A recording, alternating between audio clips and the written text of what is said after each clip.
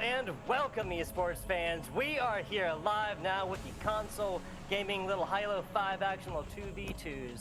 I'm FBI Tugboat. This guy over here, oh man, this guy over here, I almost did it wrong there, Nighty, almost, is my man Nighty Knight. How are you doing today? Doing great, man. I'm excited for this action. We've been building this up for months, and we're finally here. I am so ready to see how these teams are going to be able to perform under the most pressure. Exactly. Pressure makes diamonds. We'll see what happens today if that crushes or doesn't make diamonds. We got a little bit of money, attached here today, right, Nighty? Oh, just a little bit, you know, $2,000 on the line. I mean, that's not pocket change for me. Not sure about you, but that'll be spread out here. First place taking home themselves nice even $1,000, $500 each player, then $500 for our second place. Third place, not too far behind at $300. Fourth place, rounding it on out there with $200. If you can do that math, you didn't need that last one. But this will be pretty straightforward, right? Yeah, it's going to be real simple. I mean, a lot of these guys have been practicing a ton, and they know what's going on. We've been doing this. We have it good to go. It's best of threes, where there's no scatter shot.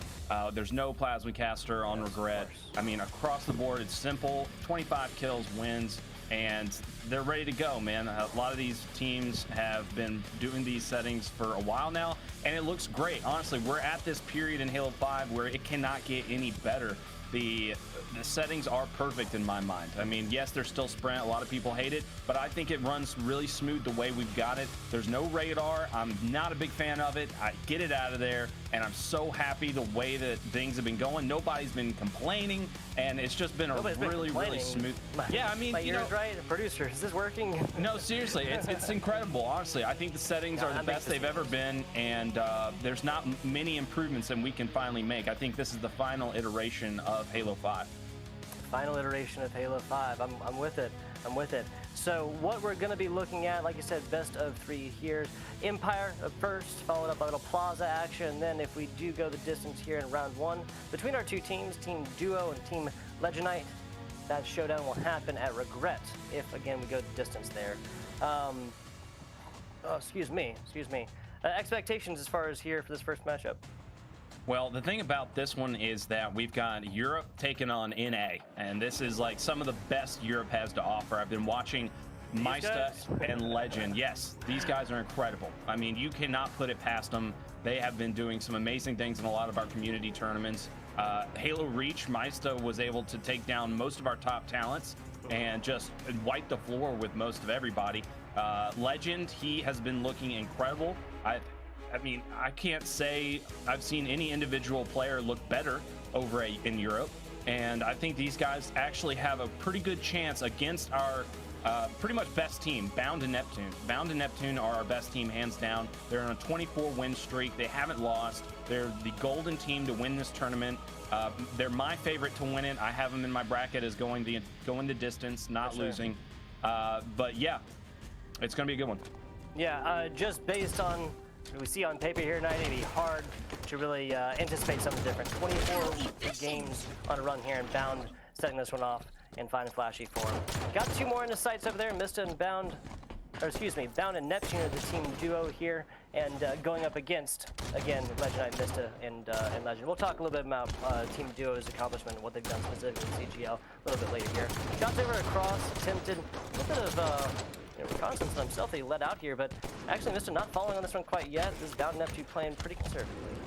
Yeah, Maista did such a good job right there, not committing himself to that base before he knew where both players were, because he knew one player was probably going to be hiding with the camo. Good aggressive play out of Bound. Bound needed to make sure he made something happen right there because he was at a numbers disadvantage. Yep, always up to finding your port in the storm, right? Especially in this game, just waiting that crucial couple seconds to get that shield started back up. Now I think Bound, okay, yeah, for a second I thought that Bound had only taken his kills by way of melees so far, but breaking a little on this one, not quite able to get away. Actually, Bound, ending that with a perfect against him, not something you want to see. Legend doing a very good job at staying aggressive. On to a player like Bound, that's a really good sign that shows there's confidence within these players to take on some of the world's best. These guys have been winning nonstop. They are just so good at Halo 5. Neptune was a professional. in the HCS, performing within the top 4 consistently. He never really got up to the top 2, but he always looked insanely good and looked like that was his trajectory. He is just a tremendous force in Halo 5. Looking for him to be one of the newest skilled players in Halo Infinite. My oh my, Neptune over here. You're singing the praises, and I can see why why Neptune was also definitely worthy of being within that conversation. Some really fancy footwork there, staying aerial and really far up, right? So Bound actually taking a little bit of aggression against him. Halo 5 grenade, grenade indicators. Different opinions on that. Like both teams are 1-1 right now. You see, like they're spread out across the map, and that was a huge trade by Legend to be able to get that kill. That camo was going to really keep Meista out of the game, not let him be as aggressive as he's being right now. Yeah, there's a lot to be said for buying yourself that room with which to operate to your liking. Nicely done, but Meista actually not able to finish that one up quite yet. You have a shieldless Bound, but looks like he's going to be getting away from war right now. Legend giving that necessary pressure. Meista trying to get that flank action, but not going to be super necessary. Didn't quite get there in time. Trey up top. Might see a nasty Meista assassination. No, not necessary, but both players here getting the flak that he does not need. Still getting aggressive, though. I like Neptune there and what he was able to come out with. Not 1, but 2 here for Legend to round that one out. Only 3 kills separate these two teams, 90. Meista knew exactly what he needed to do right there. He could have stayed alive and tried to be a distraction as long as possible, but that would have allowed both players on duo to regain their shields. So what he did was he stayed in the fight just a little bit longer, took the death, basically sacrificed his life to get both of those players weak enough so Legend was able to come in and get the easy double kill. Very good job by him to keep that aggression and that pressure onto duo. Yeah, not something that's talked about all the time, just the simple fact of keeping damage on to stop these shields from coming back. Pretty even trade here between Neptune and Legend outside. That'll be just, something you do see often, especially these high-level players. Cross-range pistol action, Bound trying to find something there, but forced to regain composure and come back while teammate will be respawning with them. A couple more cross shots, and that almost did this guy in with the team shots here. Something else you're going to see this high-level Halo competitions. Here is the OS and the camo coming up. We've got 2 players over there by the camo. That basically cements their ability to grab it, and Meista is able to grab the OS. So now Bound with the camo, the time is going to be around 44 seconds. So look for that to be huge around the 5-minute 44 mark. Now Meista got the delayed grab. That was very smart by him. That way he gets to use more of this overshield than he was able to, because he knew that both players were on the other side of the map. I want to go over to the camo player, though. He's going to be the most important player to see in this situation. Let's go back over to him. I think that was Bound. Bound. Yeah, Bound grabbed it. He's going to try to sneak into here into blue. This is good. This is a good play. That's 2 shots right there, but Bound actually getting the flak that he does not want. Meanwhile, Neptune falling outside, so an even trade right now, and uses the last little bit of that active camo to get the time that he needs to get those shields back. We've been talking about it all day, 90. That is a perfect example of playing your life. Yeah, Bound just outsmarted both of those players in tremendous fashion. He made a lot of micro movements that they just could not keep up with. Bound, it has shown time and time again that he is an elite player. He is able to compete with the world's best. Yeah, performances like that really spell out statements like that. I could not have really phrased it better myself. I think he's showing that already. A lot to be said for how teams kind of warm up and how it'll go in these initials. I can't imagine that anybody's coming into this one totally cold, but Meista looking to get the hot action going. My, oh my, Bound, so a little bit of reversal on that one. This is still a game. We've got plenty of time for both teams to slip up. There could be some chokage here. You never know. Bound and Neptune are not perfect. They need to make sure they close this one out, because if they give any confidence over to Meista or Legend, they show that they're able to bleed whatsoever. I mean, they have not lost a game in 24 games. What a stick. Insane. Just making it look easy while it's like kind of coming by at the end, just another one to put in your pocket right there. It finishes that one off with a 2-piece and the continued on score difference here. Oh, wow. That was just a very well-placed grenade that I think it might have ignited another one right as Dudeman was picking up that, picking up the active inside, right? Now here, 90, correct me if I'm wrong, we've not seen a game so far, we've not seen this competition go for a larger than a 4 score difference, right? It actually went to a 5 at one point. So yeah, not much. There's very close. Yeah, really not big score differences here. Now we're only down to 1. Team Red here. This is Legendite in the red, Duo in the blue. Yeah, Duo in the blue, and pretty close matchup we have in here. And I can guarantee there's not going to go the time, 90. No, this is not that type of game whatsoever. Both these teams are at the top. These are actually the 2 teams that played in the original qualifier. Okay. And yeah, we've got the stats on that. Let me just look that up. These 2 teams played against each other. Getting aggressive. I mean, obviously, Duo did not lose, but the games were, I'm sure, pretty close because these guys are just at the top right now. And this is a really good opener for this tournament.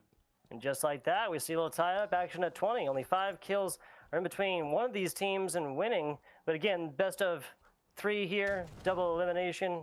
Whoever does fall in this first round will not be out of this one quite yet. Meister getting a lot of unwanted, artillery from the top. A lot of frags and more coming in from him. Now his teammate Legend seeing a similar fate here. Little frag action to begin with, and then just ended him with a melee to the face. 22-20 is the score as it stands. A little bit more down here. Bound going off on a little bit of run. Now 3. Yeah, this I was a little confused there, but Legion Knight actually beat my 2nd place team that I have predicted for this tournament, Renegade and Septify. So Legion Knight are incredible. They're a really good team. If I could definitely see them taking this one, but you know, right now it's not looking good in this game, but the series, they definitely can put up a fight. Bound here with this camo, it is all up to him. This next play right here is going to be massive.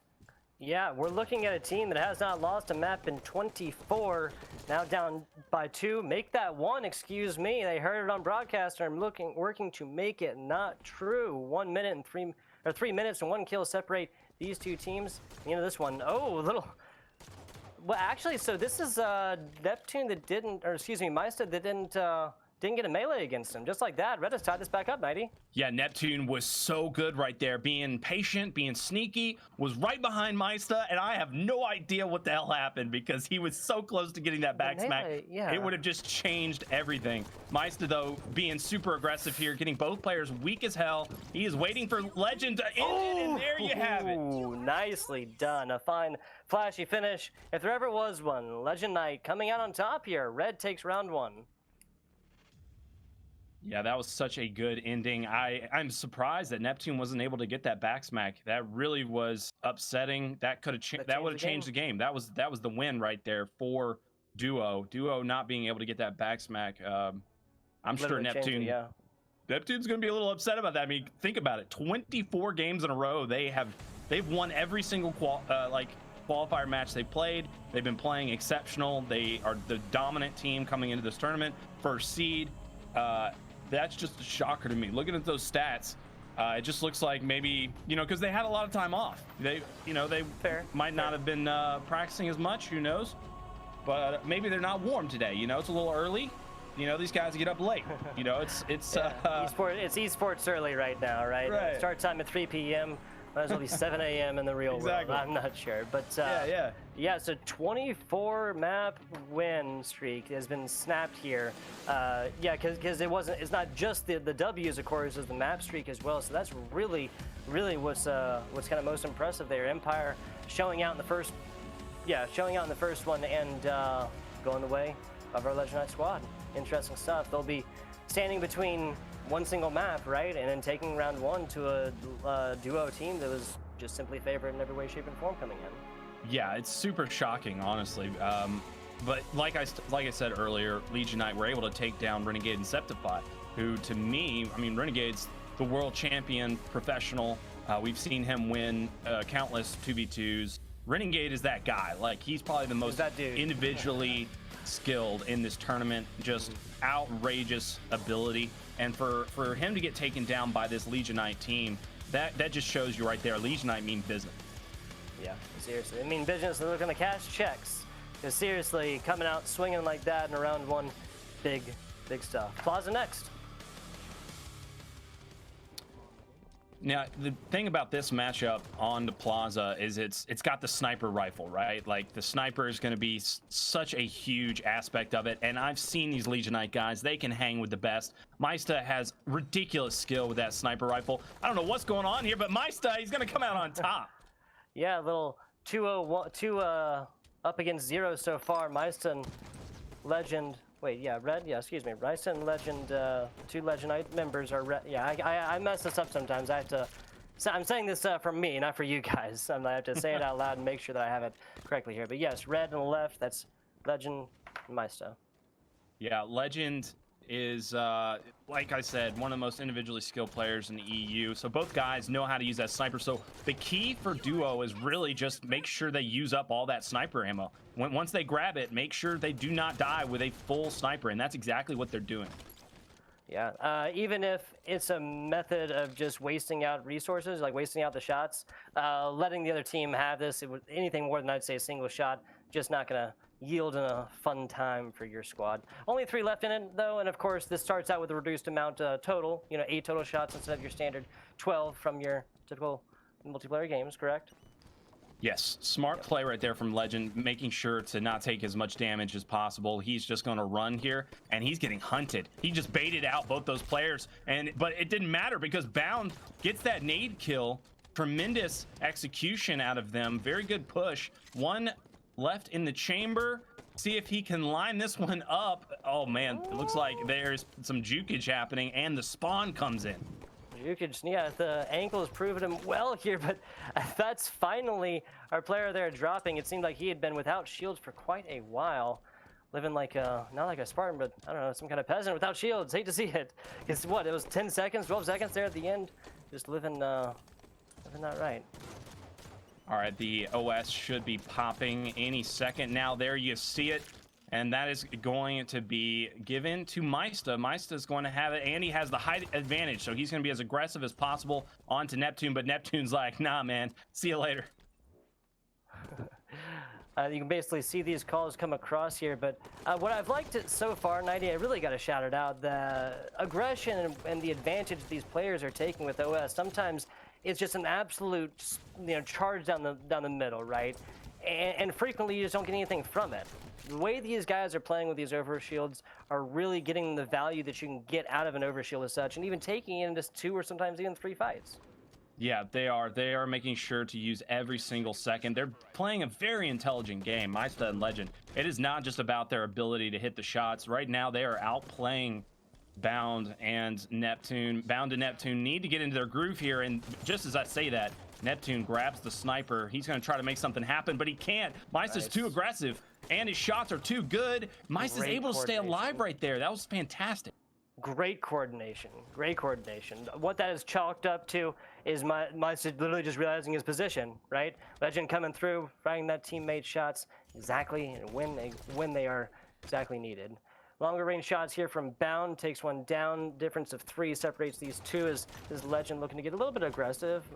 Frag grenade cache used up, our player up top there, and forced to come back at least a little bit. Neptune trying to find something, but ends up finding one to the back of the head. Yeah, Bound's in a tough spot right there. Yep. Not much he could have done. He got doubled pretty fast right after his teammate died. Now Legend is going to be able to use all of this sniper if he plays it correctly. This is a huge moment right here. They could seal the deal. I know there is 8 minutes left on the clock. Ooh, nice connect. Whoa, okay, yeah, so hits in the body. Looked like it might have taken a little bit off the top there, 90, but this guy is not a physics engine for a well-made game like Halo 5. I can't say that I am. Perfect kill there towards the end against Maista as he's going to be looking to regain Legend here. Team is 5 up, and that is a no-scope, but only connected with the body. 3 shots left in that pistola, and he's looking to do something with it. Not going to happen. Plasma down bottom, going to take you down every time. Neptune connecting 1 to the 2 for a double. One of our first, I think, awarded double kills here in the matchup between Duo and Legend. Yeah, that is actually a good point. This is going to be a turnaround for them. They finally got some control from that. Bound with the OS is really going to help make that happen. That was the catalyst.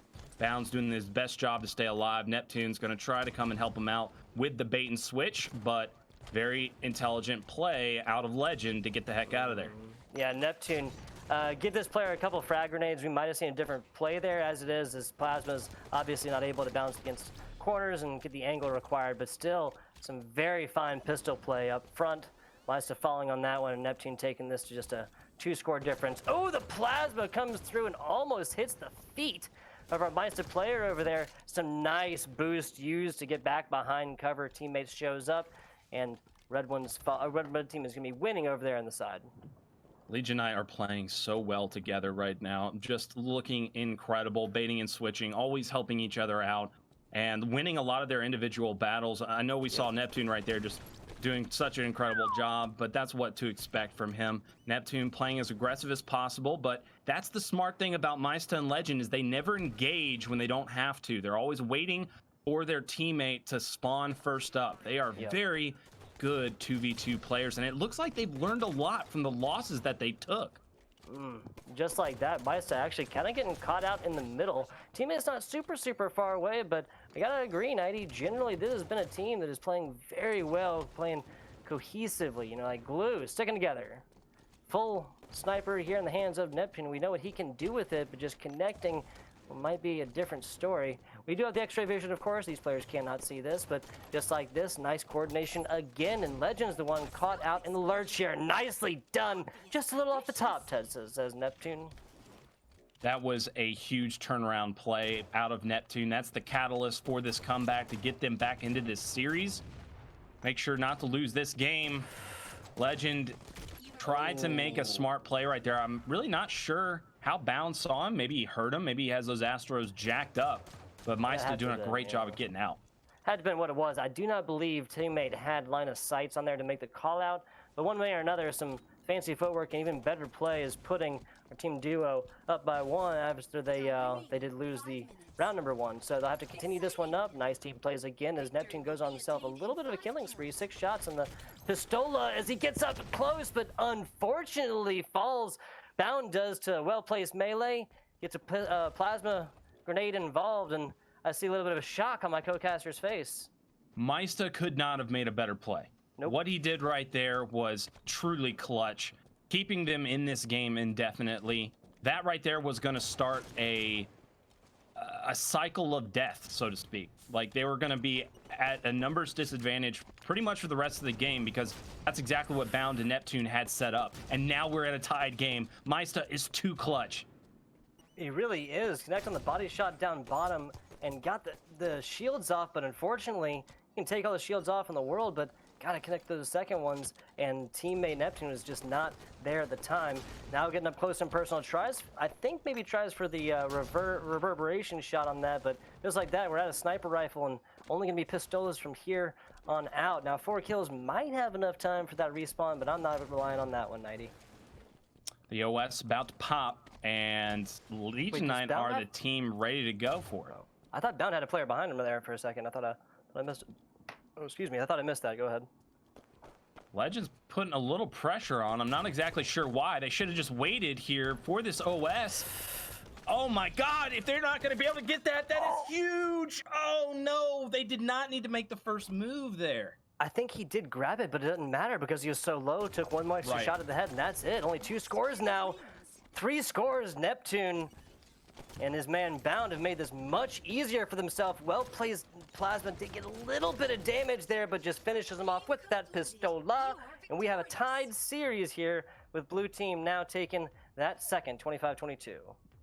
That was such a big mistake for Legend to push in there. They really needed to just play for that OS. They knew where one player was, but they didn't know where the second guy was. That's what they needed to wait for. Once you know where one is, you just single out the other guy, because he was in no position to help his teammate with that OS. That he was trying to sneak from blue over to the OS and was able to prevent Legion Knight from grabbing it. I mean, they did grab it, but they burned it, and that game could have easily gone in Legion Knight's favor if they had just played that ending a little bit smarter. And unfortunately, they got a really bad spawn at the end, so they both went down there. They really didn't even need to poke, honestly. Like, they should have just hid and waited to maybe get a trade or get a nice opening pick out of that spawn. But they immediately tried to run out of that spawn And it was just a lot of little micro decisions they made that kept them back from closing that game out. And that's what separates the best players from just some of the top talent in the league is those final clutch moments. Now, Meista had some big plays, but man, Bound and Neptune with that huge snipe, Bound with a lot of those big trades. You couldn't ask for a better first round matchup. Yeah, we had everything running the gamut, from some fantastic sticks to snipes, like you were saying, what you were jaw-dropping that. You know, that two-piece right there really was as good as he gets. And again, could not have come at a more opportune time for that squad.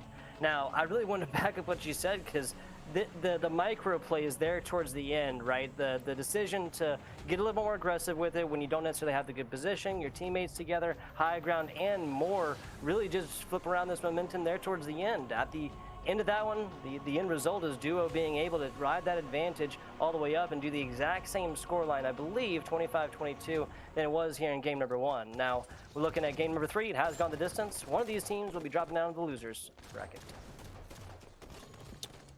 Bound gonna get the heck out, but not gonna be able to do so. Legend prevents that. He's got the OS, going to just hunt down his prey right now.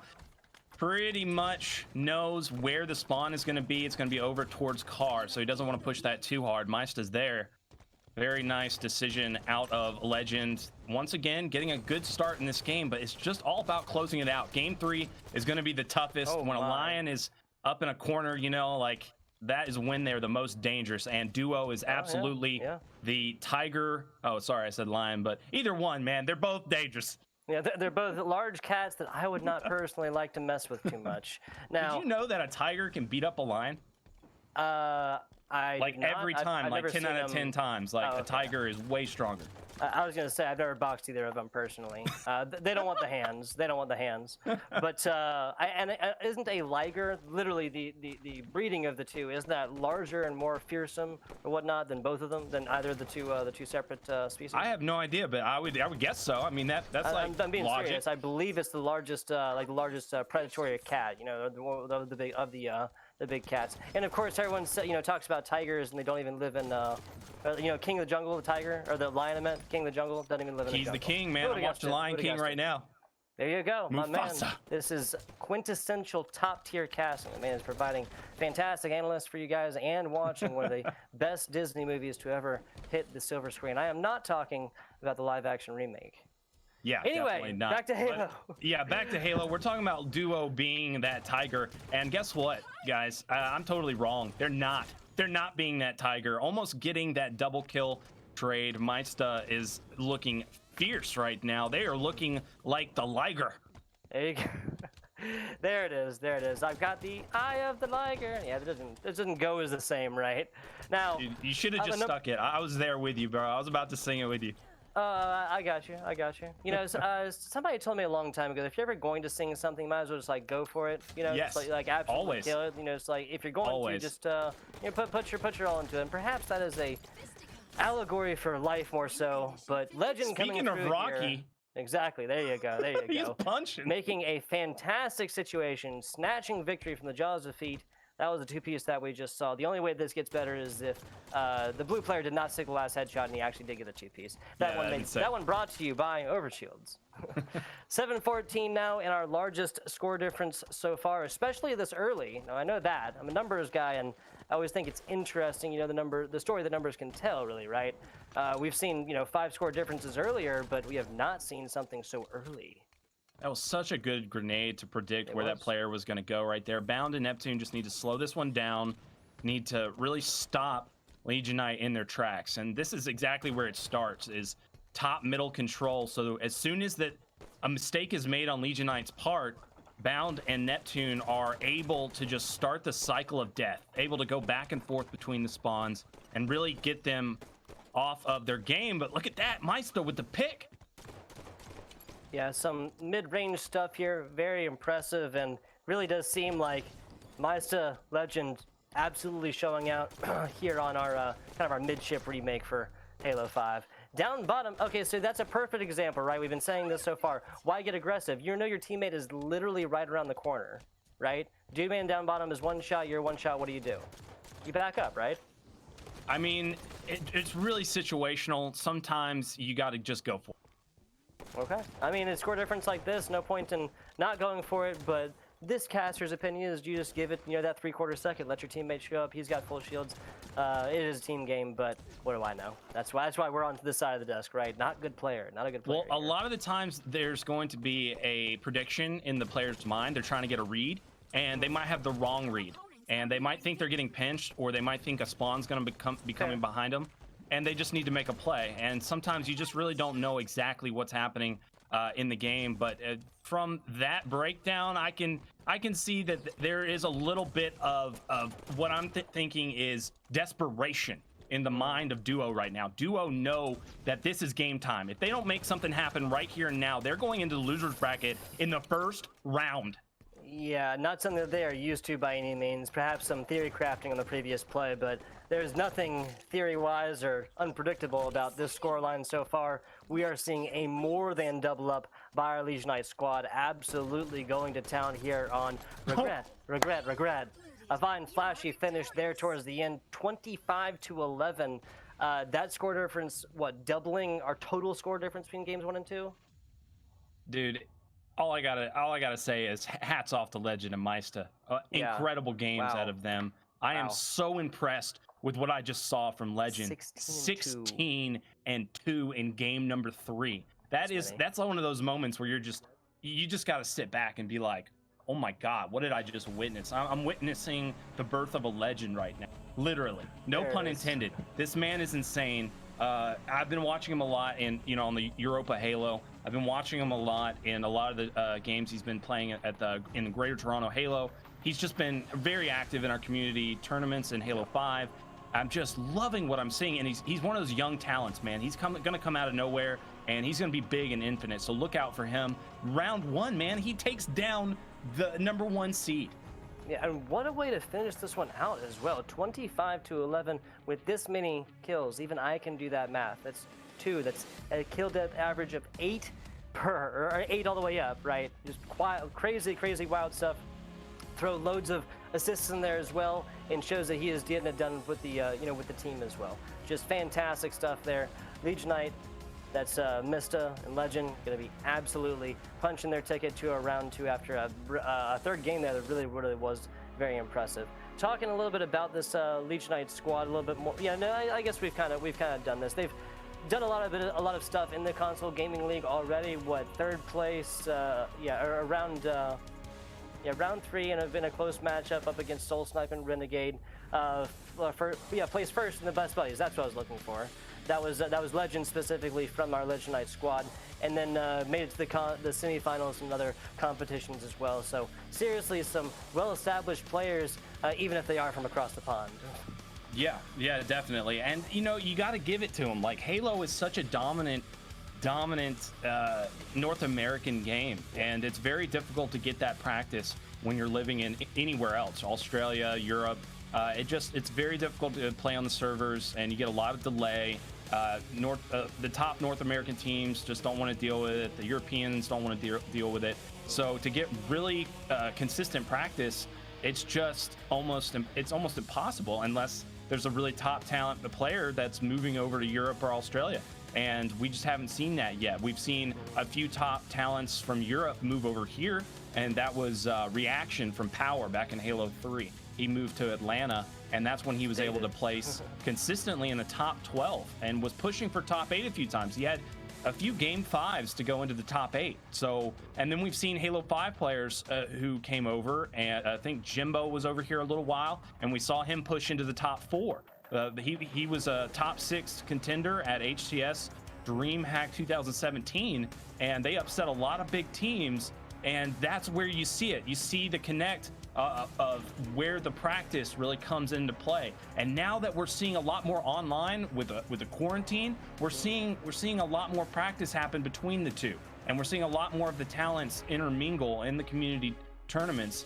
And I think that's what's really helping out the European skill base. Like, they're starting to really rise to the occasion. And I think it's going to be a lot like Counter-Strike was, where a lot of the South American teams were able to finally catch up to the European teams and be able to take some major. Well, I'm with it. It's an interesting situation, right, that Halo kind of finds himself in. Unlike anything else really outside of, I would say, your Call of Duty, obviously, your Gears of War to a certain extent, you know, played on consoles, specific only for one of the two, you know, PlayStation or Xbox, obviously, our Xbox over here with good old Halo, and so storied, so old, so been around for so long, right? And yes, ping really does matter, but I think the argument can be made that you can still play Halo with a not great internet connection or just a higher ping, not necessarily not a good internet connection, but just a higher ping that is going to result from playing transcontinental, right? Other games might need a little bit less of their, you know, in order to really play a competitive game, and Halo not so much right there, but also with the console aspect, right? Anybody with an Xbox can hop right on there and play. You know, the Game Pass stuff is getting given away left and right. The Halo Master Chief Collection, part of that one, everything from 1 all the way to 5, Reach included, and you have like these awesome opportunities for competition. And I think a big thing about Halo 5 it being like the start of this, because I mean Halo 3 we only saw a few teams that were foreign come over and be able to hang, but now we're seeing a lot more. We're seeing a lot more people being able to keep up, and I think that's because of Halo 5's netcode. I think the netcode is the best it's ever been. I think Halo 5 has a very smooth experience consistently compared to Halo 3, and I think a lot of people can agree on that. Halo 3 with the BR is just not it's just not smooth online. We've all seen the videos on Twitter and stuff, right? Right. Like, tracking and things like this. Right, so it's like Halo 4, Halo 5, they've had some good net codes, and so now the foreign teams are able to compete a little bit better. Now that we're seeing it on PC has even better networking. We're seeing the pings at the all-time lowest. Halo 3 is getting some new ticks that are going to be updated soon, and that's going to help foreign Halo tremendously. And I just am so excited for the future of Halo right now. We're seeing it live. Legend and Mysta, I couldn't be more proud of them. They did an incredible job taking down some of the best players in the world. I mean, Bound is like the dominant king right now online. Like for the past 2 years, he's been untouchable, and now he's starting to get a lot of challengers. I mean, Legend and Mysta, prove that gods can bleed. Exactly, man. This is great. It really is. It really is. I mean, again, this can't be understated. Excuse me. 24 maps won in a row. Okay, and then they just lost 2 of them around to miss out on the round 1. If that doesn't tell you enough about what you need to know about these players, not sure what else. Well, round 2 coming on in here towards you. Just a couple minutes. Do not tune away. We'll be back with you very shortly. And we are back, Halo fans. The Console Gaming League 2K Invitational continues now. We're in round 1 after we saw our 2 teams, Team Duo and Legionite, go at it down to the round number 3. But Legionite taking that one out in the 25-11 scoreline there towards the end. FBI tugboat here. Nighty Night over there. I got it right. There you go. Nighty Night over there. And we are ready for round number 2. Team Precision Knight and Super CC attacks coming at you. Yeah, Super CC evades on this roster. He has been one of those guys that's really stuck out to me in Halo 5. I'm looking for some exciting things from him. He was able to pull off a really good finish in a lot of the online tournaments leading up to the HCS events in 2018. The MLG ran ones. He was able to grab a top 4 with his team of ragtag players. His other teammate Talik is actually in this tournament as well. It'll be nice to see if they actually get to play against each other. But Super CC, just unreal capability, great teammate, just huge playmaking ability. Scariotic, though, he's one of those guys like Bound, who we haven't really seen at a LAN yet. He hasn't really showed up to a major and done anything. So he's kind of like that online lord like Bound. Both of them are kind of the same guys. In fact, they actually teamed together a long time ago in the beginning of Halo 5. So Scariotic, long ago. Yeah, pretty much. Yeah, I mean it was like 6 years ago. But yeah, he's great. Like they've done a really good job. They got first place in the second qualifier, and they played against Johan and Pelugat, who are South America's best. Like that's the best team from South America. So, and that's a very talented team. So to be able to 3-0 that team in the finals and to gain that win in the second qualifier. This is a really big team for Precision Knight to beat. Sika and Precision Knight have a big mountain to climb. That they do. This is some serious matchup going on right here. Like you were just saying, for our CC squad, I'm going to talk a little bit about Precision Knight here now coming at you. Sika specifically is placed first there in the CGL. Best Buddy is one of them, and finished that one at what, 3-1 with his teammate Legend, player we just saw from round number 1, taking that one up against Gold Star BR and Guitar Hero Dude, two names that should not be unfamiliar to you if you are in any way, shape, or form familiar with the amateur Halo scene. Oh, I know. Amateur, I say. Yeah, they're so well. Towards the top tier. I really shouldn't even say it like that, right? Yeah. Getting on in here. We got the rig coming at you. Truth will be next, and then Umpire if we see another game number 3, Nighty, excuse me. What did you just call me? I have a co-caster I work with named Meaty Clackers, and both of you end with TY. I'm not really sure. I'm sorry about that. I guess that's my new name now, Needy. Meaty, but yes. Oh, Meaty, the meat. Okay, Meaty, just yes, sir. call Meaty me Clackers Meaty. is his tag. Mighty Meaty. Mighty Meaty. We have discovered a new name for my man Nighty here. Meaty meat. He's entertaining me. Yeah, you're entertaining my my slip-ups here, and I appreciate that. The mighty meat. I can't wait. I'm just gonna use that Mystery one all day meat. long. Scariotic trying to thread the needle on this one. Had a couple opportunities, took one a little bit late and did not land on that one. Precision Knight knows exactly where to put these nades to at least head off a little bit of attention for the time being, but nothing doing as of right now. Looking down long hallway here, Scariotic knows where heads are at, but this is a blue team that's giving him space. Did you notice at the beginning when the camo was being fought for that somebody just got Goomba stomped? I did not. There's a lot of action going on over. Oh my goodness, Precision Knight lining up one right here, even after getting tagged. Well done. What did you just ask me? I'm sorry. He just jumped for the camo and then Goomba stomped the player. He jumped on his head and forced him to go to the bottom of the map. I mean, that was just the best.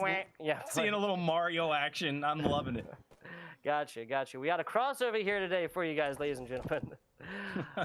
Super CC gonna be, or that's Evades. That'd probably be either way to say this instead of saying the team name. Evades here on the side of Super CC Attacks, doing a good job of maintaining resources here. Got sniper that his teammate hath dropped. Now looking through long hallway, trying to move through the middle. Right on the other side is Sika's teammate. And I'm not sure if he meant to tag that corner with this frag, but now, oh my goodness, gets caught out. Spin it like a top, and he doesn't like where it ends. I mean, that was pretty much another Goomba stomp. That player was able to hang in the air just a little bit longer and was able to jump on his head and get the essentially a ninja. Not really, but it worked effectively. Camo is up, and Super CC is going to try to make the play. Yes, if you'll forgive me, Nighty Night, spinning like a top, but he doesn't like where it stops. Oh, look at you. Bars for days. It likes even less the Goomba drop. Goomba stomp. I'm not sure. There's another rhyme on in there somewhere. That was close. There you go. Yep. Oh. Sneaky. He's sneaky. Nobody can hear him. Nobody can see him. Oh my God, he can't land shots either. Okay, I was wondering what was happening there. Did get the last shot award for that one. That was Vades does, but Sika almost coming out in the clutch again there against the invisible player. A little bit of boxing action here. Little Mike Tyson's knockout. We've had Mario, we've had Halo, unsurprisingly, and now it's a Mike Tyson's knockout. Hey, we've also had Rocky. Rocky? Mike Tyson's knockout. Okay. We were talking about Rocky. Oh, we were. Yes, you're right. That's a very, very, very good point. Very good point. Sniper's going to be up, but the double team comes in. That was a very smart move right there. Sometimes you just got to give up a power weapon play to get position. Yep, and just like that, purchase themselves a little bit of time, a little bit of space, and still over there to be able to pick up Scariotic Sniper. Is never far away from him, I should say. Evades with a nice little perfect outside, but a body shot and then headshot. Was that a teammate actually getting? Yeah. Oh, hate to see it. Hey, at least he got him in the head. Super CC's like, nah, man, that's my snipe. There you go. When you see blood, right, it's hard to resist the urge. Good pick by Precision Knight there. That's going to force Super CC into a tough situation right now. He might have to throw this one off. He's ready to do so. You see that? He's ready. Ooh. Okay, so he is going to catch Ledge outside, trying to rotate around and purge himself enough time to get his shields back. Okay, so I kind of anticipate a little more pressure down bottom. Just like that, Precision Knight scores him a little bit of time and more. Shots out, did not land. Sika getting a perfect throughout the thick of things, even with the pressure there from the sniper rifle. Nighty? Yeah, Precision Knight and Sika were both able to put the jukes on and really use some great teamwork there. Sika did such a fantastic job of just baiting out Super CC, not able to make anything happen, and they're getting themselves back into this one with the camo sniper. 2 shots remain, and that's going to be all he needs to tie this one up. Yeah, you know, I was considering trying to keep a count of our perfect kills, but I think never stop writing on this one. The way these guys are playing, Sika has already put up a couple, I believe, through there. We'll get those stats for you guys there towards the end. Looking for heads. He's hunting and Precision lands it. Fantastic shots on there. Now looking for a second. 3 shots and a melee equals a double kill. Even I can do that math.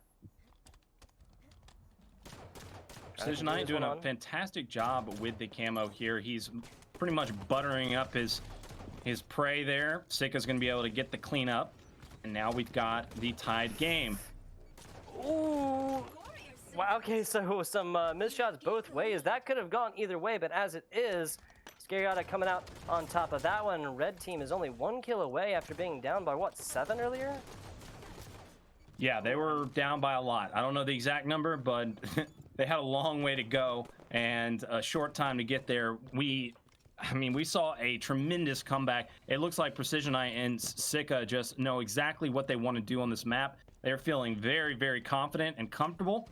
Scariotic, though, with the pinch. Nice. Very good flank. Wait, yeah, so that was a trade over there. It kind of looked like Red was in the advantage, but nothing doing quite so yet. Snipes up in about 2 seconds. Plasma's out, and well, okay, so if you'd have held on to that for 2 seconds, my man. Oh, it doesn't matter. Okay, yeah, so that was Precision, who was almost able to flip that one around. Had some, you know, some good weight play, right? Another second or so would have gotten himself an easy peasy assassination. Camo. Not sure if it had been grabbed. There we go. Precision Knight is going to make some things pop here. This is a good opportunity for them to really start to pull away. Yeah, you know, Nighty, maybe it's just me, but whenever, you know, you go down for that active camo like where Precision Knight just was, I always feel like I'm about to fall off. Like, no matter where I am, no matter if I know my feet are like on solid ground, I always feel like I'm about to fall off.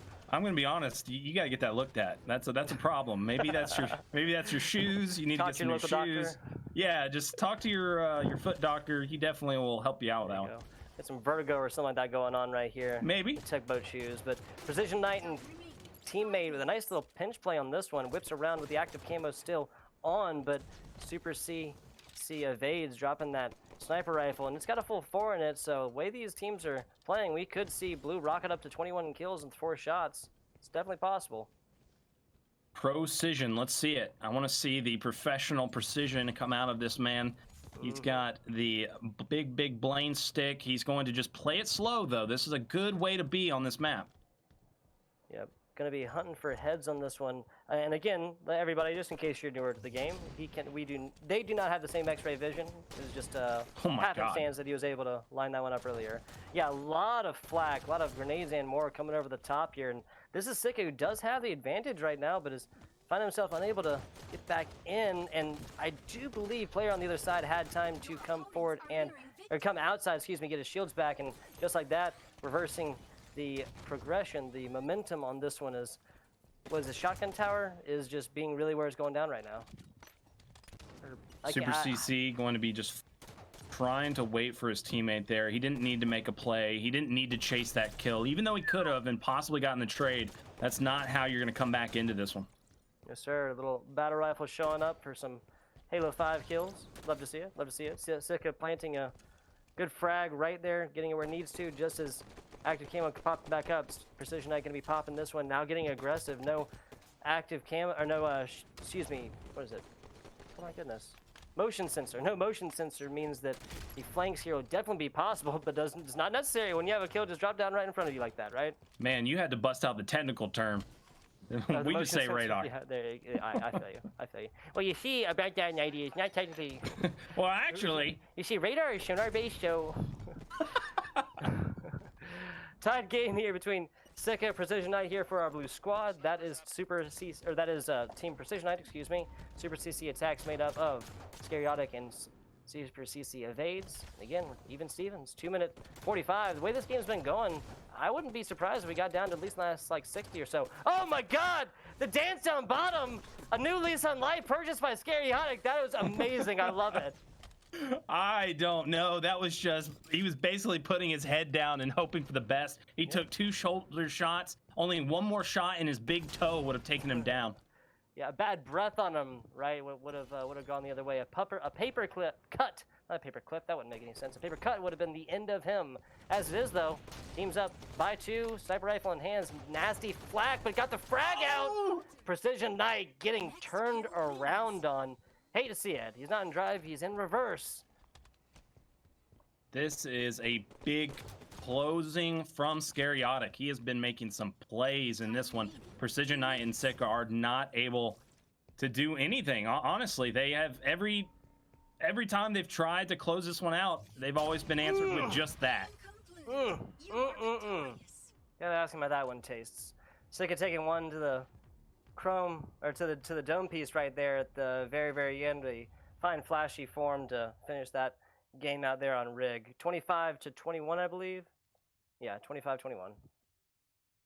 Yeah, looking at the stats here, we've got some great accuracy out of all players, playing extremely well. Super CC putting up some good damage for his teammate, a little bit more than Sika was able to for Precision Eye. Precision Eye almost hitting 2,800, so he was doing the lion's share, no pun intended. Stats for you guys there towards the end, looking for heads. Indeed, was some solid accuracies for a lot of people there. And yeah, talking about perfect kills, we did mention this one. I really thought that Sika had actually gotten a lot more than that, but yeah, no, apparently it was just the one. But yeah, Scariotic and teammate Super CC evades taking this one here on Rig, round 1. Truth next here. It did seem like the sniper was in the hands of Precision Knight a lot, but I think that was just because he was able to get the kill on the Super CC players a little bit more. And that was, you know, while they had the power weapons. Because if you looked at the stats, they were able to grab power weapons 5 times to the 0 that Precision Knight and Sika did. And that's a big problem. When you're looking at power items in Halo, it is the dominant force. That's the objective you're playing. You're playing a Slayer game type. You don't have an objective other than kill. And so the #1 priority needs to be on those items. And there was none for Precision Eye and Sika. They were losing a lot of their battles for that. They were keeping up with them, so there was a struggle, but it was always Scariotic and Super CC who were dominating those battles and winning the weapons. Just really pivotal moments for Scariotic. One when he was live in the sewer. I couldn't believe he stayed alive there. Yep. Another one where he dropped the grenade on the Precision Knight that was trying to hunt him down. I couldn't believe he was able to win that one. So incredible job out of Scariotic being able to really clutch up there for Super CC attacks. Their team just looking outstanding here in game #1, but you never can count out Precision Knight and Sika because these guys have already showed that they can compete, and there was a good back and forth there. If there was just a few different types of plays made, they could have easily taken that game #1. I'm looking for them to come back into this game #2 and have more of a solid turnout. What we've been saying so far here today, just these smaller, almost seemingly meaningless micro plays have been the deciding factor multiple times throughout these games. We've outside of our 25-11, round 3 or map #3, excuse me, from a round 1 between Team Duo and Team Legendite, we have not seen a game that's ended out more than 5 kills or something like this. And our most recent one, 25-21, is no exception on that one. Some very close games, even if they might be a little bit different through the thick of things, through like the big meat of the middle. But I'm very glad that we've had some really fiery and high-level action when it comes to our Halo competition here so far. Now, speaking of map next, little Truth, right? Not Regret, not Mercy, but Truth. The remake of the best Halo map ever made. Midship is what this was designed after, and it plays incredible. This is one of my favorite things about Halo 5 is having this map available. We did not have it in Halo 4. Why? Have no clue. We didn't have it in H2A. Why? I have no clue. It baffles my mind why this map is not put into every single Halo title. I'm so excited that it's been in Halo 5 for this long. For 6 years, we've been able to watch this beautiful play. There we go, a 2-2 split. One player hangs back. I don't like that. Precision Knight going to try to sneak away with this camo. Scariotic is not going to be able to clean him up, though. So, hey, I guess it worked. Yeah, there you go. So, yep, there you go. You spoke too soon. Evades. thwarting that one attempt to get on out of dodge with the active camo resource activated. So I just want to say, you heard it here first, folks. This is Nighty Night really wanting, advocating to add truth to Halo CE for its eventual remake. Yeah, I don't think I'm alone on that one. I think pretty much everybody in the world has pretty much asked for it. I'm not sure why we weren't able to get it, but that's okay. Halo 5 is able to have it. I'm sure Infinite will have it as well. And if not, then we're able to build it. We'll have a better building on the PC. The capabilities will be more powerful.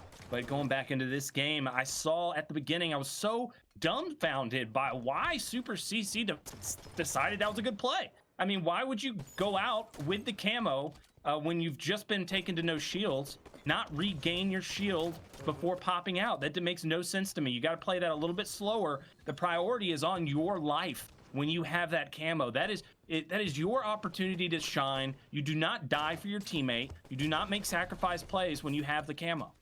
I'm with it. I'm with it. This is obviously our 2v2s. This is not the 4-man 4v4s. So really, I mean, having half your squad active camo, and especially if you're going to make a play for it, cannot agree with you more there, Nighty. Now, want to ask a little opinion action here while we're kind of towards the middle of the game. I like this map a lot. I think it's obvious you do as well. How do you feel about the decision, as far as I know, this one being the only iteration where you do not spawn with the plasma grenades? I love it, honestly. I think that the way that this map is designed, the nades don't really stick on too many things. Like a lot of times on midship in Halo 2, the floors were very sticky, but now they're very bouncy. You can bounce the frag grenade off of pretty much anything. And that allows for some very good plays when you're trying to take over Pink 2. You can really get the nade wherever you want it to go, and it allows for a lot more aggressive play. Well, sticky grenades, it really doesn't make much sense in Halo 5 to have them be the starting grenade. I really like that we're able to have that be a choice, because a lot of the time back in the day, we weren't able to make that switch. We'd have to change all of the weapons to human to change the starting grenade, which messed up the whole flow and the balance of the map. But now, because of Forge and all of the advances we've had in Halo, we're able to do that. But we're seeing another one. This is another close game here. We've got Tugboat. Yes, sir. Have not been huge or clear defining fact. There you go. Okay, so Sika does fall there. I was kind of wondering when that one was going to end, but did get the turn and the burn onto that. Another death from above here. Precision Knight and Scary actually going to be trading on that one, but that's okay. That's going to be a blue team is happy about that one. They are 3 ahead as of right now. Just to close at the point, I agree with you very much on the frags. It kind of made sense, and it was an interesting change for previous maps. We're in a different time now here with this map. Frag grenades all the way. And I thought it was interesting in Halo 3 where you had the Insta-Splode. That kind of added a different element. It wasn't my favorite. I think it changed the game entirely. Like, a lot of people could just play for instas and go for trades and go for sticks. And a lot of the times you'd see teams win just solely off of beatdowns and sticks. I mean, I was able to witness this recently where a midship game had about 35 beatdowns and sticks, and it really blew my mind. You're talking about a 2v2 like online game, like match? Oh no, we're talking about a game 5 4v4 in a major tournament to win the whole thing. Oh my, interesting stuff. 35. Never would have guessed I would have heard that one when I woke up this morning.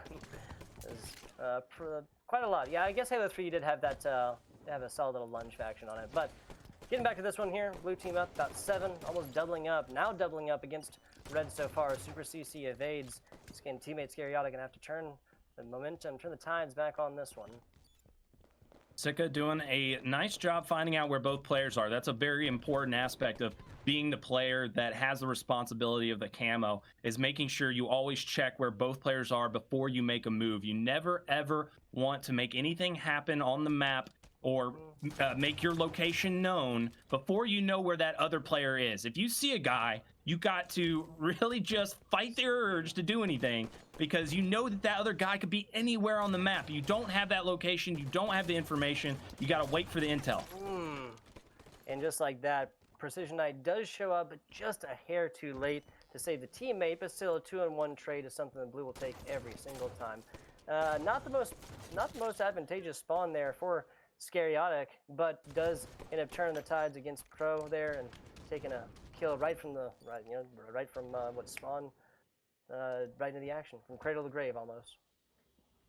Scariotic holding down ping 3. He knows he's got a great vantage point right now. He's getting some good shots across the map, waiting for his teammate to go in. That is a very good spot to be. But once again, he lost track of the other player.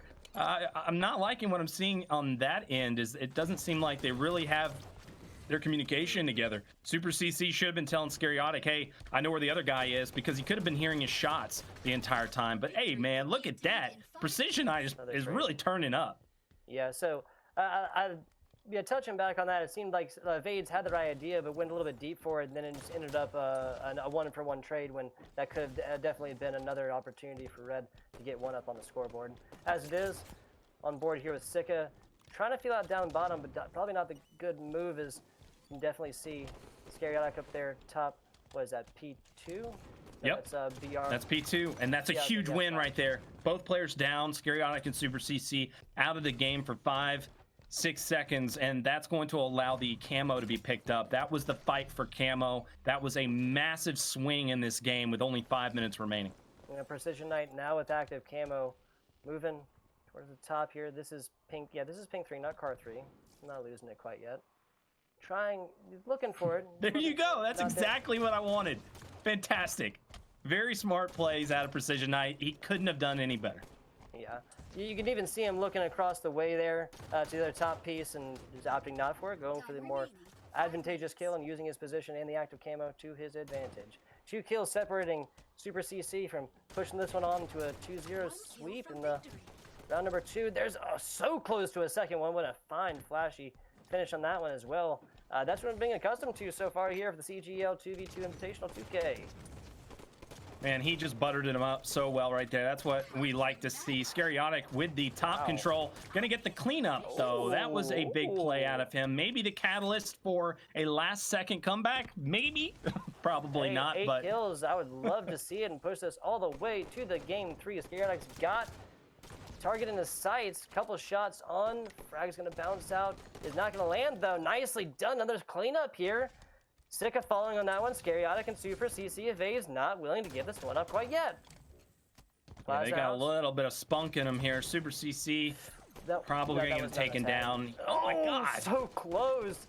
Biting corners, getting across them. Precision falling down bottom. This push from 8 to 6 now, making this a lot easier.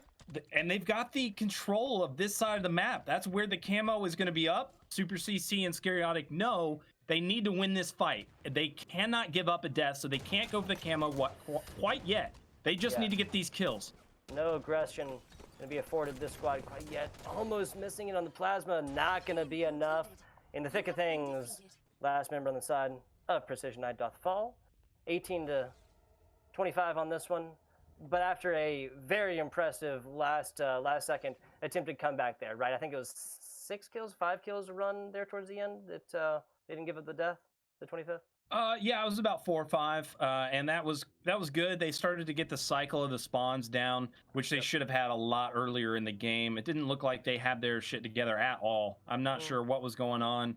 Their communication was really lacking. They weren't able to get each other's flanks. They weren't telling each other where players were coming from. But looking at the stats, Precision Knight is exactly what his name entails. 60% accuracy, an 8.0 KDA, just really putting the team on his back there. Sika obviously doing a fantastic job at being a distraction a lot of the times, but Precision Knight just ran in there, balls to the wall, super aggressive, making things pop. Tons of damage, almost 3,000. And in a 2v2 in Halo 5, 3,000 is just about where you like to hover around if you want to put up the most possible. Sometimes we've seen some 4,000 from some crazy different players, but usually a 3,000 is exactly where you want to see it. Precision Knight, fantastic game out of him. Yeah, especially in our Slayer game modes, only so much damage you can really do until you're reaching these absolutely lethal levels. Now, this was...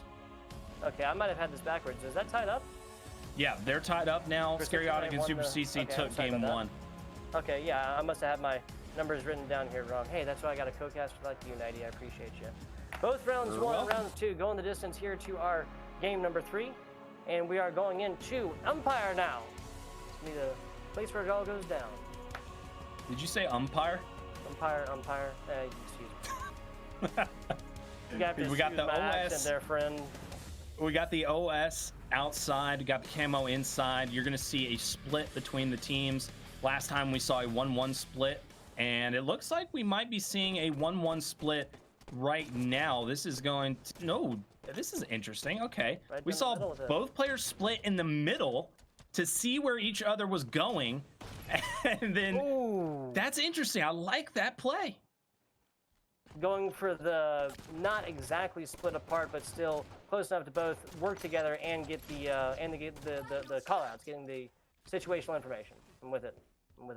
Well, it didn't seem to work for either team. Both teams coming out on top for both items. Precision Knight, though, is going to be able to use this little bit of OS to get some information about where Scariotic and Super CC are.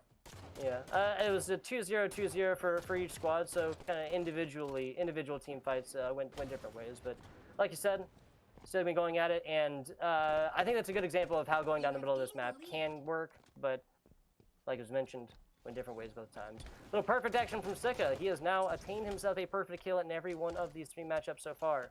Been paying attention to that one a little bit. Shout out to the man for that. Slight advantage now for blue team, that's Super CC, as we're on board with Precision, trying to move his way through the top part of mid-map. Great work by our observer there to give us the whole plan of attack right there. You get to see what both teams are doing, where they are on the map, making sure to always keep track of what the plan is. Like, if you notice, a lot of the times both teams are trying to make something happen on the map, and we're able to see the entire thing happen. That is something that is actually thought out by our production, and we always want to bring the most action. So shout out to our crew. They're doing an excellent job. 7-3, though. Precision Knight and Sika taking that momentum from game 2, and it's looking like they want to go all the way. The OS and camo about to be up. Yes, sir. Want to continue that one? Want to tap on that as well. Shout out to our production. That's skate action right now. Over here, but on our observers. Shout out to Monkey as well. You know, doing this work and making our jobs as casters just so much easier. I would not be able to cast like this if I had to run just myself. Scariotic up top, getting some real nice shots. Trying to finish out something, and does get it done with the melee there, but I think that was an even trade. Yeah, it wasn't even trade there, so took a pistol advantage on shots and turned it into a melee trade down bottom. And also the junior ace. He is going to be our driver that is in charge of where the POVs will be. And he is always making sure to stay on this camo player, and I'm liking that. That's the priority, really. Always making sure to know what this guy is up to, because he is a ghost on the map for everyone but himself. Obviously, Sika is going to try to do something here. And you see the little skate there, the little skippity hop. That is going to make sure that the players have a silent footstep. What a pinch. Call it a crab, because that was a pincher action right there. Use the advantage from active camo, get a first couple shots on, or get all 4 shots, excuse me, 5 shots on the first, and then teammate comes through. Not sure where the active camo is. Just ends up being able to finish him very, very quickly. Getting aggressive here is Scary, trying to prove that name, strike fear and terror into the hearts of his enemies as Precision trying to pop up, get something done. Teammate's not back with him quite yet, kind of farther away on the map. CC and Scariotic can be looking to try and get together as well. Our qualifying winners are not showing up today. Both times our lower seeded teams are just taking it. But look at that, Scariotic. I spoke too soon. He is set up for the spawn kill. He knows they're going to be at red. He set it up. He knows he didn't even check blue. He's so confident that they're both at red. But look at that. That confidence ended up biting him in the butt, literally.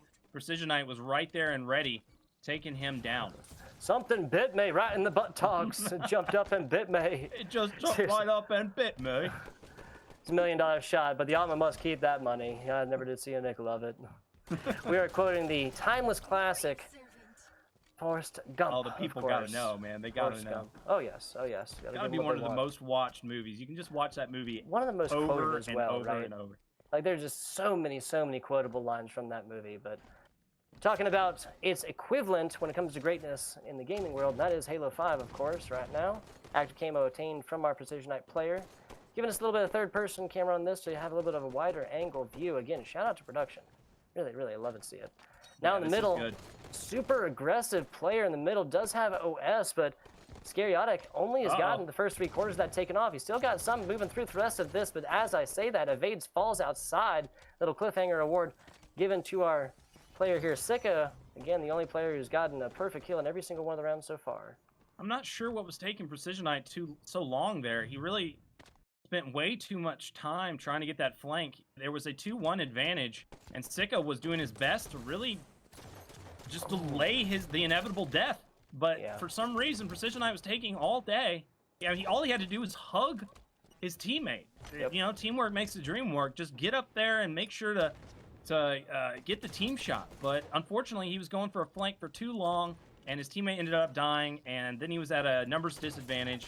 And here you go. You see why that ultimately should not happen, because Scariotic is put into a better position to be able to get the cleanup. And there you go, a 2-0 turnaround for the qualifying champion. And that's not something you want to see. And then another individual battle lost by Sika. This is a big turnaround. Yeah, so blue team that was previously up by almost 10, seeing a little bit of a different tune told, different stories sung here, coming in the middle part of this map number 3. Interesting stuff. And that really has come off the back again of some really, really well coordinated plays from our Scariotic Super CC Evades duo here. Precisionite down bottom, gets a little bit of damage up top, but doesn't want the smoke on the rest. Plays his life, tries to stay down there. Now shields are back, he's ready to go. Get back to the boxing and more shots in there. CC able to take out that one at the end, and trades come through, but Sika does fall. Scariotic and Red Company coming out on top of that one again. Seeing some good control out of the OS and the camo right now from Scariotic and Super CC. That's what we need towards the end of this game. If this keeps going that way, it's going to be an easy win for them.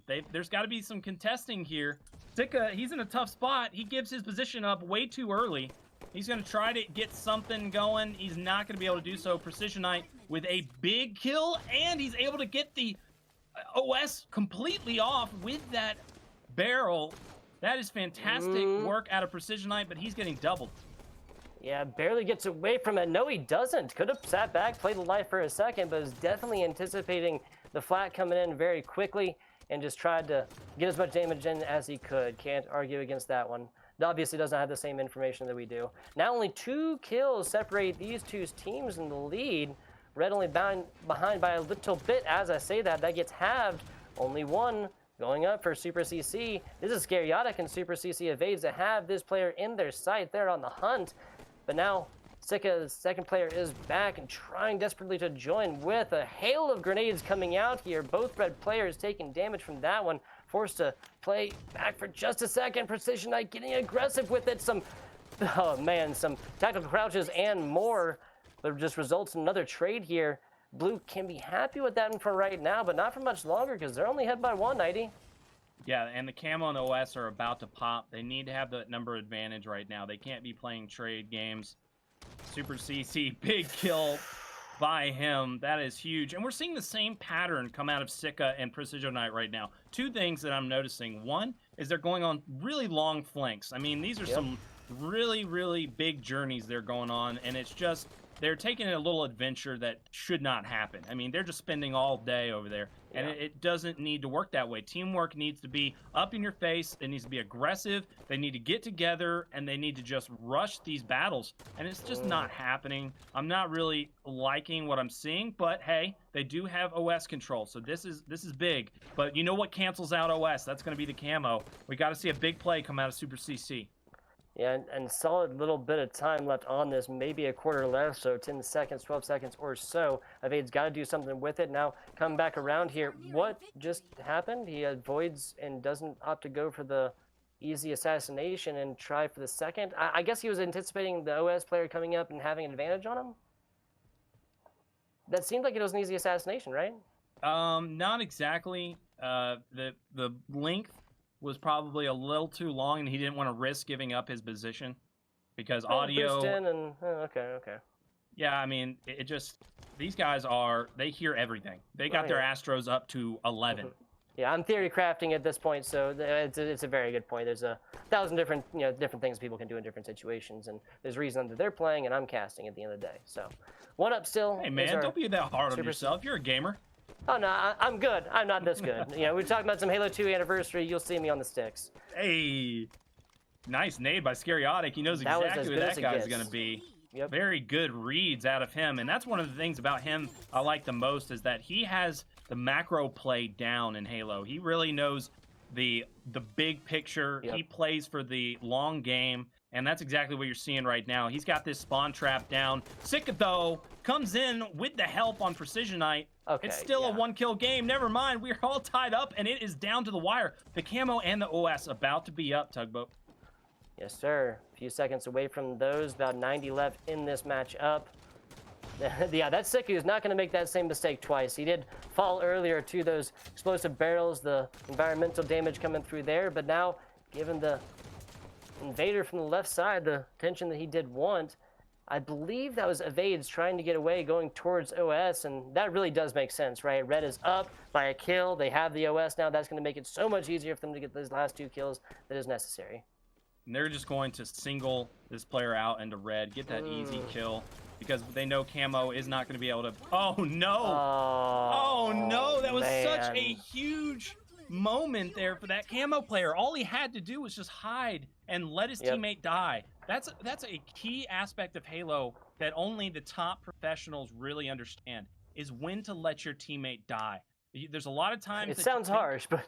No, I'm serious. Like, you've got to make sure that you know when the situations are, that if you give up your position and your teammate's already dead, that you're screwed. You're in a situation you cannot get out of. And that's exactly what we saw when that camo player, very, very bad, poor decision out of him. He could have made something happen right there. They still had enough time on the clock.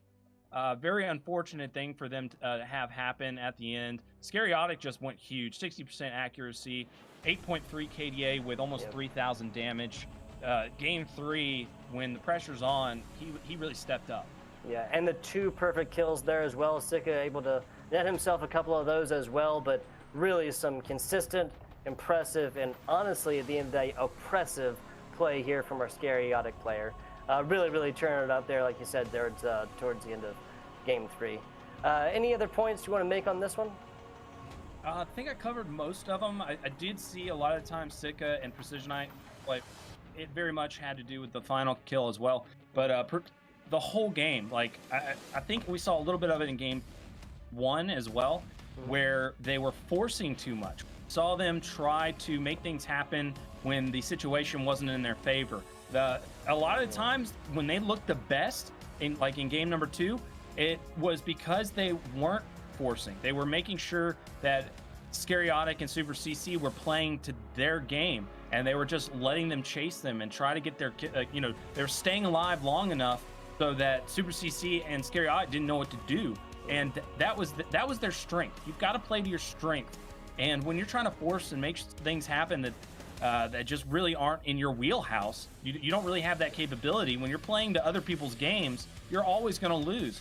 And I really was upset to see that. I hope that Sika and Precisionite realize that and come back in through the losers, because they really, really impressed me. I think that they were at the same level as this team. I think they could have easily taken that Game 3 if they had made just a few more decisions, a little bit better, if they had made sure to clutch it up. I think their skill level was just the same, but when it came down to when there was a situation when it was in a 2v1, you got to make sure you just hide. You got to wait for your teammate to spawn. We did see that a few times where there was rotations, but ultimately it wasn't consistent enough, and Scariotic and Super CC were just the ultimate duo, man. They really did a great job closing that one out, and that's what it's going to come down to today. When you've got this much money on the line, $1,000 for first, it's all about which players are the most comfortable in their nerves. Everybody's going to have a little bit of fear. Nobody likes to lose.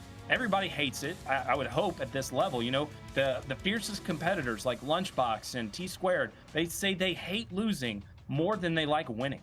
They don't want to win as much as they just don't want to lose. Yep. So they're out there and they're just got that rage inside them, and that's what you really want to see out of these guys, is that every game they're taking it they're using all of that adrenaline that they've got going for that money, and they're upping their game. And so far, we've seen some incredible plays. I can't wait to see what we got going next.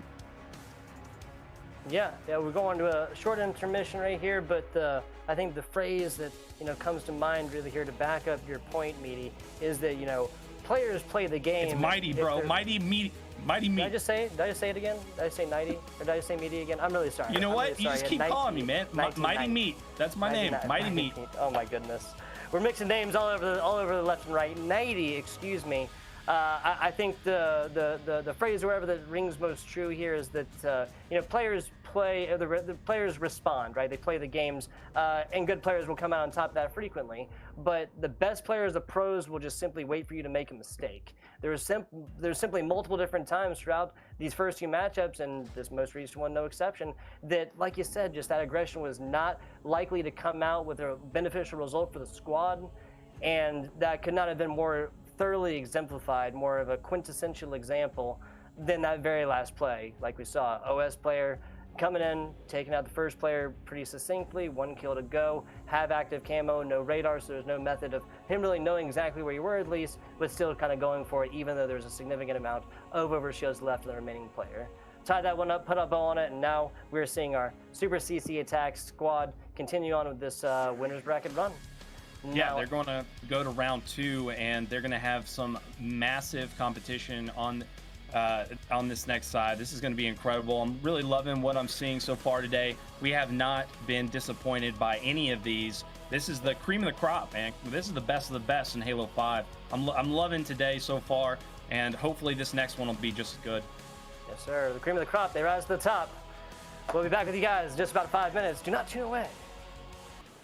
And we are back, Halo fans. The CGL 2v2 Invitational resumes right now. $2,000 on the line. FBI tugboat here. Nighty night over there. And we got Team Paradigm Shift, Team CC Attacks coming at you. Yeah, this should be a big one here. Every single matchup we've seen today, both of them have just been nutty. Pyretic and Demons, we watched them in the last qualifier, and they actually got put down into losers. I mean, not losers, but they got knocked out of one of their previous qualifiers. They'd been trying to get in and qualify for a while, and they finally made it happen in the very final qualifier. So they have that clutch factor. They have that. They had a lot of pressure on them. They knew that they had to make something happen, and they were able to do it. You see that that Demon was really the guy that had a lot of pressure on him. He had been knocked out 3 times in our previous qualifiers. In our second and third one, he actually was with Barbie Boy, and he lost only barely to the winners, who were Guardian Flies and Sulubot, Team Flies. So just great work out of him to be able to clutch it up. He finally got with Pyretic, and that was the winning squad. That was who he needed to be with, and they looked great last qualifier. I'm looking to see them put up some big game plays here. This is going to be a tough matchup, though. Yes, sir. We've seen everyone so far go the distance to our round number 3. And been some very exciting ones so far. Speaking of our maps, we got a little plaza action, followed up by our, my handwriting is terrible, regret, thank you, sir, regret. And then our round number 3, if we do get there, will be played on the legendary rig. Plaza up first, though. Definitely one of my favorites here for the Halo 5, and especially amongst the non-symmetricals, right? The asymmetricals, I believe is the technical term. I mean, essentially, that's what people play the most of. They're most comfortable in Regret and Midship. Those are just the ones that they just love the most. You get usually a little bit more pushback when you say that you want to play the maps like Rig. People are okay with Plaza. They're okay with doubling up on Regret or Truth. Sometimes they want to play that. That's the 4 games, and then game 5 they want to play Plaza. But yeah, I mean, it all really depends.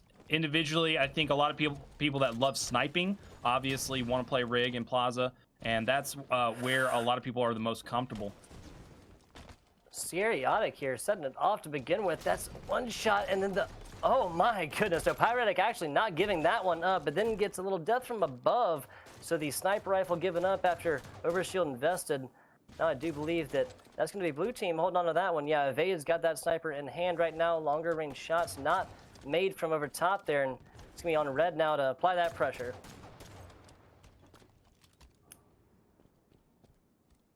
Right Looking now, out. yeah, I'm just saying, you want to make sure that you're not giving easy kills here, and that's exactly what Demons did. He didn't try to put any damage out. He just made sure he didn't get sniped, and now he sees his teammate trying to be a little aggressive, so he needs to push up and help, but he doesn't commit all the way. Really liking what I'm seeing right now out of both. Yeah, Evade puts out one of those nice long white wisps, the sniper shots, forces back with that pressure. Now looking to clean a clock over the top. Oh, that comes right across there, but ends up finishing this guy out with the pistol shots, followed up by the melee. 3-2 is the scoreline, as Super CC Evade is still holding on to the sniper. Now looking for something down bottom. We see Cal, I believe that's LA Demons, rotating around the left. He'll be able to pop up and give that necessary interaction. And oh my goodness, Evades with the ninja snipe through the air as he is flying. Nicely done. Yeah, don't mess with this guy. That was such a good fadeaway. He just drifted backwards and was able to hit that head. And again, oh my goodness. Pyretic sit the heck down. Demons, though, he's going to be able to put Super CC down because he was getting a little too confident there. You sometimes see that when some players pull off a big play, they'll actually give up their position a little too much and commit to some battles they shouldn't. Yeah, the CC and Super CC Evade stands for crowd control. That one would make a lot of sense. Demons now giving that a little bit of pressure down bottom, hitting some knee shots on this one. I believe that was his knee. Yeah, it was. But he did take down all of his OS, so there was kind of a trade there. His life was given to make sure that OS is gone and out of the picture. Still a pretty close game here. Oh, nice little sneaky play out of Scariotic. Pyretic, though, is going to be able to take him down. Never mind, two back-to-back perfect. Wow, so Scariotic really showing up there and making the most out of a single clip on that one. Beautiful stuff. Somebody go ahead and clip that one. I love what this blue team Super CC Attacks is now doing when they're still put into those really, really clutch pressurized situations. They're still coming out on top, sneaky not letting that pressure get to them. I said it earlier, I'll say it again, let the pressure make diamonds. Oh my. Snipes up now. It's going to be a runner sent from blue on over there, especially because, hey, you just let Scariotic sit around and do what Scariotic does. Moving across. CC Evades in the back here. Definitely has that information necessary, knows where a couple different red members are, but Scariotic mostly playing that aggressive front position. The point man on this one did take one with him as well, so that's another trade here. Scariotic has not been in an engagement where he has lost and ended up negative, I believe, this game.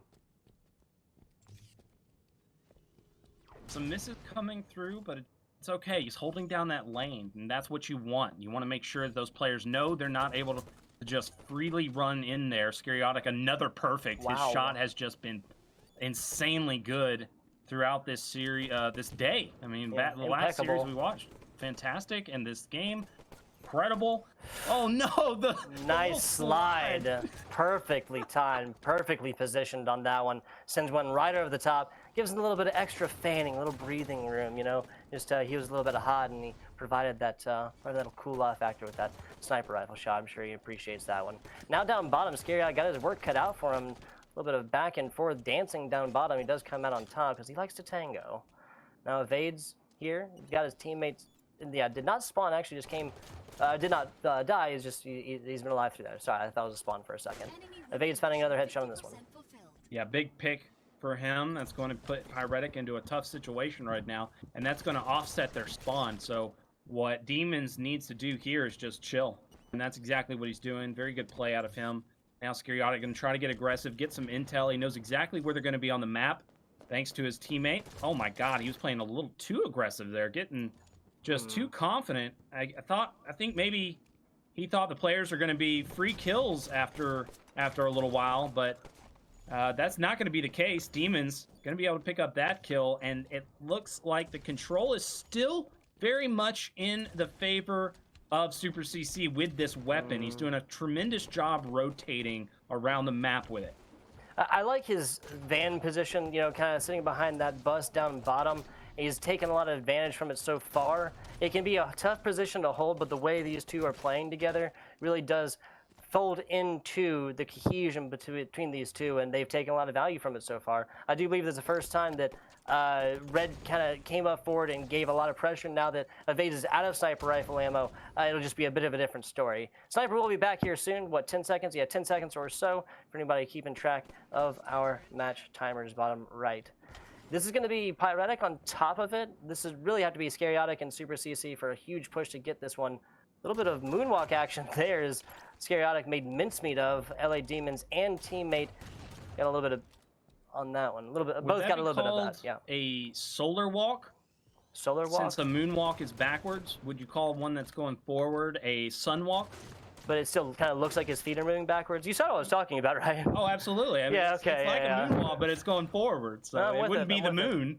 No, it would not. That wouldn't be make the sense. opposite. The reach walk. I don't know. We're reaching don't you now. dare. We're don't pulling you now. dare. Yeah. Don't you hey, dare. remember. This is Halo 5, we sir. never forget. We never forget. 13-17 now is for the first time. Not for the first time. Pyretic's had sniper so far here on Plaza, right? Like he has picked it up before, right? I think so. Yeah. Yeah, okay. I think he had it once just briefly, but was immediately. I think he immediately lost it, so he didn't really have any opportunities with it. Finally, he's going to have some breathing room. But guess what? Demons gets caught out. And what the heck are you doing? Pyretic is nowhere to be found. Finally, he comes into the picture. He blows up the barrel, gets a lucky kill there. He's going to try to make up for lost time, but guess what, man? You were too late. You've just got to let it ride. That was very strange to me. It's like they had plenty of knowledge. They had all the intel in the world. Pyretic should have known that he needed to push up there, get at least to top yellow, get an angle on his teammate to help him out. And I think Demons was really relying on that. He was counting on his teammate to be there. Very, very unfortunate turn of events because now 4 minutes remaining and we've got a pretty big lead in favor of Super CC. Yeah, and it seems like Demons has just kind of been playing this runner position, left up to really just chase after these players, while unfortunately teammate Pyretic was just really getting the short end of the stick on that one. Now, what Red needs to do is bring it together, kind of slow down this gameplay a little bit. They're behind. They do need to get aggressive in the right positionings, but I feel like they've been taking a negative effect from these plays where they've kind of been pushing independently. Now, LA Demons there with a nice perfect might really be the momentum, the impetus that they need to turn this game around. You know, that was a big pick, but I don't think it's going to matter. I think there's just not enough time in this one, honestly. Super CC especially making those kind of plays. Demon's going to try to make something happen here. Not going to be able to do so, though. The OS, I believe, should have been up. There it is. Yeah, it's still up. Scariotic trying to make a play. Not going to be able to do it. This is a big grab. Pyretic having this could make something happen. Yeah, especially now with only a 3-score difference, kind of a different story that we're looking at. 6 is very, very comfortable. 3 is, what, a lost team fight and a half. Sniper up in a few seconds to make this much easier, as well as, oh man, Pyretic finding one there and making this a little bit closer. Now he's got one down bottom, but he has overshield, and it's smart for CC Evades just kind of get a dodge on that one and play his life. Shout out to Observer, the junior ace, for allowing the downtime between our battles to really show where the other players are. Now Pyretic is going to go on hunt mode. He got some intel from his teammate. The communication was there. They were down by 6. Now they're down by 1, 90. Again, quick maths. Yeah, this comeback should not have happened, honestly. That OS was up for way too long. Bank the shot. Bank the shot. You can do it. You can do it, not going to happen. It's not going to happen. Scariotic and Super balls! really dropped. Speaking of balls, they dropped them, not getting that OS. Yeah. I'm really upset that they weren't more on top of that. It seems like they're not respecting these players. Demons and Pyretic, they have full capability of coming back into this one and winning this game, and they've shown it already. But I mean, what were Scariotic and Super CC doing? They had perfect control. They were in position to win this game.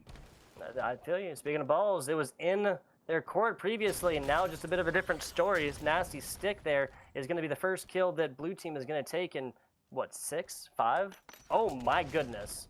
The perfect nade on that one. Simple geometry, as my man Hansa would say, as blue team is taking this one up 21-24.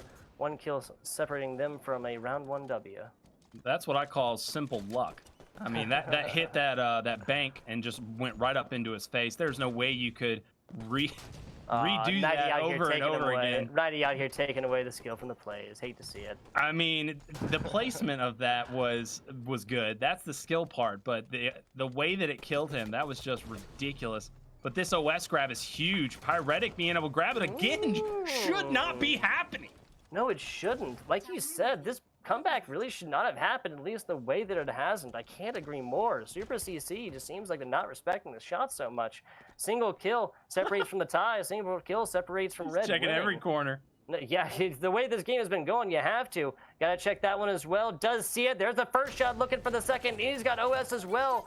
Did reload, so he has another one. Just a body shot. Oh, and a headshot. Missed the body shot. Now it's one. The pinch action comes through, and LA Demons shuts him down. Evades not able to prove that name and get away and out of Dodge. 25-24, the closest game we have seen so far for the CGL 2v2 2K Invitational. Dude, this day is a day of upsets. Scariotic and Super CC look so good going into this game. They started out hot. Scariotic dropping perfect after perfect. I think he had like 3 or 4 perfects. His accuracy was on fire. He's winning his individuals, getting some really good pivs there. But then we started seeing him go off on his own a little bit and get way too comfortable. He had a little hubris. And that's kind of something that if you know him personally, if you've met him, you know that is very much him. He does have that kind of overconfidence about him. He gets a little too arrogant at times. And when that bleeds into your gameplay, when you're not respecting the players on the other team the way you should, obviously you can give too much respect to the other player. That's never something you should do. You should always make sure that you are the dominant team. You want to be the #1 player. You want to be the winning guy no matter what. You want to be the best. But you do have to make sure that you realize these are intelligent Halo players. And Scariotic was not giving him that thought at all. He was thinking that he could just run over them continually to do so. And it didn't happen. Demons and Pyretic were like, okay, we're noticing that he's making a lot of big mistakes. We're going to capitalize on it. And they grabbed 2 OSs that I don't know if the tunnel vision happened for Scariotic, but I saw that Super CC was very much in position to grab it. But Scariotic was not on the same page. They drifted apart. And I'm not sure if there might be some sort of disconnect there as far as not chemistry, but just when you're under a lot of pressure, obviously you get frustrated and you start to sometimes get into arguments with your teammates, and I really wouldn't put that past them. They could very much be getting into that kind of a situation, and yet you hate to see it, but that's the only thing that I can really think of that would keep them from closing that one out. If I had to put they say if you're a betting man, I am a betting man. If I had to put money on it, I'd have to say that that's a very accurate breakdown. Scariotic getting a little bit of confidence there towards the end, and just thinking this one was in the bag. Cat was not quite there though. This Cat had 9 lives. That was Paradigm Shift taking that one 25-24, and now up in this matchup. Moving on along here to our new map. This is of course, oh man, I just had it. Regret. Yep, regret. I just have to say it 3 times, like Cortana. Yeah. Well, yep. We regret coming to Earth. We regret being alien bastards. We certainly regret the USMC just blew up our raggedy-ass fleet. Hoorah. Oh, I thought you were going to get me on the hoorah. Oh, well. Just when you think you know a guy, ladies and gentlemen. Yeah, I'm not Sergeant Johnson. I'm more of a Master Chief guy. That's fair. That's fair. You can be my Johnson all day. Oh, there you go. I'd be your Johnson. You just gotta treat me nice. Super CC evades, who we're on board with now. Down bottom. A little bit of flak back and forth, but seems like he knocked shields, but now just trying to play the life a little bit. Pincher action comes through as Scariotic joining his teammate. Now, this is not something we've seen so far. We have seen a little bit of advantage taken from rocking this battle rifle. What are you thinking on this? Yeah, battle rifle, the thing about it is that it's good to have. You can easily get out of ammo with your pistol and you need to resort to something. The battle rifle is not something you want to go into a fight with. You do not want it to be the first thing that you have out unless you know that you have the full advantage going into a fight. If you know that the other player is super weak, and you're up close. The BR has good range, but the red reticle doesn't really have as much magnetism as the pistol. The pistol definitely is a better fighter. You're not going to be able to outshoot a pistol unless you're like right up on them, like literally, you know, like spitting distance. Yeah, exactly. And that is when the BR will be the most effective. You can get that 2-shot beatdown, and that's very effective. Very nice shot, though. Scariatic. Oh, okay. So close. You had a little wiggity wonkity there. I don't think I agree with that. I think that was a. I think he really should have gone for that burn. Yeah, it kind of looked like he did a little bit through the thick of things and frag grenade smoke, which is something people don't talk about enough. Obviously, there's no smoke grenades in this. There's very little in the way of concealment versus formal cover in this game, but they could definitely be useful. Using the plasma pistol here. Now, it's definitely something that is available. What's the thoughts on this, though? That's the power weapon. That is the #1 thing that is going to be able to counter the OS. So you're going to want to be able to take that, as soon as you get that OS, you want to make sure you're going to take down the plasma pistol player because he is your #1 threat. And you always want to make sure you're controlling it. You never want that to go out of the play. But speaking of weapons, oh baby, putting that bolt shot to use. Yeah, a little bit of a different look on this one. Didn't even use the charge up action.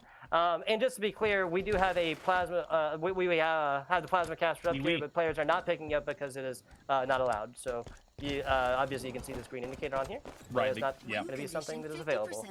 Not one, but 2 perfect kills all the way through. Pyretic and Man Scariatic trading there. They can at least go to the grave, go to the respawn room happy.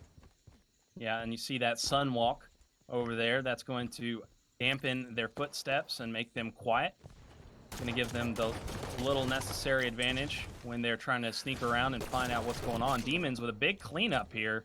He's got the plasma pistol. Going to try to make something happen, but Scariatic's nades are too good. Fantastic work.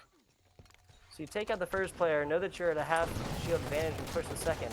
Again, some of this aggression is getting justly defeated, right? OS is about to be up. This is big. Pyretic getting his shield back and Demons getting this kill. Going to make the numbers advantage go in their favor, and this is going to secure the OS once again for Pyretic. And this is so bad. This could be it. This could be series. Honestly, if they don't make a mistake here, if they're able to keep top control, as soon as I say that, God darn it, he misses his beat. Yeah, exactly. Tries desperately to get up top and finally does there towards the end, right?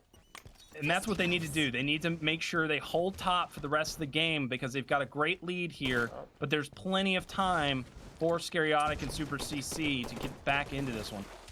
Yeah, Evade's putting everything, dumping everything down the tank to try and get away from these guys.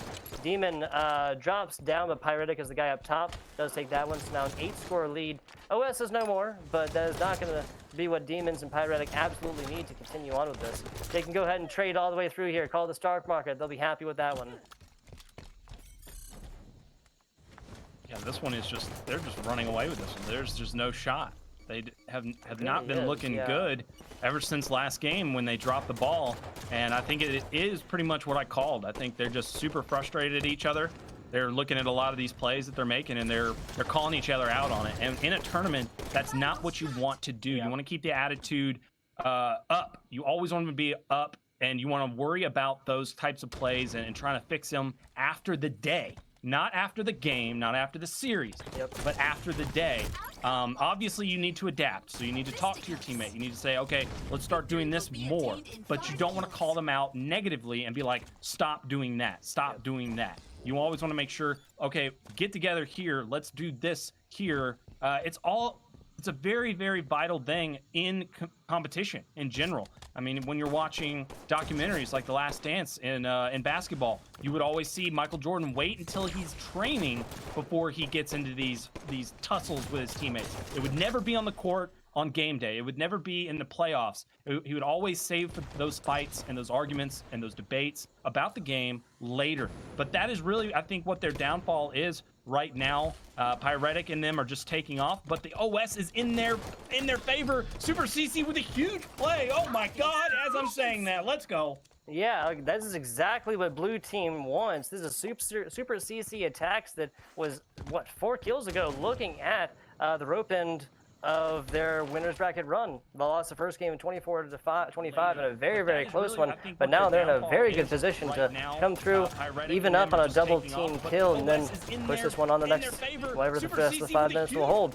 Wow, fantastic nade there, and that is exactly what happened. Scariotic take one, Super CC evades take one, and we're looking at a tied game, 90. LA Demons now. I mean, that's what's going to happen, right? Like, if you aren't giving the OS enough of your attention, the comeback is able to happen just like that. We've seen it last game, and we're seeing it this game. Pyretic needs to make sure he grabs this next one. It is going to be the end of the game for them if they don't. Yep, and yeah, doesn't have it quite yet. This is Demons catching some flack from the side. Gotta anticipate. The hit comes in. The second one is there. Nicely done. Demons connecting with that. And even through there, that's another 2-kill run through. So Scariotic and Super CC went on a solid little bit there for a second to reverse around this momentum, but that is no more. 2 up now. That's much, much harder to come back from once we get into our 20s now. Maybe that's allegory for life. Everything's harder to come back from when you're in 20s, once you get old. Nobody likes you when you're 23. Exactly. Quote by the best band of all time. That is Blink-182. Cali up top, Scariotic trying to get him to flack down bottom. Gets a lot there, and Pyretic is able to finish this one now. Now 23-22. We're looking at a mirror situation from our game number 1. A game that went down to 24-25. Now OS taken. That's Demons who's got that one. Pyretic getting damaged and now getting taken out. The OS teammate not there with the rest, and a lot of that gets eaten through here again. LA Demons only about half left on this OS and close to not taking any advantage from this. California LA 95 Demons. It sounds like a amateur hockey team. But the OS the Demons here on the is ice. just Yeah. it's totally chipped away. It's gone. This is a tied game. They're totally even right now. Yep. This OS was not put to good use whatsoever, and that is tough to see. Pyretic getting taken out there. That is a huge pick, and now he is in a tough spot. Demons has got to win this and get the hell out. It's not going to happen. Frag there, second shot comes, and Scariotic and teammate Super CC evades, pushes it to a round 3 again. We'd have it no other way, 90. No, that's tied. That's tied series, ain't it? That's what I'm saying. Yeah, so it's tied. They're going on to a game 3. We'd have it no other way. Okay. I thought We'd you said round. way. I thought you said round. My bad. Okay, so 13-10. Super CC had a great play. We saw top middle, and look at that. The damage, 2,400 out of both of them. Only 7 points in between their damages. Wow, 66% accuracy from Scariotic. Woo! That boy is shooting laser beams. Yes, sir. 2/3 of his shots. Just shy. 0.2% just shy of 2/3 of his shots landing. Double kill is It's the same achieved. mistakes, man. The same mistakes we saw from Super CC and Scariotic in game 1. We just saw from Pyretic and Demons when they got that momentum and they started building up. They were too locked in. They were too focused. They had the tunnel vision going. And that's what happens like naturally with your body is when you enter that adrenaline mode, when you know that you have to clutch up and you have to end the game, adrenaline kicks in and only one thing's on the mind, and that is to fight or flight. And a lot of the times people that aren't, they're not used to that feeling. They're not used to the adrenaline rush. They don't know how to control their reticle, and they don't know how to control their mind. And that's exactly what we saw from both teams is they forgot about the power item, and they forgot that they could have easily ended the game if they had just grabbed that OS. It was uncontested. We didn't see Pyretic and we didn't see Demons go for it. And Scariotic was able to pick it up. I mean, Super CC was able to pick it up, and that ultimately led to that comeback. And now they're forced into a game 3, which is not what anyone wants when they had such a good lead and such a good handle on the series.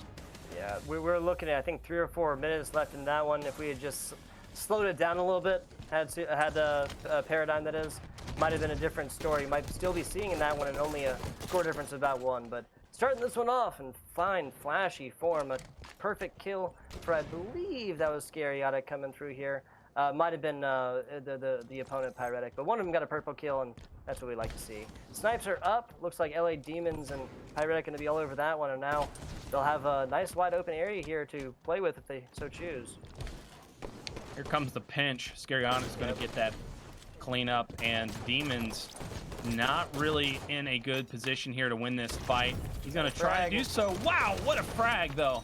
Where's? Oh, I thought that bounced even farther up. Close kill awarded 4, but shots is not enough for our LA Demons member. Frag is there. Frag ends 1. Now Pyretic from the top. The shots come in. The lunge is there as well. Put a double up on the board. Form a man, Pyretic.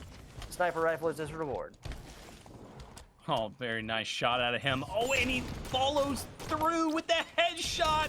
Woo, Wow, this man is on fire. He is. Ended out with a very, very close quarter shot, threading the needle. If there ever was one. And get an advantage from it all day long. Put numbers on boards. That's what this man does. Now getting close. Long hallway going to be the place where it goes down at. Looks like Blue's a little bit spread apart here. Yeah, I think that's Scariotic. Yeah, Scariotic, who came from the top and force evades in. Now he's left out in the lurch. 2 versus 1. Not a situation he wants to be in, but red team lets him go. I don't like the lack of confidence from Pyretic there. He should have easily gotten a free kill with his sniper, but he is backing up his teammate. A good nade coming in. His support is great. He's able to get into these positions so fast to be able to keep Demons alive. Yeah, I feel like a lot of this is the respect that Scary and Super are giving him now, but then he gets up close and personal, loses the confidence, and loses that 1v1 now. Blue should be able to pick up this sniper pretty well, and I believe there's at least 4 shots left in, so a lot of leeway on that one, a lot of opportunity with that as well. Falls down, and again, I could have sworn Demon was going to die, but every time people are here, I just always think that somebody's going to fall down in the pit, 90. Yeah, I mean, we've seen it time and time again. It happens way too often. We saw that Goomba stomp earlier today, just sending someone down into the depths. Camo sniper here, though. Super CC is set up for a big run if he's able to land some shots. He's got 2. He's got 1 in the chamber, and he's got 1 to reload. Hit that reload, yeah. This is just it makes me it makes me nervous, right? Because you're looking at a situation where you couldn't be up against 2. You're really gonna want that second shot in, and there's 4 times over you could have reloaded by now with no opportunity on shots. Absolutely. And another thing is you could easily give up that shot to the other team if you were to die fast enough. So you don't want that to happen either, but there's the tie game, and Scariotic is the both of them are doing the sun walk, able to just be quiet. And another perfect out of Scariotic. Oh my god, the man's gotta get the nade. Shot has been on fire. Nice, got the nade off there at the end. Melee was not going to be enough, and he knew it. So now I believe that Evades has that sniper. It's the Chaz player we're seeing over here on the left is opening up, and Pyretic knows to get out of that one. Yep, Super CC still trying to line up a shot. Pyretic doesn't put down any damage. Smart play out of him to just stay alive, wait for his teammate to put some pressure. Half health taken by the nade on this one is, I believe that's Demons coming down long hallway now, getting the pressure down the middle, forced to push up as Evades as he gets a couple of nasty ones from the side. Taken all the way down. Red player's going to turn and does not get it. Okay, so, excuse me, I spoke too soon. LA Demons is able to thread the air corner on that one, but Pyretic comes out on top. 2-piece now for Red and a tie game. Pyretic trying to get this camo. This camo is going to be up soon, but man, he was way too reckless in the way he was positioning himself. Demons does get the kill, but Scariotic's going to be winning the day by getting away with. Oh my god! What a position for that grenade. I haven't seen that one used before. That was just tremendous positioning. An absolute Kobe moment. Periodic looking great here. He's got the camo. He's got the shots. Now he's just going to wait for his teammate. What a great utilization of cover. What a great utilization of cover. He has his boost right there. Little micro plays, right? I want to break that one down. So he obviously can tell where their player is. And he knows that he's low. He's got a teammate to provide the flak, you know, the shots coming in that he needs really, and just stays behind that one while the shields are coming on back. Now he's still alive, he's got shields back, and he's looking at the last little bit of active camo. Okay. What a great utilization of cover. What a great utilization of cover. He has his boost right there, little micro plays, right? Teammate just left it for CC. Very good supportive plays here for Scariotic. He's allowing Scariotic to grab these kills.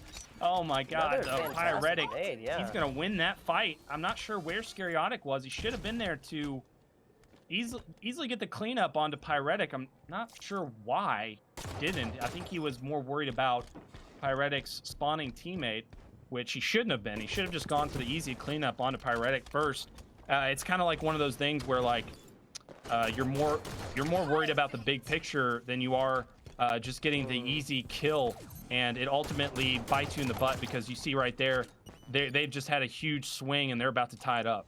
Yeah, not being able to see the forest for the trees, I believe, is the phrase most appropriate for that one. I can definitely see what you're saying there, Nighty. Oh my God, I'm sorry. Man, how much do you cast with this meaty man? I talked to him a solid amount. I talked to him just recently too, so I think that might be part of it. I'm just losing it, man. I'm getting old and losing my mind. Who knows? Right, I guess I'm just gonna be meaty meat for the day. No, you're Nighty. I promise. I know your name. I know your name. Oh man. Sniper rifles back up. Super CC trying to, I think he's kind of trying to maintain both of these lanes. I think that's sometimes that's something we don't talk enough about in Halo, is about the formal lanes that are done so for a reason and being able to hold these down. As it is, Pyretic, active camo, and the snipes, I believe. Yes. Oh, that's my goodness. Pyretic with the Predator combo, essentially. He's going to be stalking his prey on this map with the precision of a laser beam, with this sniper walking around. Found him. Gonna land the body shot. Demons with the cleanup. Nice. There you go. That's as clean as it gets right there. Nice little body shot. Only one sniper bullet invested. Now we're looking at a Pyretic player that's looking to take these next two players to task. They show that head for even half a second. There's it. Oh man, I felt that one in my bones. I knew he was gonna hit it, Nighty. But ultimately it's not. Now, that tower right there has been where a lot of this action has gone down. Demons winning out on that one, putting Red up to a 3-kill advantage. First couple shots, and Pyretic in the Scariodic out with another classic melee after the shots. Pyretic is locked in. He is totally in the zone right now. If Demons can stay alive here and create enough time, Pyretic is going to be able to land some good plays because he's in a good position. Board of Pyretic. Several shots left in there. A couple of these quick scopes he has missed. So, not that I think that he should, but at what point do you let the teammate take on the sniper role? You mean give it up? For the next one, or intentionally not pick it up yourself. Be like, how many shots would you personally miss before you're like, just not happening in a day? Teammate, go for it. I think that's never the case. If your team has if you're having a bad tournament with the sniper, you're going to throw off the rest of your team if you start to switch things up like that. So I just would say start playing smarter with it. Don't make any plays where you're forced into a situation where you have to make a shot. Just make sure you're using more ammo. Honestly, just start shooting more. Really just lean into it. You'll see Steph Curry do the same thing in the NBA. When he starts missing a lot, which is rare, but if he does, if he's having an off day, he just starts shooting more. And ultimately, it just keeps him consistent. He'll pass more often, but he never gives up that opportunity. If he sees a shot, he's always going to take it. He's never going to not take a shot just because he's having a bad day. And that really all has to do with your mental game. And if you're not hitting shots, especially with the sniper, you just got to make sure you're playing smarter, and that's what we've been seeing so far. Pyretic has been doing such a good job with it, though. He's just been totally in control of this game. This is a dominant performance we're seeing out of him. He is totally in the zone. Not going to be able to stay alive, but that doesn't matter. Yes, sir. A little cleanup action over on the other side. 25-19. This one going the way of our paradigm shifts. Wait, no. Super CC, excuse me. Yeah, the red team, Super CC. No, paradigm shift, man. They took it. What? I could have sworn paradigm. I must have had this. Oh, yep, I had it written backwards. Yep. Nope, yep, you're right. My bad. Paradigm shift, yes, on the right. Super CC attack on the left. And we have the conclusion here. Rig is going to be it. Again, 90, man. All of these going down to the game number 3. Yeah, I mean, we are getting some of the best Halo that I honestly was not ready for. I thought we were going to see some one-sided affairs, but that was another upset. Scariodic and Super CC, I did not see that coming. Pyretic and Demons look incredible. They're definitely on the road to making maybe a big splash. They could be a dark horse in this tournament. Yeah, especially where they're able to play under pressure. We've been saying that consistently, and I think this is also some fantastic preparation. This is 100% something necessary to add, right? Right now in our current situation, no lands, quarantines, and everything else, what COVID has done to the global aspect, global look of esports, right? I can guarantee you this kind of pressure is going to be necessary to try and transition into that LAN play. You got other players, screaming in your face and all this other stuff.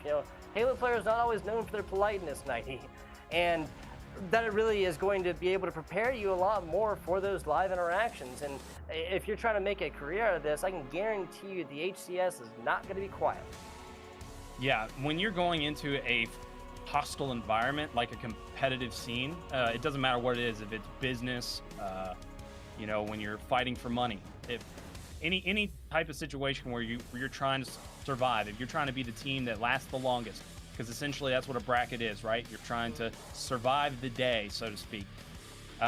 Then you're going to want to bring the heat. You are going to want to bring that trash talk. You want to get into your opponent's brain. You want to make sure that you are trying to bring down his confidence level any way you can. If you find any weaknesses, you see, because I noticed a lot, like in person, this is a big deal, like in poker. If you notice that there's a tell, if you kind of see that you're getting at a guy, you start to push on that button a little bit more.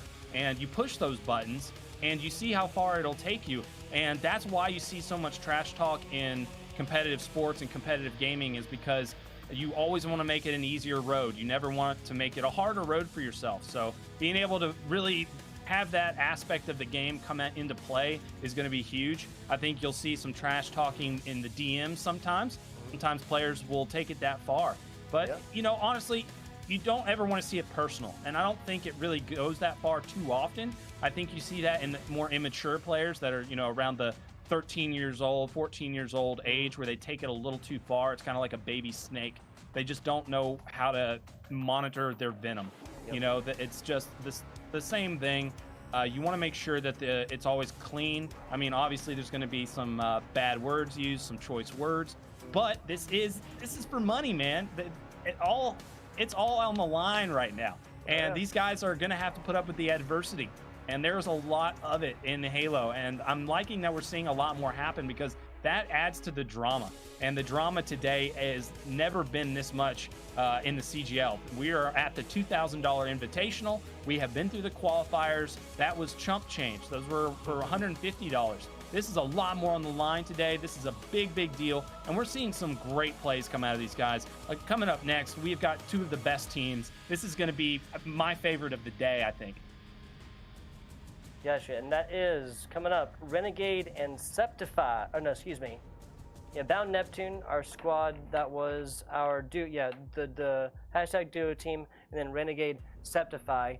I think I can dig what you're saying. I think what you're saying is when it comes to the trash talk, you kept within reason, right?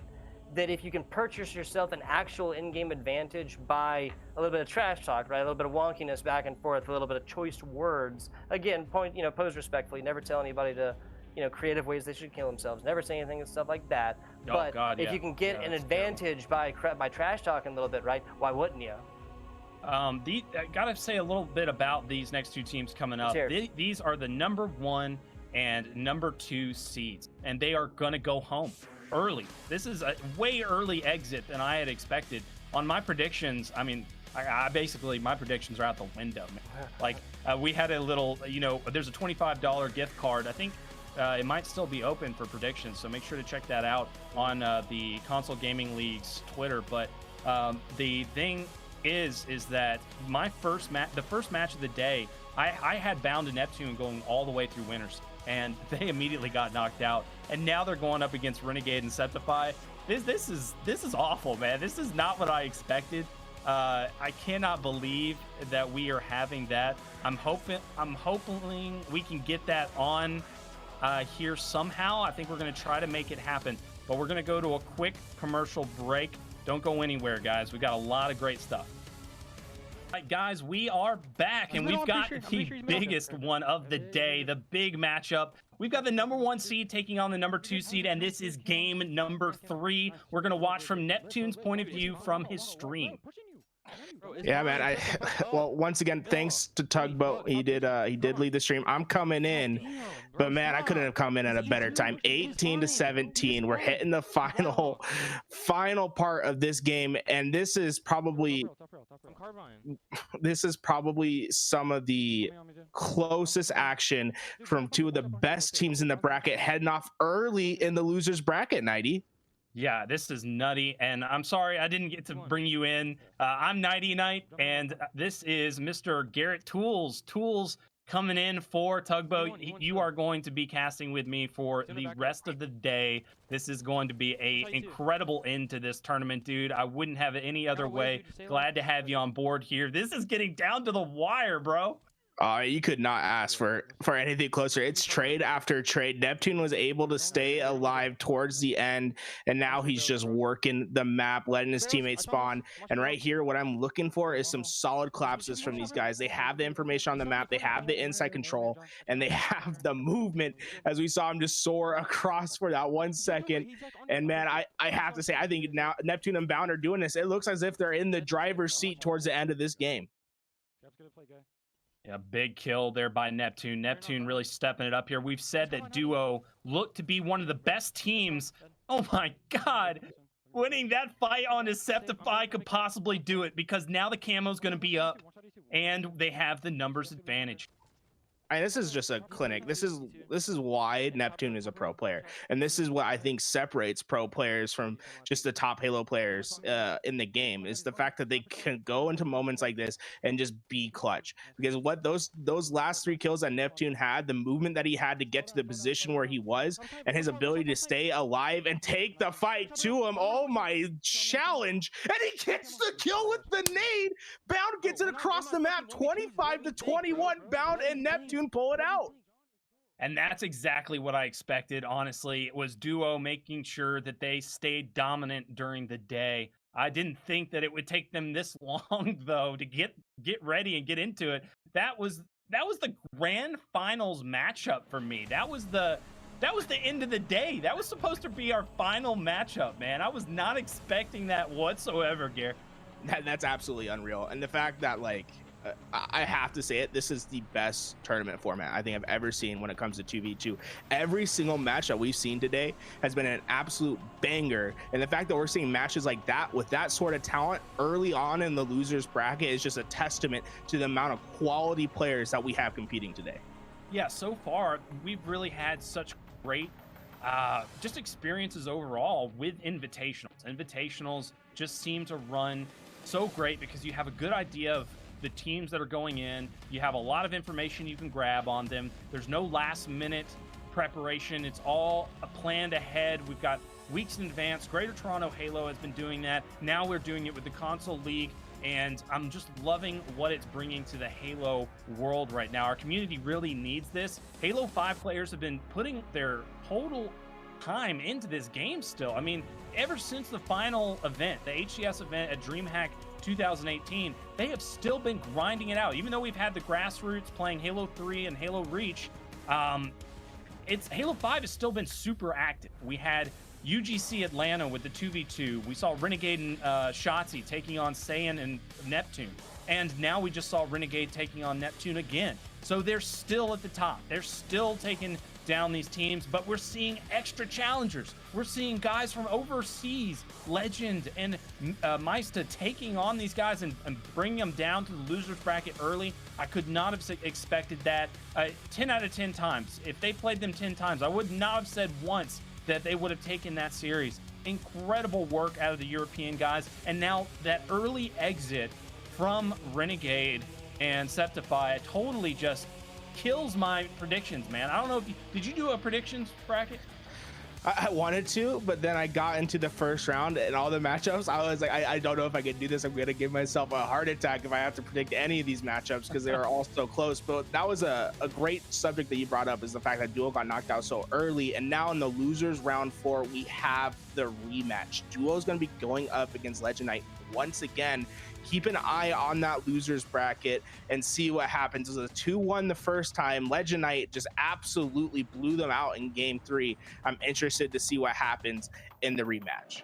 Well, up next, if you guys are just tuning in, this is the winners bracket finals that we're at right now. We've got Mr. Soul Snipe and Tolic taking on Demons and Pyretic. Pyretic and Demons were able to just narrowly beat out their last round. They just took it by an inch. And then Tolic and Soul Snipe, a lot of players might not know their names, but Tolic was able to perform very well in the final year of HCS's Halo 5 run, placing top 4 several times in the online tournaments and qualifiers for LANs. And then Soul Snipe was able to get a 5th place finish at the final event with Pirates, teaming with, I believe he was with, oh, gosh. I think I know this team because my good friend, actually one of the casters that is lined up for this event, Laz, was the coach for that team. So, you know, it's always good to see that cross-contamination. But I believe it was Druck, Soul Snipe, Straight Sick, and Commonly was that team before. Dude, they were so sick. They were absolutely incredible. It was I remember I was actually at DreamHack Atlanta watching their losers bracket game versus Splice when they got knocked out, and the atmosphere that was there was absolutely incredible. It was a great run by those 4, and I think that was just I think that's where Soul Snipe and Druck really are coming up and making their names. And now I'm excited to see Soul Snipe and Tolic, because honestly, I cannot talk enough about this kid. I haven't been able to cast him as much as I like, but Tolic is one of the best up-and-comers right now. I believe if you were going to transport Soul Snipe and Tolic and Druck, those like 3 players right now that are just taking over the Halo 5 scene 2 years ago, I think they are just as good as anyone else that was playing the game at that time. They might be the current best Halo 5 players that are playing, just because they've never stopped grinding the game. Yeah, especially Soul Snipe. I think he's one that's really stuck out to me the most. He's just stuck to it, honestly. Like, he's one of those guys I met in early 2017, I want to say, down at what was it, Daytona, UMG Daytona. I actually, that was one of my first events where I got to cast, I didn't cast, but I was like a guest on the desk, Walshy and Golden Boy. That's a memory that'll stick with me forever. But it just was such a good event. I got to meet Soul Snipe. I actually roomed with him. I was sleeping on the floor about 2 miles away. It was 105-degree weather. I was wearing a suit, and I walked all the way to the venue. But yeah, I was with Soul Snipe during that, and I just got to pick their brains a little bit. It was him and Druck, and they were teaming with my buddies, Kolek and Swisha. And they did such a good job for their first lands. Like, that was one of their first big majors. They're real young, like they were like 17, 18 at the time. And Soul Snipe's just been grinding ever since. And like you said, he was able to make some big upsets happen in that final land that he got to compete in with some major winners. I mean, Commonly and Straight Sick, those guys are huge. Straight Sick's a world champion FFA player. Commonly is a gold-winning X Games. You know, I mean, come on now. Like, that's just the best of the best right there. And so you get to learn a lot from them. And now he's going all the way in this one, a huge invitational with some of the best players in the world, Neptune, Bound, Renegade, and now he's in the winners finals, man. This is huge. I'm really liking what I'm seeing right now. Like you said, Tolic is huge up-and-comer as well. This team is a huge, like, big one to look out for in Infinite. But man, you never know. Demons and Pyretic might shock us. Absolutely. And you know, it's important to note right now, because we're in the winners finals, these guys have all secured prize money for this tournament, at least top 3, which I believe is a $300 split for getting 3rd place, which just is absolutely massive for these players out here, where the top 4 players are all taking, the top 4 teams are all taking home money, and it's not a chump change little bit. You know, I think it's $100 a piece for getting 4th place, you know, 300 split between the teams. Though that's a good little chunk of change for playing some of the best 2v2 action on a Saturday in September. Here's game number 1 starting up, guys. This is it. We've got the $2,000 Console Gaming League Halo 5 Invitational Winners Bracket Finals. This is for a guaranteed top 2 finish. Top 2 is going to walk away with 500. Second place is 500. This is for a guaranteed $500 and a possible $1,000 for first place. A lot of money here. We've got the OS in the favor of Demons. Demons, we've seen him previously. He's just a very hyper-aggressive player. Tugboat was saying earlier, he's the runner on the team. He's the guy that's going to be making all the movements happen while Pyretic pretty much sits back and baits him a little bit. And that's what Pyretic's doing here. Going to just stay off the radar, so to speak. There is no motion sensor, but the audio is so important. And he is making sure to just do the stutter step. Make sure to stay off of the, he doesn't want to make the other team aware of his location just yet. But this is going to be the biggest thing on this map. And you can talk a little bit about it. How important on regret is top middle? I mean, top mid's going to be so important because you can dictate spawns and have the best possible angle into the spawners being in that top mid position. So when you get 2 down and you're not in that top mid, you can't necessarily make the game fall into your favor. And Pyretic with the nasty 5-shot up in the top middle. The man has one of the best shots in the game, and I'm sure we'll see even more of that as we continue on tonight. But it's so important for you to get 2 down, grab the map position at top mid, get on the opposite side of the table, force out a red or a blue spawn, and then work with your teammate to find a quick collapse. And what we just saw from Pyretic and Demons right there is textbook split spawning, and then just to have the advantage to jump up right on that initial spawn, land down your 5 shots, and then go back and do it again. But Talik answers back. He goes clutch when it's needed. Perfect reversal, and now they're fighting out for map position once more. Yeah, that's what I was going to say, is that the mechanics out of Pyretic seem to be the best of the day. Out of all the players I've witnessed, he seems to be the most consistent when it comes to his shots and the ability to move around the map. His movement with his accuracy have just been top notch. 10 out of 10. I totally think that he has been locked in all day long, currently with the plasma pistol, making sure that the other team cannot take down his teammate Demon's overshield, but that doesn't matter. They're just going to do it the old-fashioned way. Yeah, just get right on them and start beating them down. They're running out as a pair, and Demons knows that he needs to back down. But I love how Demons, he has to back down, but he's still somehow pushing forward, trying to find a new angle to make something work. Unfortunately, he plays just a little bit too fast, but Pyretic answers right on back with that noob combo, and it has to be a red bar death right there. Demons cleans it up, but absolutely massive damage from Pyretic. They're keeping their 4-kill lead, and so far, no team has really been able to establish great map control, except for that, I think, 3-kill swing that we saw from Pyretic and Demons. And it shows you how important that top mid control, that those spawn collapses are, because it's so hard to earn kills when you aren't putting them on a cycle. The fight for overshielded was just one. Demons is going to be able to take out Talik. He's going to be in position now to be able to grab that. The overshield should be up down there. Never mind, I read the timer wrong. I've got old man eyes. That is not an 8. Or, I'm sorry, that is not a 9. That is an 8. That is just going to be a brawl right now. Back and forth pistol battles and beatdown battles. And there's some good trades here. I mean, if you're a blue team, that's fine. Take them. Take these trades. All day you can do trades, and you're just going to end up winning the game. So right now, Soul Snipe and Talik are in a situation where they've got to assert their dominance. They've got to make sure to take over this game so they can get back into it. And now finally we've reached the minute mark where the OS will be up. Now the numbers advantage is in the favor of Talik and Soul Snipe. They're going to get good positioning here to fight for this OS, and the OS is going to be up. Pyretic's not going to be able to do anything about it. The OS goes in the favor of Talik. Talik is going to be making some plays. I thought that pre-fire with the noob combo was gonna hit the overshield. Would have been one of the nastiest things I've seen. But Talik, he has to play so careful. He knows that noob combo is in the hand of Pyretic, and he takes him down first, and this is giving him free reign. But Demons hits him with the blueberry, makes him one shot, but not quite able to finish. That's gonna be a massive swing for Soul Snipe and Talik, as now they're able to get in that top position, and they're able to start fighting for a cycle spawn. And it looks like Talik is starting it off hot. He wins his individual, and now it's just down to winning one more, and this is going to be dangerous for Demons and Pyretic. They are on a pure cycle. It's going to be so hard to break out. It has to come down to a one-on-one pivotal for them to break out of this spawn trap. Winning the Pivs, got to do it. Soul going to be able to win the first one. Talik wins the second, and now there is an advantage on the board, but there's plenty of time on the clock. But guess what? Map control in the favor of Soul Snipe and Talik.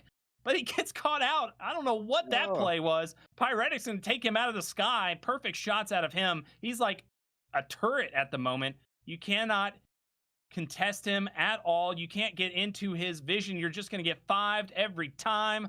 All tied up now. Talik going to be trying to make some plays here. He's going to get shot in the back. He's going to try to live. He doubles back with the noob combo. He's able to land it and lives. That's a killing spree for Talik. Soul Snipe finds the kill on the other end. They had a 4-kill deficit to overcome, and now they have a 2-kill lead, and they are still maintaining their map control. Absolutely pivotal to this game as we see Pyretic and Demons start to take over that P side. They're trying to expand to both sides of the map so they have as much control. Demons wins his pivotal over at Blue Bridge, and now Pyretic has a one-on-one versus Soul Snipe. Soul Snipe doing a great job just to stay alive. He knows he needs to contest for this overshield. Unfortunately for him, he's not quite able to do enough, but Talik's on the other side, able to get shots onto that overshield. Pyretic trying to make the most of it as he makes his jump to top mid, finds a player out of position. Talik running, chin shots in the back. It looks as if so much damage is going down, but no kills in the feed yet. Demons finally breaks the silence, and Pyretic still has about a third of this overshield to work with, and another blueberry to nullify an overshield. These guys are absolutely playing on point. 17 all as we enter the end game. Soul Snipe with a piv stick. That's exactly what you want to see in this stage of the game. 5 minutes on the clock, still a lot of game to go. Demons landing a nice shot onto Talik. That's going to help them to stay in this one. Pyretic, though, he is going to get caught out by Soul Snipe, and it doesn't look like Demons is in position to grab that. That's one of those patterns of behavior I've seen throughout this game. Throughout the entire day, honestly, is that Demons is always able to get that cleanup for Pyretic, and Pyretic pretty much, he really puts a lot of faith into that. He'll always try to get the player weak enough for Demons to go in and get the cleanup, but it's just not happening here in the winners finals. It's so important for you to have that much confidence, that much faith in your teammate. We see so many times where talented players are like, yeah, we're some of the best in the game. We'll just play together. We'll take the tournament easy. But if you don't have that chemistry, if you don't have that faith in your teammate to absolutely be there for you, to pick up your one shots, to be in the right position, you can absolutely lose a game when you have more talent. And that's what I really like about Pyretic and Demons. These guys are a duo. They play together so much that they're always going to be there for each other. And I think the same can be said for Soul Snipe and Talik as well. And I think that's why this game has been so close as we're entering into the later stages, is that these guys just have supreme confidence in each other. OS is about to be up. Here is one of the biggest fights of the game so far. So what I've been seeing, though, is that Soul Snipe and Talik just have a slight advantage as far as individual decision making. They're just really at the top of their game right now. They are making the best plays possible. And Soul Snipe, you see him with the OS. He's going to be trying to make some plays. Talik backing down, very intelligent play out of him to make sure to stay off the radar of Pyretic, but now he knows where both players are at. Soul Snipe gets one, gets the double, and that is probably going to be game. Yeah, I mean, that was absolutely massive by Soul Snipe to go all the way to the opposite P side of the double back as soon as his teammate got the split spawn. The other team did not expect the pushback so fast from the P side. He got into position, was able to collapse with his teammate, won a fight with that overshield and the affordability that it gave him to be extra aggressive, survived a noob combo shot. He basically did everything possible to make sure that they put this game away. Although I say they put it away, we've seen some wacky stuff today. So we'll see if Pyretic and Demons can do anything to stay alive, as we see the Cali kid underneath has to stay alive. He's been made one shot. He gets behind the player, but doesn't have the help in time. Demons, unfortunately, lets Pyretic fall over at P2, but absolutely amazing teamwork towards the end, and the overshield pushing them over the edge as we were just neck and neck until they were able to get that overshield and use it to get a great collapse and to give themselves a buffer zone. Great job by them not to get discouraged being down by 4 or 5 kills in the start. Bring it right back, take control of the game. And honestly, it never really felt as if they lost control. They maybe lost an individual fight. They had some trade outs, but for the most part, it just really seemed as if Soul Snipe and Talik were able to really just put that way with each other's teamwork. And I'm excited to see what we have in store for us in the next game. Soul Snipe, incredible game out of him. You see his accuracy all over. I mean, 57% accuracy with 6.6 KDA, 2600 damage. I'm just so blown away by the individual plays he was being able to make that game.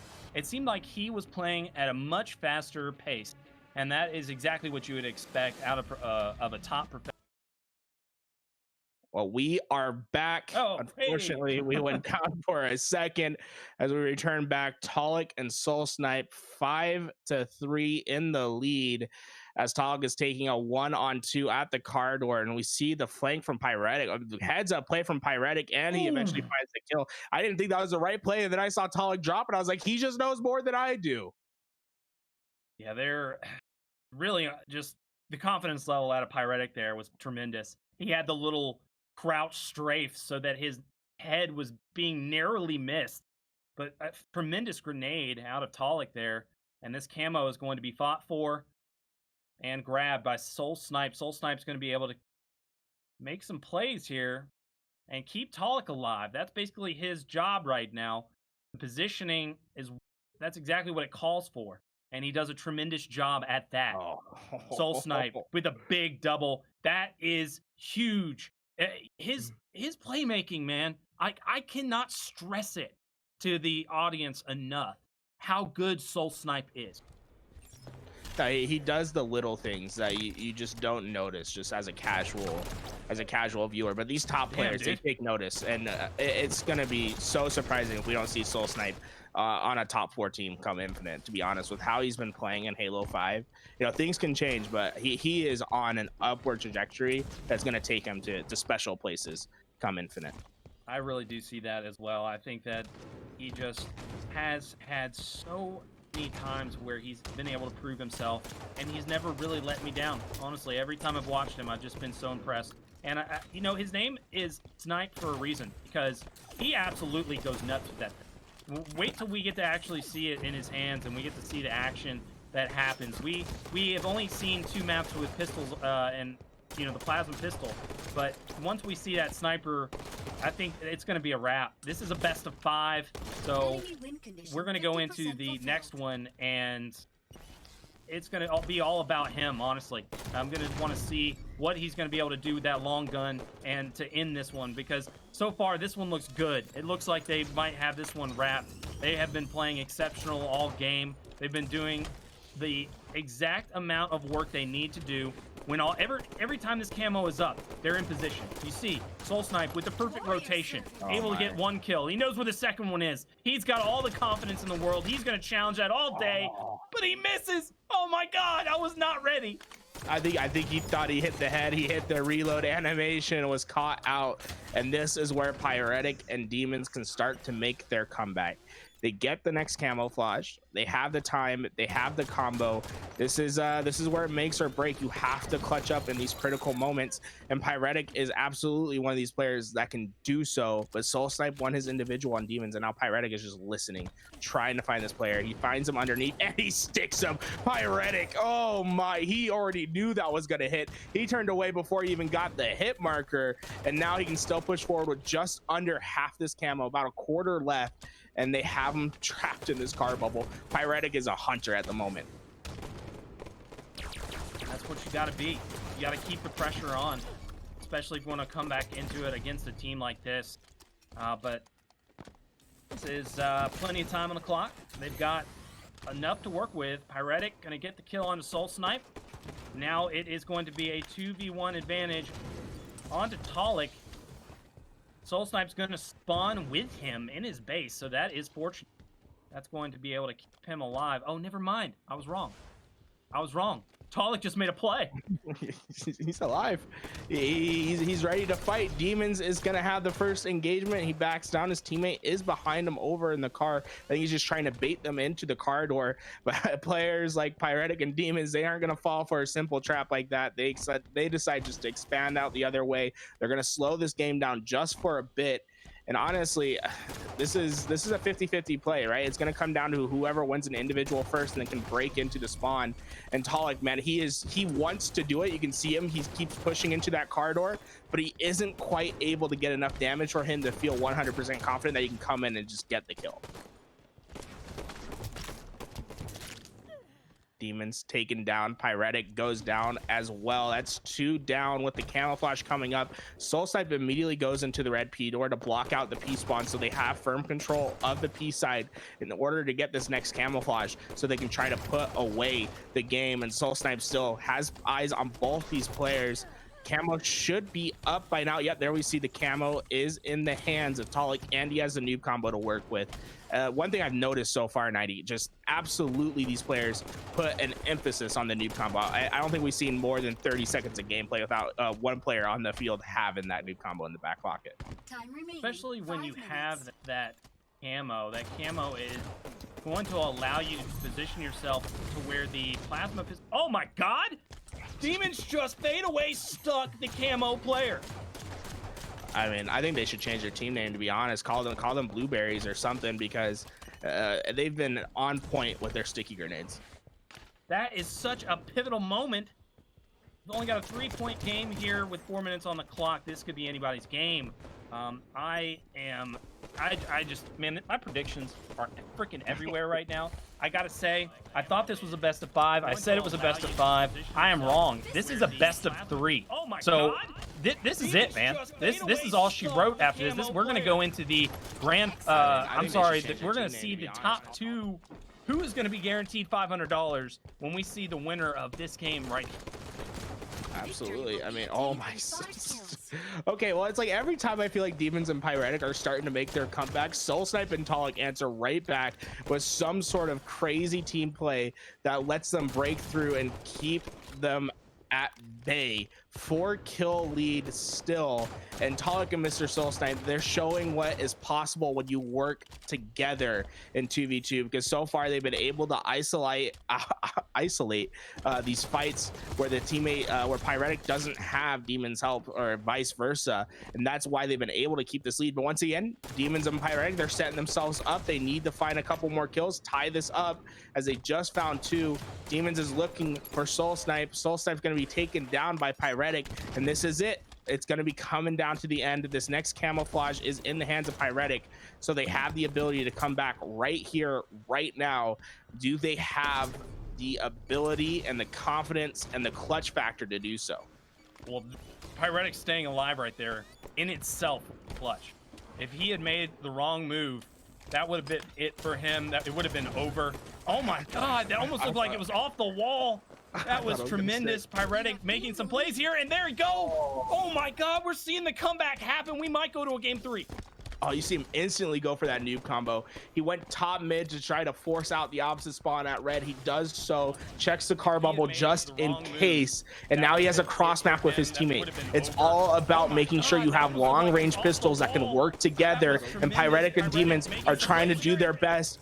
Pyretic able to clean up the one shot and has the noob combo to push for the second, but runs out of bullets. 22-21. That player is still weak in the P2. Pyretic trying to make it happen. He hits him once again, finally gets the kill, but Soul Snipe almost took him out with them. A 2-kill lead, only 2 to go. Talik needs to play so careful. He cannot afford an easy death. It's still possible at 23-21. At 24-21, I don't know. I don't think the cards are there. Time remaining 2 minutes. Yeah, this really I don't know. This is, you can't really call this one. This one's insane. But the camo is in the favor of Soul Snipe and Talik right now. The Demons, though, huge pick out of him. Pyretic, though, he's got the advantage. He goes, and he, oh my God, he's so close to grabbing it. Oh, he gets it. And that is going to be a tied series. We are going to a game 3. My God, man, it was so close. And guys, just an update on your losers bracket. The rematch has happened. Duo take down Legendite 2-0, so they're getting their revenge over in the losers bracket. But that being said, stay with this winners bracket, because Pyretic and Demons are sticking it to Soul Snipe and Talik, saying we're going to a game 3. Put some respect on the name. I was extremely happy with how Pyretic played that end game, and I think it shows through with that 3,000 damage that he dropped. He had the confidence, ability to close that one out all by his lone. He knew his teammate wasn't in position. He just died. He had to take over right there. He chased the kill. He missed a few shots and made us all a little nervous, but at the end of the day, he was able to get it, secure it, and now we're in game 3 of the winners finals. This is for a guaranteed $500, a possible $1,000. This is just looking great. Honestly, it's a $500 money twos lobby right here. I mean, this is it. But I mean, you said it earlier. You have to have confidence to put the word snipe in your name. There's only a couple players that have done it. Snipe down, snipe drone. Those are the two that I can think of that really prove that they deserve snipe in their name. Can Mr. Soul Snipe prove that this game? Be able to show why does have that. The most obvious way to tell when someone godly snipe drone really nasty at it. Tremendous sniper as well. EU talent that missed. OS though, be able to get grabbed by Pyretic right off the rip. You like to see that. Gonna keep control of that. He's got the time on it, and he immediately gets the plasma pistol. Like to see that as well. You always want to make sure people are putting priority on it because it can take down the entire overshield with one hit. Pyretic gonna get hit by a nade. That's gonna be half of his overshield gone, but he's just gonna stay aggressive on this player at the bottom of the lift. But he's gonna get pinched. Soul Snipe making some plays right now. He's not, oh, I'm sorry, that was Talik. Talik gets taken out, but Pyretic, he's got all of the confidence in the world to pick up that double kill. They've gained the lead and the sniper. That was an Uno reverse card hit down by Soul Snipe, and then Pyretic hit his own Uno reverse card and put it back on them in the 1v2. That was one of the most hype moments I think we'll see today. I cannot believe he came alive at the end of that 1v2. But great job by Mr. Soul Snipe to go down and get the help for Talik. A better job by Pyretic to win his pivotal. And look at Talik dropping down that sniper rifle for Mr. Soul Snipe. If we could go with him and see what he's gonna do with it, because he has absolute supreme confidence that Mikey's gonna come and get a couple kills with this sniper, and he immediately tags up both players. Great work by him. Talik gonna get the cleanup. Soul Snipe not gonna be able to get his cleanup, but does get the player while he's still regaining shields. So that is ultimately going to save his life, not getting the trade. Now they go up 2. Talik gonna have the light rifle, but he's at the bottom of the map. He gets caught out. Pyretic is not giving them any room. As soon as they mess up, he's all over them, and that is really a great thing to see from this young amateur player, not giving these pro Halo 5 players any room to breathe. Oh my, they collapse it. Honestly, every time I see one of these players throw out a sticky grenade, I hold my breath. I think it's gonna happen. But the overshield comes up. Pyretic almost gets away, but Talik shuts him down. Great positioning to isolate out the angle that the player had over at posters in order for him to take down that overshield player. That's the little micro adjustments that you see from these top Halo 5 players that absolutely make the difference. Supreme awareness and supreme execution. Talik with the pick on the demons. Pyretic's gonna get caught out here. He was weak. He's gonna get shot down. Soul Snipe and Talik looking fantastic. Starting to build some momentum in this game. Get the cycle rolling. Don't have any information right now. Demons does take out Talik. Soul Snipe's not going to know where his teammate is, so he should probably expect the double team. He's just going to give up his life, go for the trade. But the position, Pyretic was ready for that sniper. He's not going to be getting the cleanup. Pyretic, oh my God! Talik ultimately could have hit that shot and won that battle, but he did not hit it, and Pyretic was able to come out on top. That seems to be just a common theme today. Pyretic really winning these pivs. The OS coming up next minute, so Pyretic's got a little while here to just watch his lanes. He's listening to the communication from his teammate. He's telling him where both players are. Try to line up a shot here. Trying to get the bait. He's listening also to his flank. Very good job by Pyretic with this power weapon. He cannot lose it in the next coming up battle. This is a huge battle for the power item. Pyretic is just trying to find it. It was an interesting play by Soul Snipe and Talik both to take the bottom angles and try to flank underneath, and it ends up working in their favor as Soul Snipe finds the finishing blow on Pyretic and Talik finds his on Demons. Soul Snipe with that sniper rifle once again. That was great execution. They really just got into blue, did their work and got away with everything possible. Pyretic does have the noob combo though, neutralize this overshield that Talik pulled into his hands as Soul Snipe takes down Demons with the barrel. We'll see if Talik can put this overshield to work or if Pyretic gets the best of him with that backpack noob combo.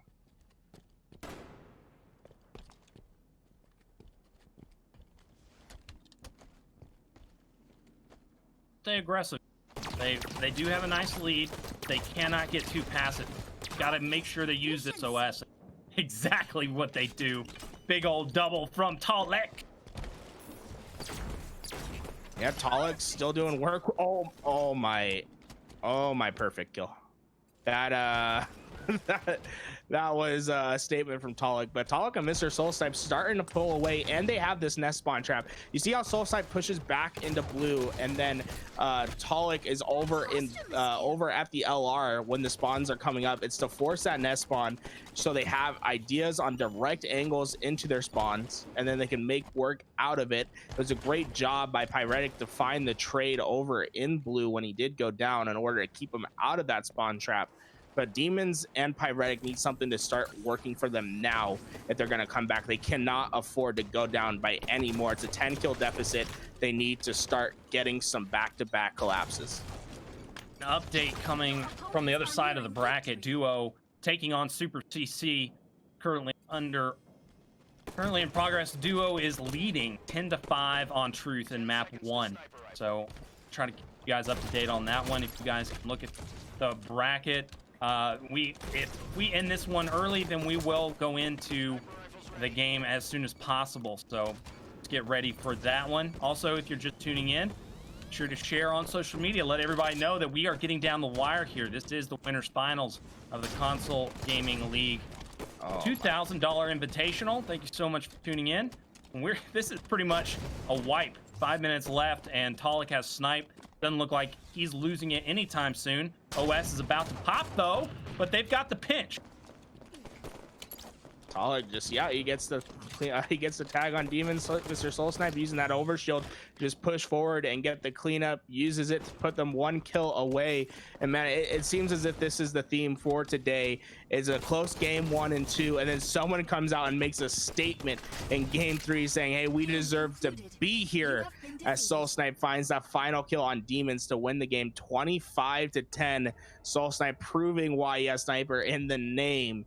As if you put them on any map with the snipe, it seems as if they're almost unbeatable at this point. 16-4 from Soul Snipe. That's a stat line you don't see every day. That is just unreal. But we are going to go into this game. This is Duo taking on Super CC Attacked. This is tremendous. We're seeing back-to-back games that are just amazing. That was the winners finals. We have Soul Snipe and Talek going forward into grand finals. But real quick, we're a little break before we set up. Make sure you stick around. We got plenty of action. Hey guys, this is it. We are getting down to the wire. We just saw our winners finals of the Console League Invitational. This has been one heck of a day. We've seen tons of upsets. I'm Nutty, and I'm here with Mr. Tools. Tools, how's the day been looking to you? I know you've been in and out, checking things out in the early day, but what are your thoughts? I mean, to be honest, I couldn't have asked for much of a better day. You know, you and Tugboat did such a great job in the morning. I literally just had my laptop up, and I had the stream going. I was making some bread, and then and I was just listening to your guys' banter. It was incredible. The matches so far, I think, I have every single match we've seen so far been a 2-1, other than the one that we dropped into. I mean, it's been absolutely, it's been a nail biter after nail biter. Yes, sir. 2-1, 2-1, 2-1. It has been all day. We've just not been able to catch our breath, so to speak. Now we're going into game number 2. Now the last game was won. Let's see. I'm going to check it out here. 25-12 by Duo. So if Duo wins this game, they go on to the losers finals.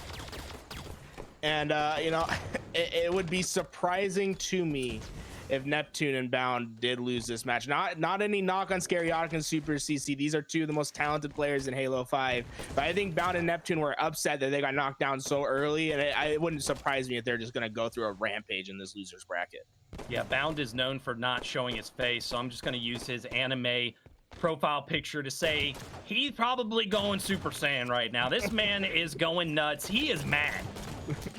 Yeah, he's one of those players that you don't want to make him upset, because he absolutely performs at his highest level when he's unhappy, not satisfied with the results that he got. And I don't think he was satisfied in that round one, and I expect him to just be flying around. But that being said, Scariotic and Super CCs are some of those most individually talented players I've seen in Halo 5, and they can make something happen. As long as they keep their teamwork solid, they keep their collapses in check, they're gonna do some damage in this game. Regret is one that can absolutely slide away, as Neptune gets the fadeaway stick on Scariotic as he goes down 3-all early into this game.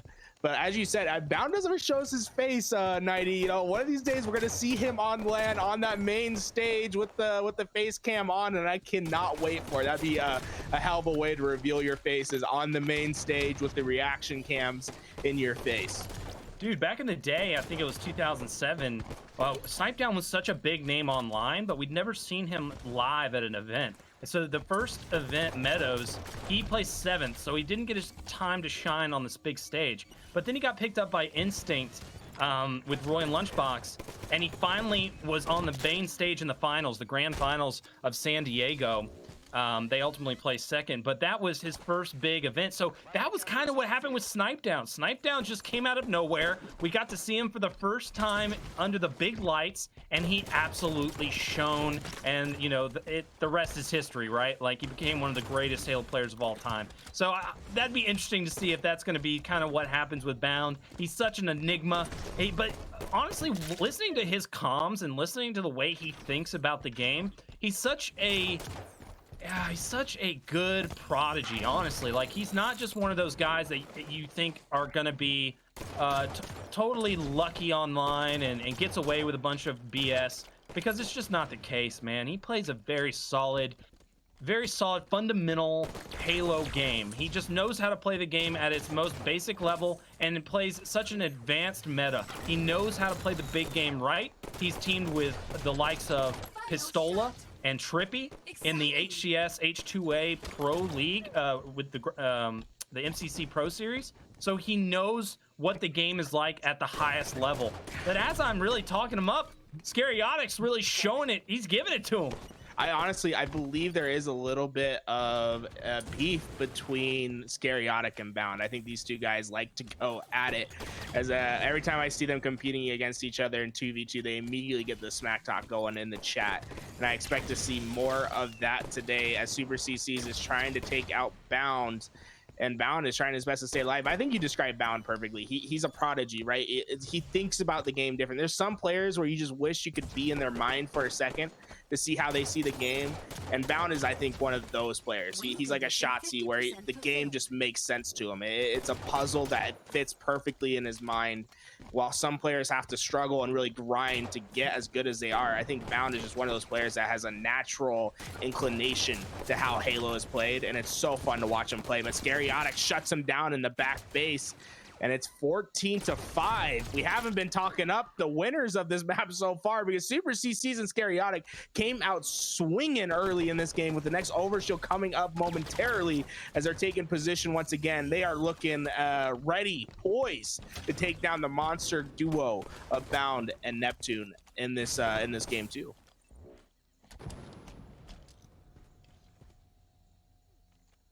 This OS is big. Scariotic needs to put it to some use. There is 7 minutes left on the clock, so there's plenty of time for that comeback. There's enough room for something to happen. Ooh, Neptune with a missed plasma pistol. That was going to be a big connect had it happened. And now we see the teamwork come out to play. This is pretty much game over. I know that there's plenty of time, but after that... They already chalked it. Yeah, that's it, man. They are looking, you know, Bound, just because you quit mid-game, it doesn't make you Sentinels. You know, you got to finish out your games sometimes. Not everyone can get away with doing that. We'll have our observer end the game, as that's going to be a victory for Scariotic and Super CCs. And that's interesting to say, because Duo did get the first game, right? So the second game goes in the hands of Scariotic. And it's just interesting to talk about, because there's a mentality behind that. when you're in the middle of a tournament, it's high stress. You want to manage that stress. And the best way to manage that stress sometimes is to just stop knocking your head against a wall. And when you're down by that much, just stop. Just quit the game. But is it fair to Super CCs and Scariotic, because he basically takes out their ability? Who cares if it's fair? It's a tournament. Who cares? I think it's just bad manners. It's bad manners. You know I don't care if it's bad manners. We're playing for money here. In that situation, what I'm trying to explain what is going on in their head as a competitor. When you're playing for that much money, you want to make sure you're managing your stress level, and fairness doesn't come into play at that point. You're the team that wants to come out on top, and you want to go into game number 3 fresh and hot. You don't want to build any more momentum for that other team. Is it against the rules? I don't think so. We need to check with production. I'm not getting any answer yet, but it's not against the rules. I think it's just the game 2 disqualification, right?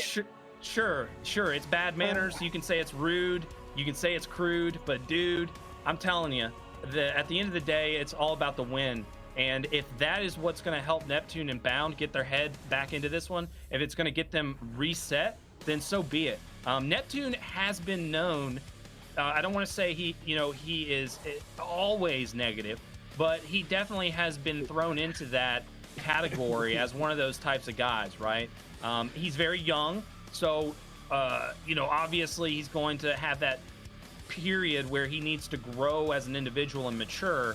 But if he's able to reset after that loss, which was by no means close, I mean, that was just a stomping in game 2, then ultimately what he just did is going to work in his favor. Yeah, I don't know. Maybe Bound just needs to walk outside for a second and scream into a pillow. Maybe that's what he's doing at the moment, because he was not having fun that first game. And that's one thing I think Bound needs to clean up in his gameplay. He's one of the most individually talented players in Halo 5. We see him. He is at a pro level, in my opinion, where he can just fit in with these teams. He knows how the game works. He can be a great teammate.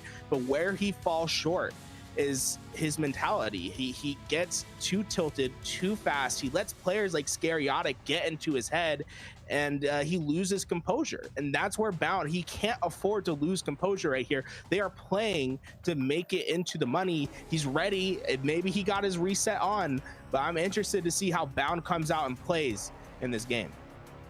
Yeah, I mean, really starting off strong in a game 3 just sets you up for so much. Really halting that momentum that Scariotic and Super CC just grabbed. That was just tremendous. Very clutch from them to be able to do that. Scariotic not showing any respect. We've said it in the past that he gets a little too carried away, and that's what, that's kind of his weakness, honestly, is that he just gets the hubris going. He thinks he is unbeatable. He gets into a rhythm where he's just not missing a single darn shot. His individual skill is up there with the best of them. He's proven that time and time again in FFAs and 1v1s throughout the past 6 years with H2A and Halo 5.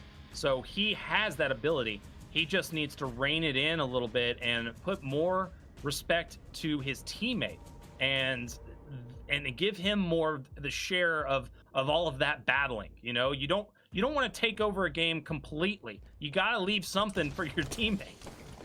Well, Neptune immediately grabs his sniper rifle. You know what his plans are. Super CCs gets the camouflage, but Neptune shuts him down right away. And that's you playing money 2s on rig over and over and over again, where you know what the strategy is of one player off the start. Neptune grabbed the sniper rifle, immediately went down to get that angle to take down the camouflage player, and now it's up to him to find a pick, open up the inside of half the map and get that sniper rifle into that tower position, maybe back into that engine. But you don't have, there's not many players in Halo that you would rather have a sniper rifle than Neptune. Bound just gonna let him go to work.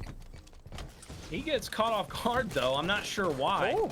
He knew exactly where both players were coming from, but he expected them both to come in into the hallway, but it didn't happen. There was a huge play made by, I believe it was CC, was able to get that flank, get some shots in, and take down the sniper.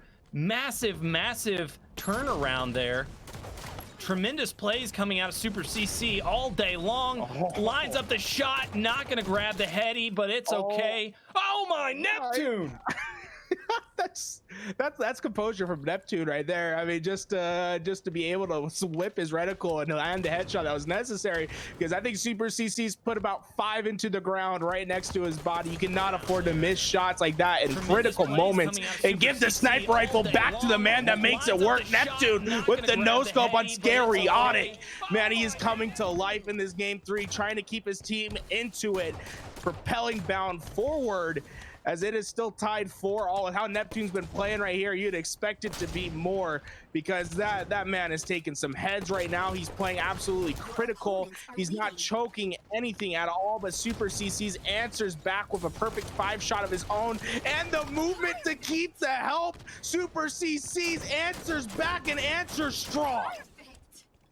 Oh my. Another perfect from Super CC. Back and forth we go. Both teams just showing the utmost of their ability. We just saw Camo getting grabbed by Scary-Otic. Let's go on board with Scary-Otic. He's got the sniper and the camo right now. He's coming up behind a player. That's going to be Bound. Bound putting the shots in. Takes him down to no shields. Challenges him. That is a huge kill right there. That's basically a trade. Bound, very good job by him. CC in an individual fight now. He's going to be losing it. Needs to land this final shot, and he does. Killing spree out of the CC. Super duper job out of him. I like this skin too. That's one of my favorite pistol skins in the game. I feel like I had case when I have that skin, because I always think it makes me visible when I have camo. Nah, man. Nah, Tron Legacy, bro. That's the best skin in the game. Scary-Otic, though, just really showing off in this one, trying to get the stick, backing down. That's what you like to see right there. Not taking any unnecessary damage. Neptune's shot is so freaking perfect. You know, I was watching him in the finals at Atlantic City, the UGC 2v2 Grand Finals. He was teaming with Saiyan, and they were playing in Shotzi and Renegade, 2 of the best Halo 5 players ever, world champions, and Neptune was shooting better than both of them. I mean, Scary-Otic. That was like a perfect, that was a frame perfect headshot. He couldn't have put that in a better spot. Did you see how calm his reticle was, getting shot under pressure, and to hit that one? What a statement. He's showing why Bound quit in that game too, because that is an answer. Yeah, he's playing amazing right now, not missing a single shot. Killing spree, almost landing the next no scope. He's got bullets for days. The angle is not really in his favor, though, to help out his teammates. So what he's going to do, he's just going to chill. He's going to wait for the play. Oh, my God. Scary-Otic is on fire. Oh, Scary-Otic. That's a play, but that is unexcusable from Neptune and Bound to lose track of Scary-Otic right there. But Scary-Otic getting in their heads, man. He's making play after play. He's hitting shot after shot. They have a 10-kill lead because of the plays that he's made back to back, putting him back on the respawn screen, and still has 4 sniper rifle bullets to work with as he pushes towards this yellow corner, and we see him start to skate on the ground, the stutter step coming in so they don't hear him. The shots come through, so he uses that to advance his movement, and that is a great play by Bound just to get out of that situation. He knew Scary-Otic was coming. He says, I gotta readjust, but he does give him the bunker spawn. Scary-Otic with a rare miss in that situation. You usually expect him to hit those shots, but man, this is looking all good for Scary-Otic and Super CC, because they are absolutely just putting Bound and Neptune on the respawn screen back and back and back as Scary-Otic finds another one. The Top Gun medal comes through. I mean, I feel like this man's only died like twice. Scary-Otic putting the team on his back in the 3rd game. He's got a really good rhythm right now. He's really making sure to just play off of Super CC, and that was something I was talking about earlier, is that he needs to rein it back a little bit, and that's exactly what he's done, and that's what he needed, because he's just taken over. He's landing some good shots. He's making sure that he's using as much teamwork as possible. He's not taking as much damage as he used to.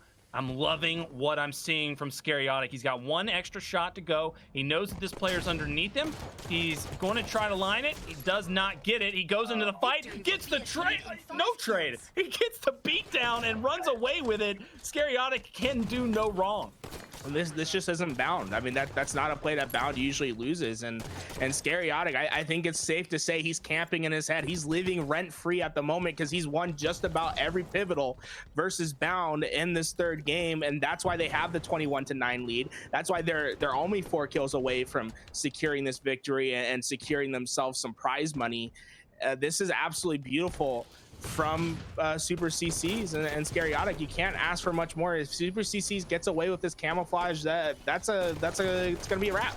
You just can't ask for more. This is a matchup for $500. Oh, I'm sorry, no, $400. This is the top 3 game right here. This is who goes into the losers finals to play for the possible 1,000. Got to get past one of these teams first. You know, there's still some time left on the clock. I know that they only need 3, but there is a lot of time. Possible, but unlikely. At the end of the day, we're talking about Neptune and Bound, right? They have 5 minutes to work with, like you said. I think that's the biggest indicator of why this is possible. They have the clock to work with. They can wait for this next camouflage, try to make something happen with it. He still has 6 sniper rifle bullets. They have things to make this work, and if Neptune keeps hitting shots like that, they can do it. But Bound needs to be in position to help Neptune finish these kills, because that's 2 players that were just made weak, that weren't cleaned up, and now Bound is starting to move into the flanking position, but Neptune under pressure. We see Bound finally landing down some shots. They get Super CC's one shot. Bound finally eventually finds that kill, and now Bound is in trouble. He cannot afford to die. I don't even know what these spawns are going to be like. There we go. We saw the tower spawn, yellow corner spawn, and that pivotal from Scaryotic and Super CC's to take down Neptune right there. Immediate melt. This is so nuts. Back and forth we go. 2 more.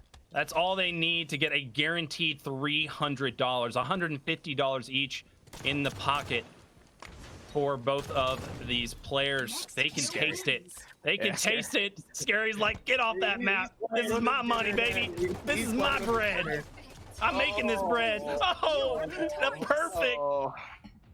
He's playing with his food. He's a hunter. He's a shark in the ocean, just letting them raggle around. He knew he had them both in that tower. Lets one fall off the map and puts the 5 shot. Oh no, Bound. It's safe to say, man, Bound's composure, it went out the window after game 2. That's an absolute collapse of a player right there. And it sucks to say, because, you know, Bound's an incredible player. He's one of the most bright stars coming up in Halo 5. And for him to go into the most pivotal match that he'll probably have in the next couple months, this is the most money they're going to be playing for in a Money's 2's match for a while. And just to have a lackluster performance like that, it's a shame, because I expect more of Bound. That being said, Scaryotic putting his name on the map, because that was absolutely clutch from him. The whole narrative around Scaryotic is that he's never able to perform in the tournaments. When it comes to the big time, he doesn't win the games. He's coming out here and he's cementing that, hey, I'm a player to look at. I'm trying to win this tournament. If he keeps playing it like this, I think we're going to see a bracket reset in the grand finals. Scaryotic putting up the killing frenzy and not looking back. Unbelievable performances out of him in game 2 and game 3 to just assert his dominance and gain some serious momentum into the losers finals. Scaryotic and Super CC will be taking on Pyretic and Demons after this quick break. All right, guys, we're back with the Console Gaming League Invitational, $2,000 prize pool. This has been a crazy day.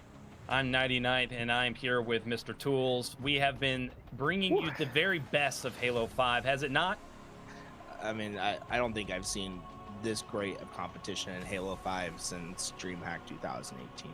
I think it's safe to say, when it comes to tournaments, to the caliber of players that we had, to the caliber of Halo that they're playing, it's been a long time since I've seen the product that's been output by these players today, and it makes me excited for what we're going to see in the next year of players that are playing Halo 5 right now, because this has been an absolutely incredible tournament thus far. 90. Everyone's staying on their game, whether it's Halo 5, whether it's Halo 3, whether H2A was their game. Everyone's doing something somewhere. They're putting in the time, whether it's wager matches. You see the Money 8's going on. Everyone is trying to put in that time, getting ready for the big game.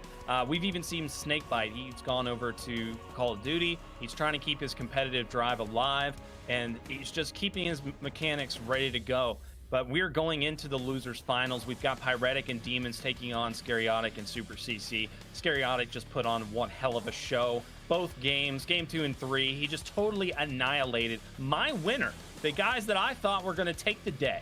They said, sit down, we've got top 3 in the bag, and now they're fighting for top 2. They want to get that $500 that will be on the line, guaranteed to them if they make it to the grand finals. $1,000 on the line for the winner. Game number 1 is going to be Plaza. Plaza now, this is a map of the sniper. The guy that can go off with it the best is going to rule the day, is going to make sure to take over the map. So we've got to see some players being able to pick that one up, but also you've got to worry about 2 other factors, the overshield and the plasma pistol. There's 3 things to look out here for, Garrett, and I don't know, man. I think it's either team, honestly. Both of these teams just look incredible. Well, we see them immediately trying to get that overshield. Pyretic decides that the burn is in order. He's going to go and burn it off. Scariotic. Yeah, this man has to be feeling confident. You see him just jump out of that top gold to try to challenge the player moving forward, and he's still trying to track him down. This player is trying to stay alive, and Super CC will eventually take him down with the barrels. A great start for Scariotic and Super CC. Scariotic has a new combo in the back pocket.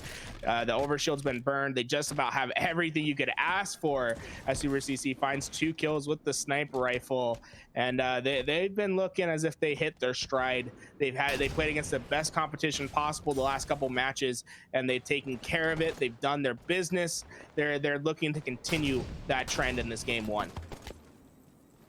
Great snipe so far out of Super CC. Oh, look at that killing spree. They are started so strong. This is just nutty. I mean, I didn't see this one coming at all. Super CC saying, give me that thing. I'm going to show off with it. I haven't had my time to shine. This is it. He has been putting in the work. 2 shots to go. Scariotic gets the kill. Super CC's got to save the day. He's running at him. That is going to be a huge play out of both of them to keep them at an 8-0 lead right now. No kill on the board yet for Demons or Pyretic. I mean, Scariotic and Super CC's have come in, and they know that they're on stream now, and I think they're trying to prove their statement that, hey, like, there's a narrative around us that we weren't going to be doing well in this tournament, and we're here to win it all. And if they keep playing it like this, man, I see it. They're going to be going up against Talik and Soul Snipe, and they're going to be resetting that bracket, and then from there I have no idea what happens in the second best of 5. But Demons and Pyretic, they need to do something here and now to stop this, because you cannot afford to lose any more momentum. Even if you lose this game, it needs to be a trade for trade game, some sort of back and forth. You can't afford to just get mollywopped in your game 1 as it happened in the start, as Pyretic is able to get that overshield, but Scariotic does have the noob combo to nullify it if possible in his back pocket. But as I say that, he's gonna go down, and that leaves Pyretic with the noob combo. Now he has about 3/4 of this overshield left. The noob combo to keep him secure. He basically has free reign to push whatever he wants in this scenario. This is a big turnaround. This could lead to some good stuff here. No, plenty of time left on the clock. Pyretic going to try to use this OS to the best of his advantage right now. He's trying to get in there. He cannot do it. He's just going to keep his teammate alive, but in doing so, he loses the OS, and there is nothing going to happen. There is no forward progress. I cannot believe what I just witnessed. That OS was totally annihilated, and it was not productive whatsoever. Demons here in a tough situation. He's in a 1v1. The sniper's up, but he can't go for it just yet. He's got to make sure he takes out this threat here that's still in blue. So we've got both team members fighting their individual battles, and it looks like Demons was just not patient enough. He was put into a double dilemma of sorts, where he just could not decide what to do. Now Super CC has the blaner once again, gonna land the shot on a spawning member. Scariotic with the perfect. Super CC is just lighting it up. Pyretic, though, answers back with a perfect. This is just textbook Halo, right? They've been playing it just about perfectly. When they didn't get the overshield, the way that they baited that overshield player to overexpose themselves and to get taken out the way that they did, and now using the sniper rifle to get in the body shots in, letting Scary pick up whatever he needs to. In the meantime, they've done a beautiful job of just staying alive, and they're doing that once again. Super CCs with Scariatic's back as he lands the perfect kill on Pyretic. I just don't think Pyretic and Demons were ready to come into this lobby and expect this high level of gameplay as Super CCs takes down Pyretic, and he knows both players are off the map. He's going to wait as long as possible to grab this overshield in order for him to have just as much of it as possible when he engages in this fight, and for him to have the time, right? He would be down to about half his overshield right now if he would have picked it up right away and taken the damage that he took. Instead, he still has 3/4 of it. He still has him on the spawn trap. This might be one of the most dominating games that we've seen on stream today, and I think it's safe to say Super CCs and Scariatic are making a statement, and they're showing why they're one of the best duos in this 2v2 invitational. Super CC, Mr. Chase Kabuto, he was teaming on Lux Gaming with Envor, Valkyrie, and guess who? Talik, the man waiting in the wings. He's waiting for him in the grand finals to play against them. On Lux Gaming, they were able to team for a while. They actually teamed forever, and they placed top, I believe, 3 or 4 times online. Then they went to the LAN, got top 16 twice at MLG Orlando 2018, MLG Columbus 2018, and then at New Orleans, they were able to get a 9th place finish. So just top 12 performing professionals. They both teamed together for so long, and now they're coming back together in the grand finals. I think it's safe to say now, because that was just a wipe. Very safe to say. It was 25-12 game 1 when Bound and Neptune took down Super CC and Scariatic. It's a similar stat line now. Demons and Pyretic just need to figure out a way for them to wipe that last game from their mind, reset themselves, and get ready to play better in this game too. It just seemed as if Super CC and Scariatic played perfectly. They baited each other well. They used the overshield and the power weapons to the best of their ability. Scariatic was not missing a shot, shooting at 61.1% accuracy that last game. And now they need to figure out what they need to do to get their ducks in order. I don't know what goes through your mind right here. I mean, 99, you have some experience on some highest level competitive Halo. What do you do to reset yourself after you just get absolutely destroyed in your first game? Well, first of all, you need to stop talking about it, and that's what a lot of people do. Is as soon as that happens, they're frustrated, and they go in and they focus on things that they shouldn't. And hopefully that's not what they're doing. They're making sure to focus on what they need, and that's this map right here, Truth. They need to make sure they wipe it clean and know what they're doing. Get back on the same page, because they were playing earlier like that. They were making sure to always be together and do what needed to be done. But now they're like second guessing themselves. They're totally letting the nerves take over. And that is the big issue here. So if they're able to focus right now on what needs to be done and just stop overthinking things, just make the plays you've always been making, that is how they're going to get on top. That's how they're going to get back into this one. And there you go. Pyretic getting the opening camo is going to be a huge start. I like how he doubles back right away, right? So I don't think they expect him to be into this P3 position as fast as he's going to be. Scariatic does find the kill on Demon, so now Pyretic has to slow down his gameplay. He's just trying to find some sort of opening, some weakness for him to take out. Instead, I mean, what is that? Scariatic immediately finding the spawn of the opponent and just taking him out. But Pyretic eventually does find the trade. Still some camo to work with, and the opposite spawn comes in hand. Ooh, they just I don't know. I want to say Pyretic's playing it right, but at the same time, this entire camouflage just feels wasted. But at least they're still into this game early on. They can do something. He finds the blueberry into the face and manages to stay alive for a little bit longer. So I think it's going to come out a net positive, but maybe a little bit more could have been done with that camouflage.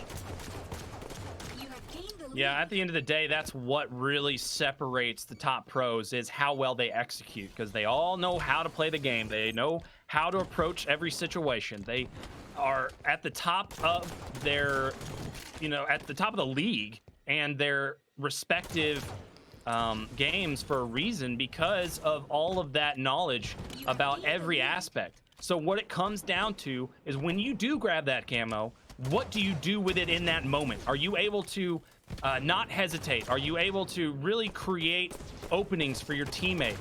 That is really the separator when it comes down to these tournaments. Scariotic, big kill right there while he was evading shots. That is just epic gameplay.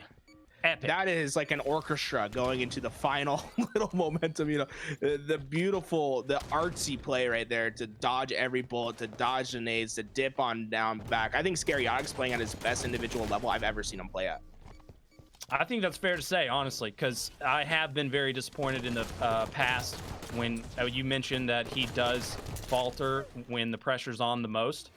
I've been very disappointed, but now he's starting to step up and he's showcasing his ability at maximum capacity. He really has always had that potential, but he's never really come through and, like I said, executed. And now he's starting to do so. Super CC flies in, but he's met with a good grenade. Pyretic is taken down. Scary's ready for the teammate. He's just waiting, listening to the audio here. I'm not sure if he can pick up that slide he just made. Demon's audio on the slide might have gone into Scariotic's headphones. No, it doesn't look like it was.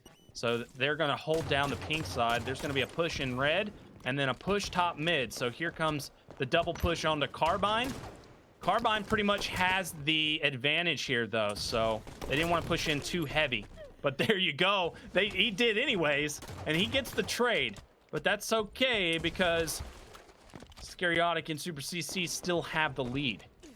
Well, isn't this a win for Pyretic and Demons already? They have just as many kills that they finished the last game with, so they're performing much better this time round. It's going to be coming down to this next camouflage, in my opinion, to see who starts taking away a little bit of a lead. It was burned last time between the 40 and 30 second mark, so we'll see who gets a hold of it. It was a burn with two individual players. I believe they traded, punching each other over at the camo. We'll have that coming and playing a factor within the next 20 to 30 seconds. But so far, Scariotic and Super CC's trying to build as much of a lead as possible. They can get to both P doors, control both P side bases, and get the absolute P control that they need for this next camouflage. They can do something. Super CC's recognizing that he's not in a position to stay in that P1 and repositions himself into P2.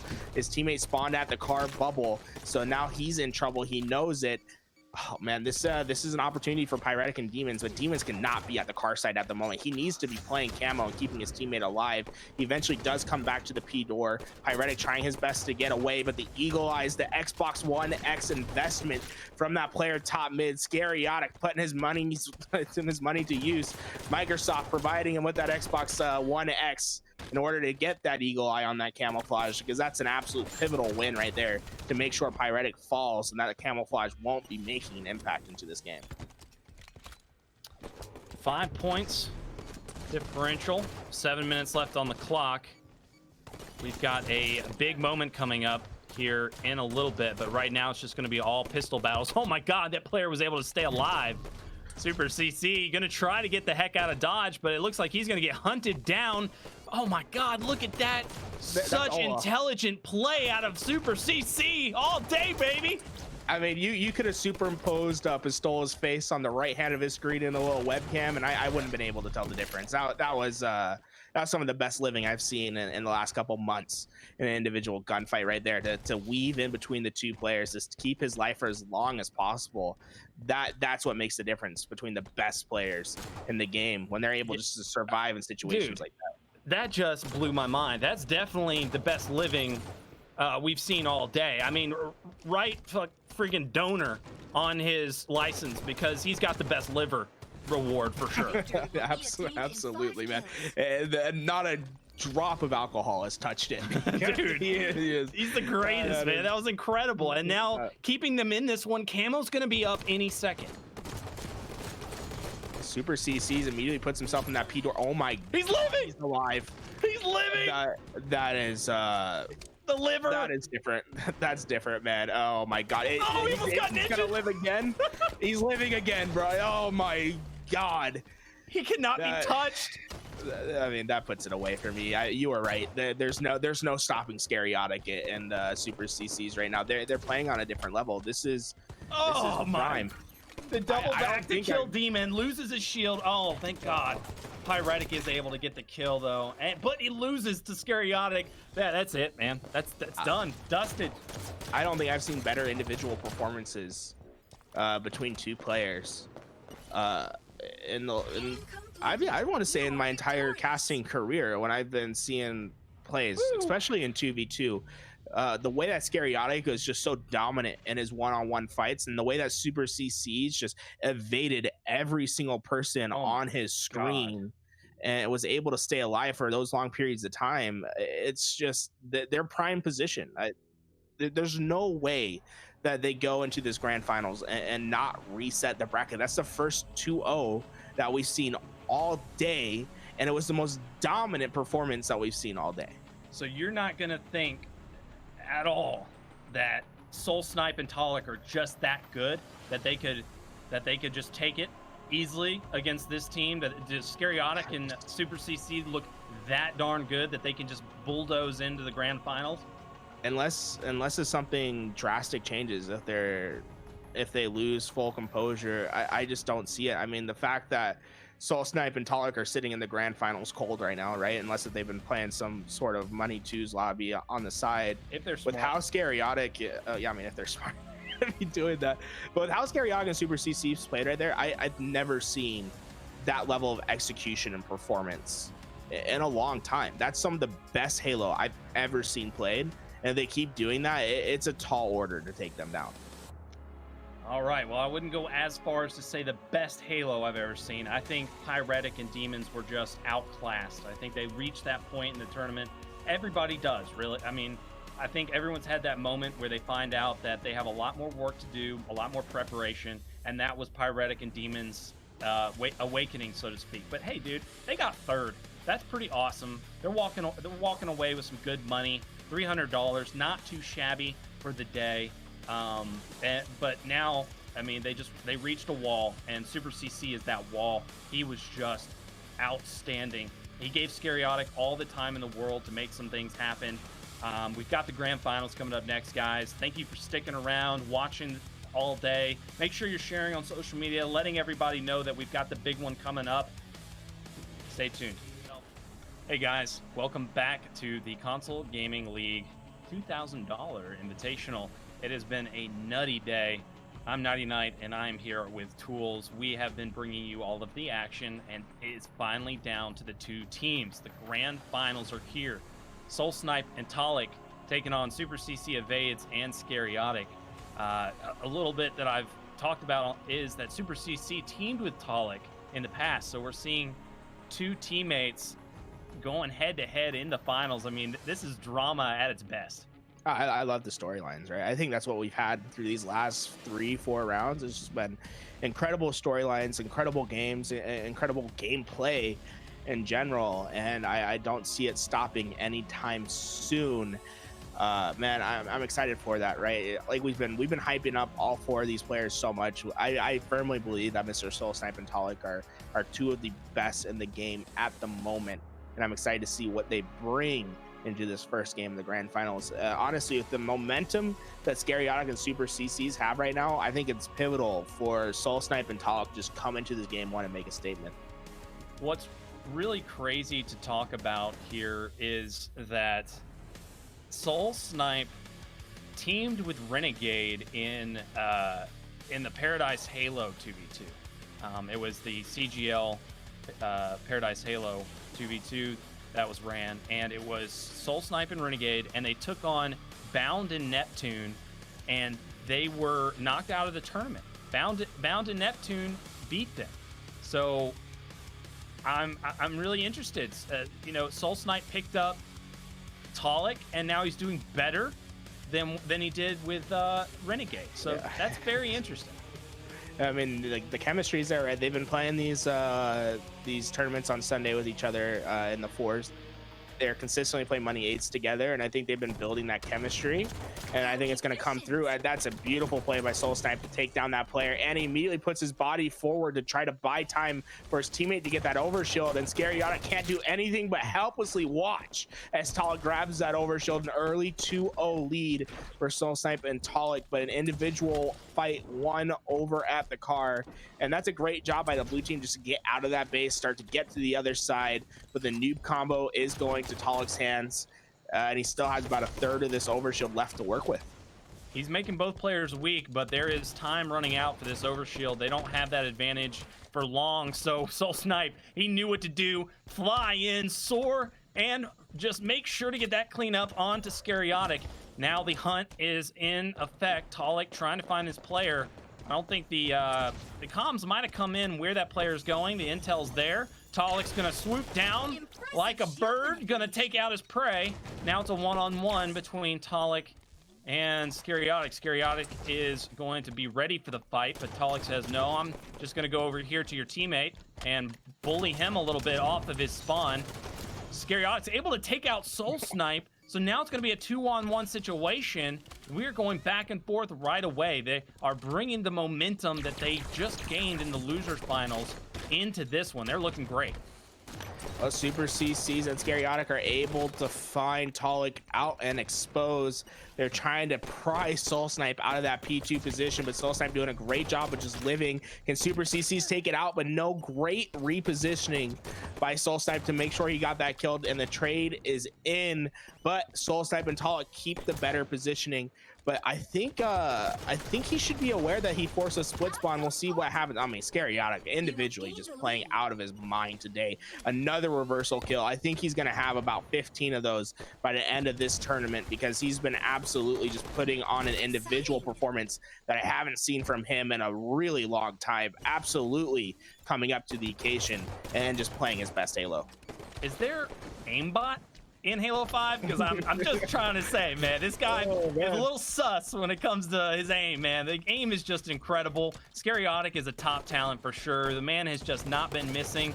And look at this aggression. Fantastic play out of him. Tolic's going to get pinched. And now the cycle of death starts. This is what you need to do on this map. Oh, no, some missed shots, though. That's going to be bad. Super CC does get taken down. That was a very clutch play out of Soul Snipe. Well, Scariotic able to push forward. He finally gets his secondary shields back. He has a noob combo in his hand. What we've seen from these players is when they get collapsed on, when they're starting to be in a struggle, they usually expand out to both cars or to both P sides and try to get as much distance and have pistol helps for each other. But eventually, both these teams are opting to just split out and find individual fights over and over again. It's so interesting how they set up for a team fight and then somehow they get split. The angles are gone and there's individuals. And I think every single player has had their fair share of winning and losing each of their individuals so far into this game. But a great start from Scariotic and Super CCs, keeping the momentum forward as they still have a 4-kill buffer to work with, and the noob combo in Super CC's hands. Camo in a minute. So we're going to see these players really just dogging it out for the next minute until that next overshield comes up. Such a close game right now. This next overshield is going to be so massive to get Soul Snipe and Tolic back into this one. They just need to cool off Scariotic and Super CC because they are just on absolute fire, playing outstanding. There we go. That's how you do it.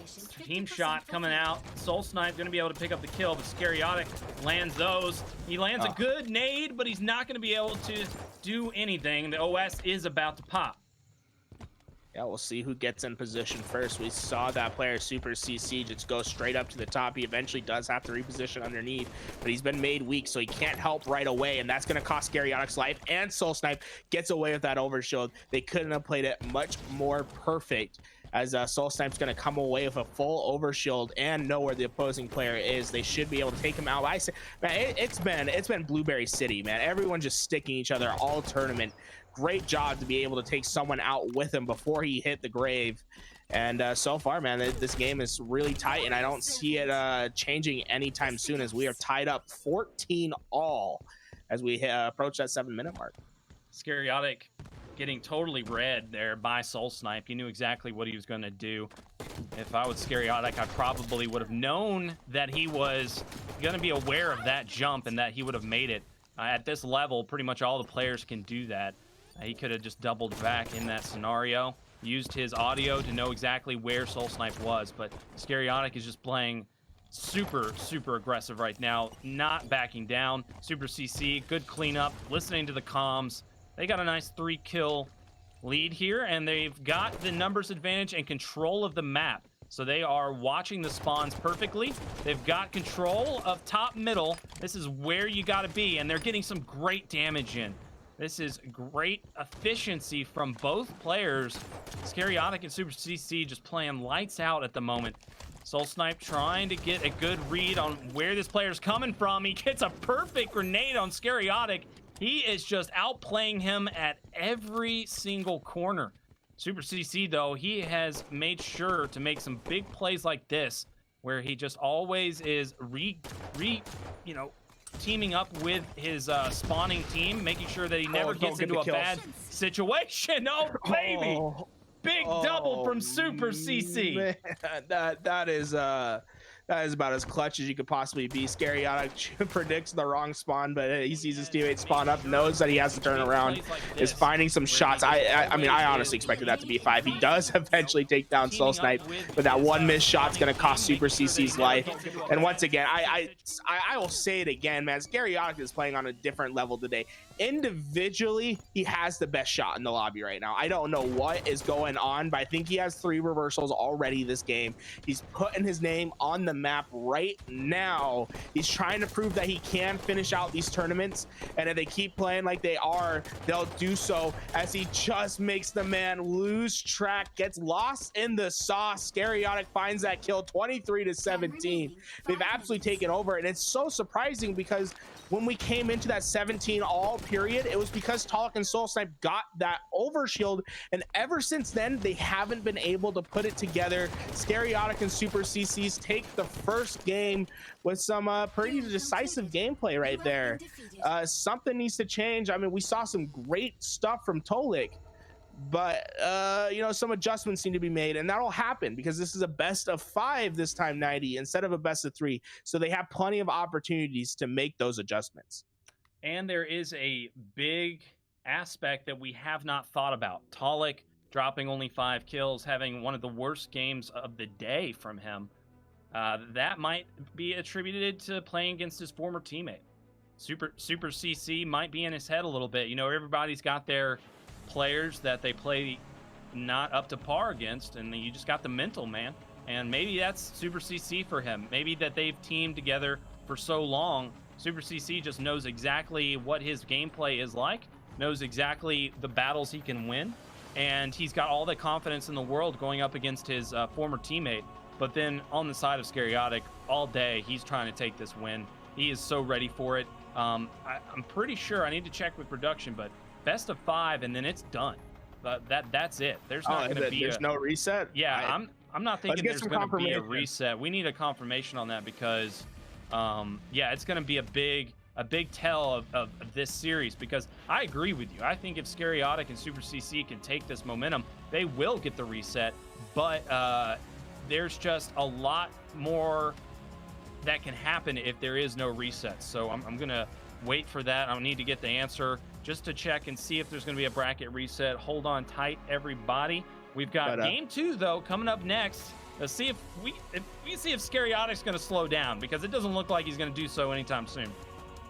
So we are confirmed a bracket reset if Scaryotic and Super CC do take this best of 5. But you pointed it out earlier. Talik only had 5 kills that game, but he had the most, or I guess close to the most damage. He dropped 2,100 damage that game, just 30 underneath the top damage in that. And that's just a testament to, I think, Super CC. We've seen it all day today. He's been staying alive. He's Ola-esque right now. He's pulling off the wizard. I don't know, call him Harry Potter or something right now, because this man just evades everything. He stays alive. He's making magic happen. And if he can keep doing that and just buy time for Scariotic to get into better positions and out pistol everyone he sees, they're gonna see great success throughout this best of 5 as we move on to Empire, the double dilemma map. We're gonna have an overshield and a camouflage to keep track of throughout this entire game. These guys are living up to their names right now. Super CC evades. He absolutely does. So Scariotic is just being scary. The guy is being just tremendously talented in his challenges. Every time he gets into a one-on-one, he's taking them. And that is a very remarkable feat here in the grand finals. He's finally really tapped into that potential we've always seen of him. And now we're seeing some good plays. Soul Snipe with the camo. He needs to make something happen. That was some of the best. That was a great start, by the way. How Soul Snipe went, immediately grabbed that camo, stayed alive, then went back immediately for the re-challenge with the help of his teammate to take down that player in tower. And now they can just play the clock, right? He still has plenty of camo left. That overshield's eventually going to burn out by itself. He can use that camo to reposition and to find some kills and try to get themselves an early lead. But so far, we see this game really just slow down. Scariotic and Super CC know that they don't want to get caught out by the camo player, but Soul Snipe says, I'm not waiting for anyone. I'm starting to fly, as he eventually does run out of his camouflage, but the damage has been done. They have them on the back foot. We'll see if they can keep this momentum forward in this game too. This is the minute where there isn't much going to go on besides just back and forth, trying to get spawn kills, trying to get some cleanups with the pistols. No power items up yet. Scariotic gets the pick. Talik going to get the trade. Now it's a one-on-one. Talik not going to be able to get the cleanup. He's just going to back down, wait for his teammate. Talik still trying to do his best over in this tower. Like you said, just waiting for the teammate to come help. They eventually come in and they get the immediate melt on Super CC's. Scariotic wins the 1-on-2 though. Absolute critical fight. We've seen him do it all day, and he continues to do so. He's going to find that critical win in tower and give themselves the mid-map control with camouflage and overshield popping in 20 seconds. He moves to that tower, and now Talik and Soul Snipe are in trouble. They're stuck in the blue base. Soul Snipe finds the kill, but Super CC gets the trade, and now Talik has to win this one-on-one fight in order for them to secure the camouflage. He does just that, drilling that player with the nade, blows up the barrels with the other, and gets that camouflage on his body. But Scariotic already in position to fight, as Talik's going to take him down. Once again, they're going to secede the overshield to the blue team, but we'll see if they can use that camouflage to gain the upper hand and to take down Super CC with that overshield. Talik making a good move here and trying to put some pressure on the other team. He does take out Scariotic, who totally ignores the fact that the other player has camo. You can't just be making fly out plays like that. Talik has the camo and is going to be able to get as much information on the map as possible. He knows that there was a player spawning over at blue. He also knows there's a player outside, so he's going to be calling out both of those and just waiting for his teammate to make a move. Talik does eventually run out of this camouflage, the overshield out at the same time. He's not able to find Scariotic. Super CC, he's taking a note from his teammate's book, staying alive in a position where he's not able to, and he gets the back smack on Soul Snipe. I don't know what to call that. The player went for the ninja. He got the ninja instead, and then he lands a perfect 5-shot on Talik. Scariotic is proving his salt today, folks. He knows he wants this tournament. He smells the money. He's been waiting so long for this opportunity, and he has been performing these last 3 series. He took down Bound and Neptune. He took down Demons and Pyretic, and he's coming for Soul Snipe and Talik. He's on an absolute tear in this grand finals. Yeah, if he can keep this up all throughout the reset, it'll just be incredible. Honestly, I will give Scariotic so much respect after this. This is honestly just an incredible run that we are seeing out of him. He has been putting in the time, man. Look at that. Super CC, perfect out of him, too. I've always thought that Super CC was just super underrated. This guy has also just been playing outstanding all day long. Both of these guys, look at this. Tremendous ability to hold down the tower, waiting for the camo. They're going to jump on board here, make sure to take advantage of this situation. Soul Snipe jumps in, though, and takes down CC. Scary's got to make sure he stays alive here. This is a big moment. Could be a massive turnaround. The shots are not going to come in. Scary doing his best to make sure to stay alive. Super CC clutches it for the OS. Yeah, Soul Snipe got the burn. Super CC got the kill. Scariotic still with about a third of this overshield to work with. I mean, camouflage to work with, and he's going to use it to take down Talik. I don't think he knows that player's in blue, so they're just going to reposition into this mid once again. But it was so close off the start. We saw Soul Snipe and Talik with such great camo and overshield control, but then Scariotic makes some individual plays. Super CC's pistol warms up and starts shooting 5 bullets right into the cranium. And this has allowed them to take this lead. They have firm control. It's theirs to win. Can they execute? This is absolutely some of the best gameplay I've seen from Scariotic. He's making it work today as they are collapsing into this base. Talik is taken down once again. It just seems as if Talik is just not quite able to get away from these gunfights that I usually see him get away with. He's one of the better players at just making sure he plays his life. He plays that help role and has just a great pistol shot to back it up. But so far, Scariotic and Super CC have been able to catch him out of position without the help of Mr. Soul Snipe, and it's been costing them in this game too. Good job by Talik, but once again, Scary is just being sneaky, man. They can't ever predict them, it seems like. They've been the past 2 games, like, I know that they had the reads on them a few times, but generally they are getting outplayed by Scary. And that was just a good example of that once again. 19-13, make that 20-13. Scary not going to be able to get the trade, though. I was thinking he might be able to. That's a massive fight.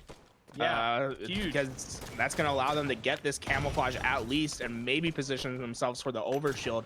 Super CC is there. The camouflage did get grabbed. Soul Snipe gets caught out of position. Super CC with the great positioning right there, but heads up play from Talik not to reveal his position. Now he's going to start running. Oh my God. I mean, what awareness from Talik right there. Scariotic is able to get that overshield, but Talik takes down his teammate across the map. And he heard him land, bro. I swear, I need to figure out what Scariotic's ENT recommendation is after this game, because there's no way he's gonna have any sort of hearing ability after this game with how cranked up his Astros are right now. Yeah, they are totally at 11. He heard every little clank of the Spartans' boot and that nade. That was such a good prediction nade. It just landed right in Talik's face off his spawn. That's how in tune these players are into the 2v2 right now. Oh my, the reversal, and that'll do it. Scariotic and Super CC ending game 2 in dominant fashion once again. Both games not even looking close. I think it's exactly how you called it, man. We're going to a reset for sure if this keeps up. I mean, I've watched plenty of these Money Twos lobbies. I've seen these players put up their own money to play, but there's something about this prize pool. You know, they're playing for $1,000 right now, and it's bringing out their best gameplay. Scariotic and Super CC have looked different. I've never seen them perform at this level before, and it's scary. This is what I want to see in Infinite, is these top AM players, these top Halo 5 talent that we've been seeing play throughout this. If they can play at this level come Infinite, we're going to see some exciting shakeups in the top talent of Halo Infinite, because this is absolutely incredible from Scariotic and Super CCs. But we're seeing individual moments from Mr. Soul Snipe and Talk, but they're not able to translate that into continued control. We're seeing great individual moments. They can't get them back to back, and that's where I've seen Scariotic and Super CC succeed. Scariotic goes, he gets that reverse ninja, whatever the hell it was, over in that closet area. He goes down, lands the 5-shot in bottom tower, and then propels that forward to put them into a spawn trap, get the next camouflage and overshield, put them to work. It's absolutely incredible to see these players playing right now, and the amount of reversals we've seen from Scariotic and Super CC is too much. Tolic need to start getting their shot to be a little bit better. They cannot afford to lose pivotals in this next game. Scariotic's a shooter at the moment, just not backing down from any challenge, and I'm not expecting it anytime soon. The guy is just building more and more momentum as these grand finals go on. But honestly, if they get the reset, it is a marathon, man. We're going to be going into some serious games. Both are going to be best of 5s. I know it's going to really be in Scariotic and Super CC's favor if they can get this game. This win is going to be massive. If they're able to grab this, it's going to be the biggest. It's going to be the biggest in their favor because they're not going to be able to play as long as Soul Snipe and Talik are because they've been able to rest. They've been able to chill a little bit. So their energy is going to get spent. Scariotic and Super CC are going to get spent if they have to go to 2 best-of-5s, or I mean the full 5 games. I was gonna say I might have spoken too early because of the start that Mr. Soul Snipe had right there. That was dominant, Mr. Soul Snipe. That's what I expected to see from him. But then he loses those easy snipe shots in that yard where I usually expect him to hit those snappers, and he gives that sniper rifle over to Scariotic. But it was a great start from Mr. Soul Snipe and Talik. They're able to get that overshield off the rip. They have a bit of a lead right now, but they have to get that sniper out of Scariotic's hands. Scariotic takes down Mr. Soul Snipe. I'm pretty sure that was another reversal medal for Scariotic because there was no way he should have came out on top in that fight over there. He's able to reposition with his sniper rifle as Super CC still just controlling the mid of this map as Scariotic finds Soul Snipe once again, doing it to him off his respawn. And this is where it gets dangerous for Mr. Soul Snipe and Talk. You can't let Scariotic and Super CCs get you isolated and win their individuals because right now they're not losing any individual fight. You have to get the team shot going. That's a good sign from Scariotic. I mean, for Soul Snipe and Talk right there to go back, get together, find that kill on Scariotic. Now they just need to do the same to them over in this loop area. Attacks are doing the best they can to really just play this one out, make as good a team effort as possible. Like, they have been getting outplayed individually, so they need to make sure they focus on each other. And this is exactly what I'm talking about. Very good job baiting out that player right there. Good awareness of where to be on the map. Plasma pistol in the hands of Talik.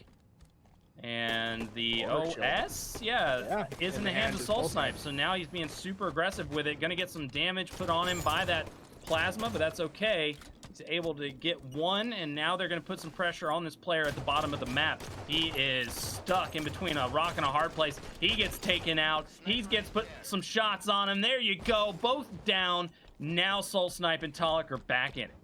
That's the best collapse I've seen from Talik and Mr. Soul Snipe all day. If they can do that once again, they can absolutely take these games.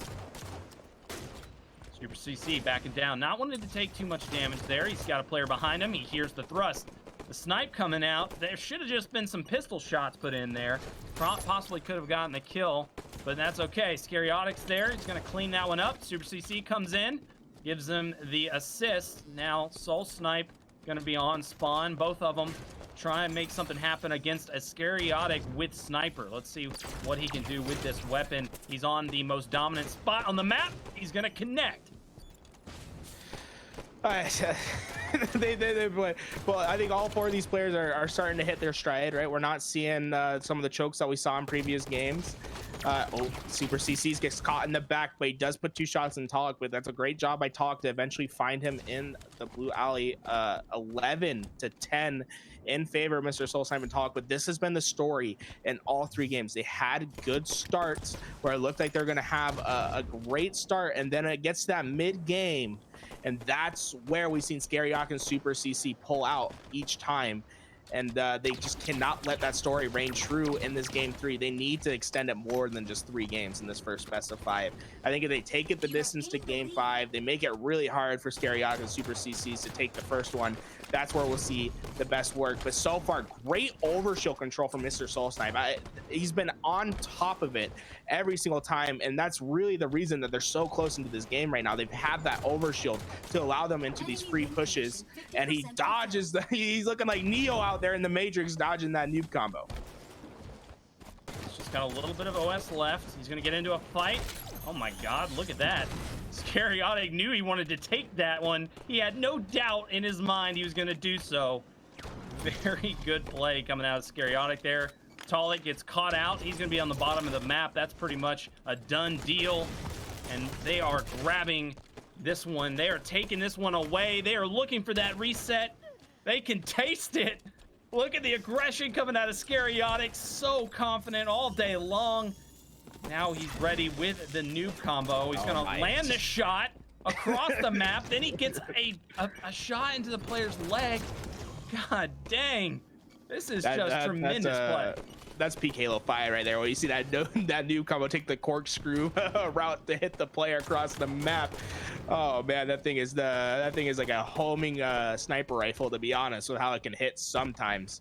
But he does eventually get away, and Scariotic actually falls from Mr. Soul Snipe, and Soul Snipe clutches up on the second kill with the help of Talik. That's gonna be putting a little bit of a damper on the momentum that Scariotic and Super CC just built. With this sniper rifle coming up and the overshield within the next 30 seconds, they can start to pull away in this game, but they cannot afford any easy deaths as Talik finds his 10th at the U-turn. Soul Snipe needs to put his namesake to work, hit some shots with that sniper rifle, and he misses the critical shot on Super CC. Evades as he's gonna get away with that sniper rifle, and this is beautiful from Scariotic, getting that positioning at LR in order to take off that angle to the overshield. And this is just beautiful gameplay from the blue team, and Super CC hits the snipe shot at Flower Door. And oh, great job by Tom. You can't afford to give up that overshield if you're Scariotic and Super CC right there. Yeah, that was a big miss by CC. I mean, it was a tough shot to hit. Ultimately, it was just a bad play by both of them to give up that OS. That OS does get taken out. Oh, baby, Super CC is not missing.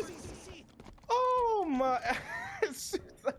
I think he shot him through the little tiny gap between the glass and the handrail. Like that's absolutely insane. And this is where we talked about it. It's close up to the mid game, and then when we get into the end game, that's where we've seen Scariotic and Super CC taken over again and again. The story reigns true. Soul Snipe has one sniper bullet to work with. We'll see if he can put it into someone's head and to start building some momentum, because they cannot afford another death. If it gets to 23-17, the comeback is impossible. It's improbable right now. Impossible if they give up another death. Only one shot, one opportunity. Scariotic is going to be able to pick up that nade kill. Soul Snipe does get the shot and the beatdown. We see Scariotic all day jumping into these fights. Oh no. He is not going to go down, man. This is crazy. Oh, dude. And here we go. This could be game. There you have it. We have a 3-0 in our grand finals. It is going to reset the bracket, and we are going into a new best of 5. That's just... I don't know what I have to compose my thoughts. 90, like, Scariotic and Super CC have had this cloud hanging over them, especially Scariotic, that he's not a person that can perform when the crunch time is there, when there's money on the line, when you're in this high stakes tournament profile. And he's done it today, and he's done it with flying colors. He looks like he's the best player that entered into this tournament. He's winning his individuals. If we could actually click on his name, I want to see how many reversal medals he had that game, because he's absolutely playing out of his mind. He is the definition of cracked. He is the definition of the best player in the lobby. He knows that he has supreme confidence in his shot, and Scariotic is performing to his best ability today, and Soul Snipe and Talik have to stop him somehow. Yeah, let's check out those medals. I do want to see that, see if you're right about that. I mean, he just was incredible, honestly. Like, every single step that we saw, just back to back to back, doing an amazing job. Did he get any? I mean, that's Soul Snipe's. That's Soul Snipe's POV. Oh, okay. Whoops. We got to go over to Scariotic. I would legitimately be surprised if Scariotic did not have some sort of reversal medal, and he doesn't. I don't know, man. The man's just out of his mind. It seems as if every gunfight he's down a shot or something, but maybe that just speaks to the team shot between Scariotic and Super CC, that they've been able to get each other's help relatively soon and keep each other alive, because this is just some of the best gameplay that I've seen. Yeah, it has been pretty nutty. I mean, honestly, I thought Soul Snipe was coming out real strong after the winners finals, and I thought he would have bring that into the finals, but I think you might be right that they just got cold during their break, and they have not been able to come back from that whatsoever. It's looking grim right now. We're going into the second set here in the grand finals.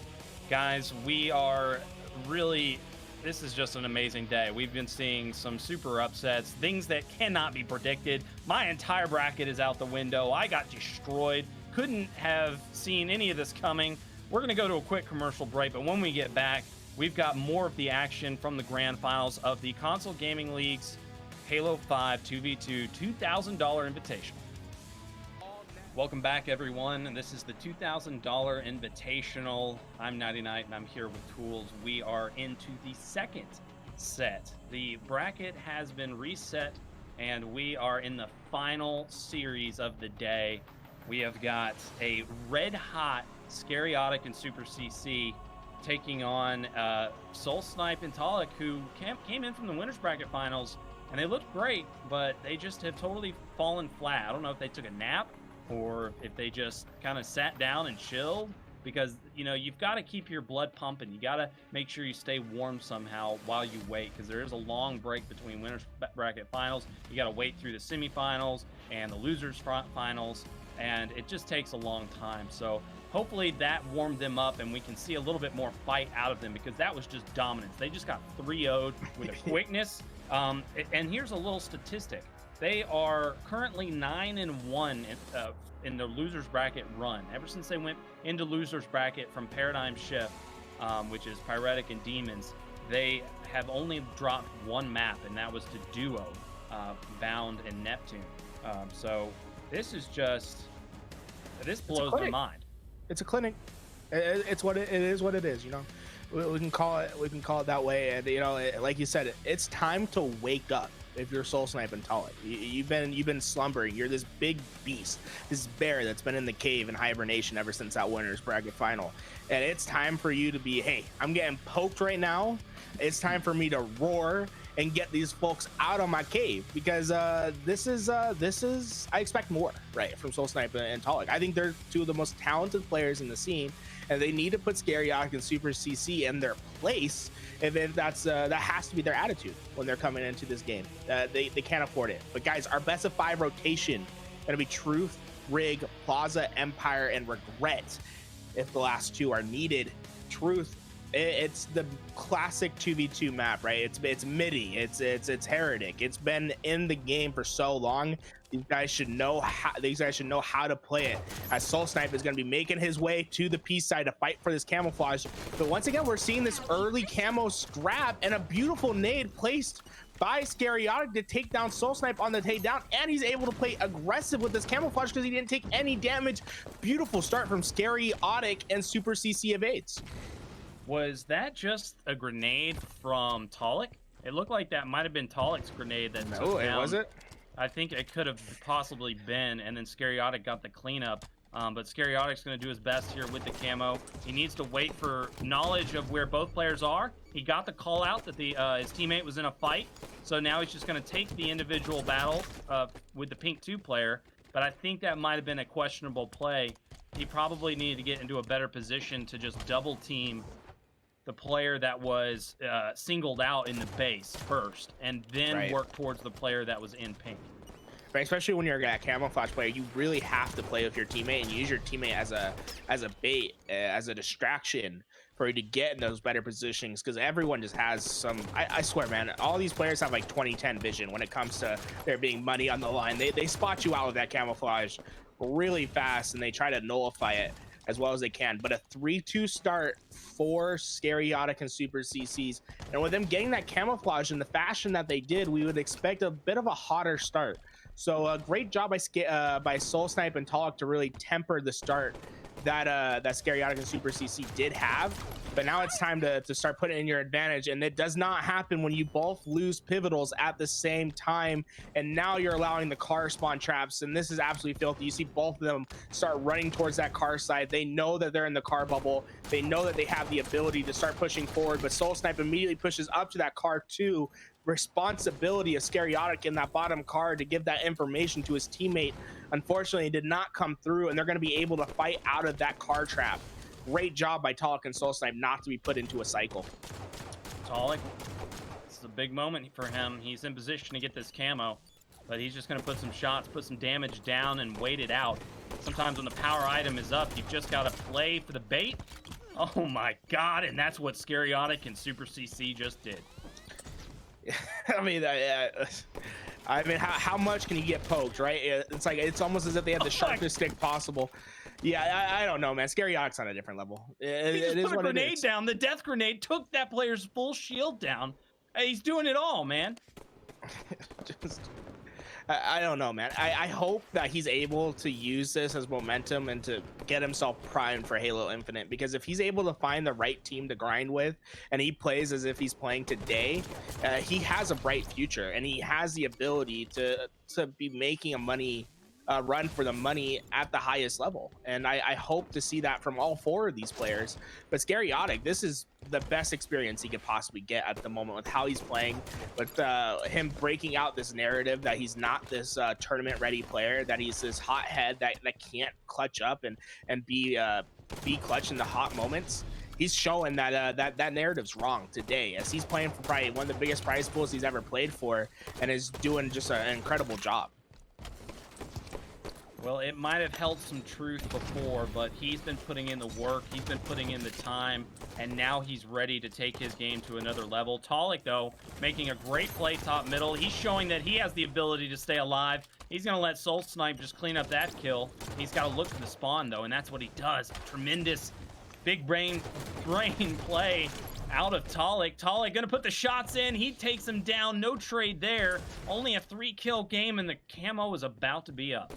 Yeah, great awareness from Talik to reposition himself, to start looking over at that car spawn.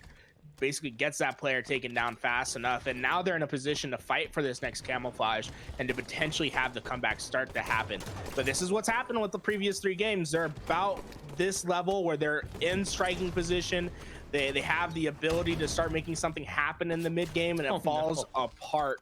But I believe camouflage did go into the hands of, I believe that's Soul Snipe who has the camouflage.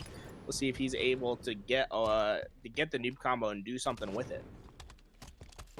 Yeah, he's just gonna keep his teammate alive. That's what he needs to do. Oh my god, never mind. CC just rolls in and takes him down. Eagle.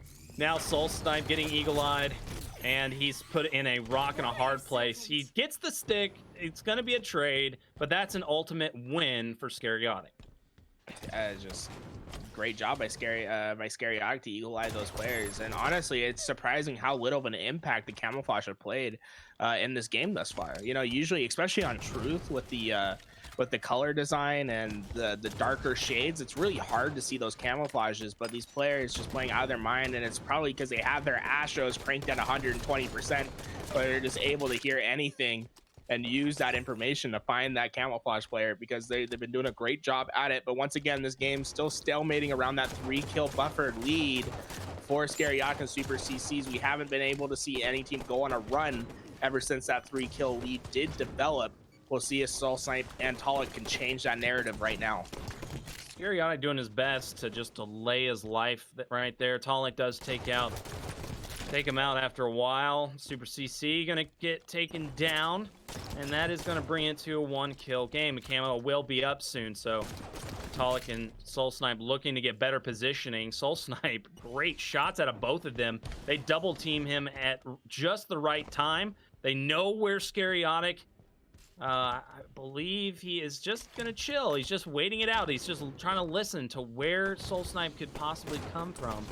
And I'm really liking the play out of Scariotic. He's going to be top middle. And then Super CC goes in, gets the beatdown. Scariotic going to win the day. That's the camo about to be up. Both players are down for Talik. And there it is. We've got the camo at around the 33-second mark. So look for that to be up at 3 minutes, 33 seconds. That's going to be a big, big minute. Yeah, and if Scariotic can put this camo to work and start to build out a lead once again, it might be too much to come away from as Scariotic gets the stick on Talik and immediately challenges for Soul Snipe, but Soul Snipe has a blueberry primed and ready for him. The camouflage once again getting nullified early on in its grab, and it's only played an impact for about 15 seconds, but it did give them a 2-kill buffer. We'll see if they can use that to keep the lead into this end game, as we maybe have one more camouflage left depending on how slow the game is, and after that it's just going to come down to these individual slays.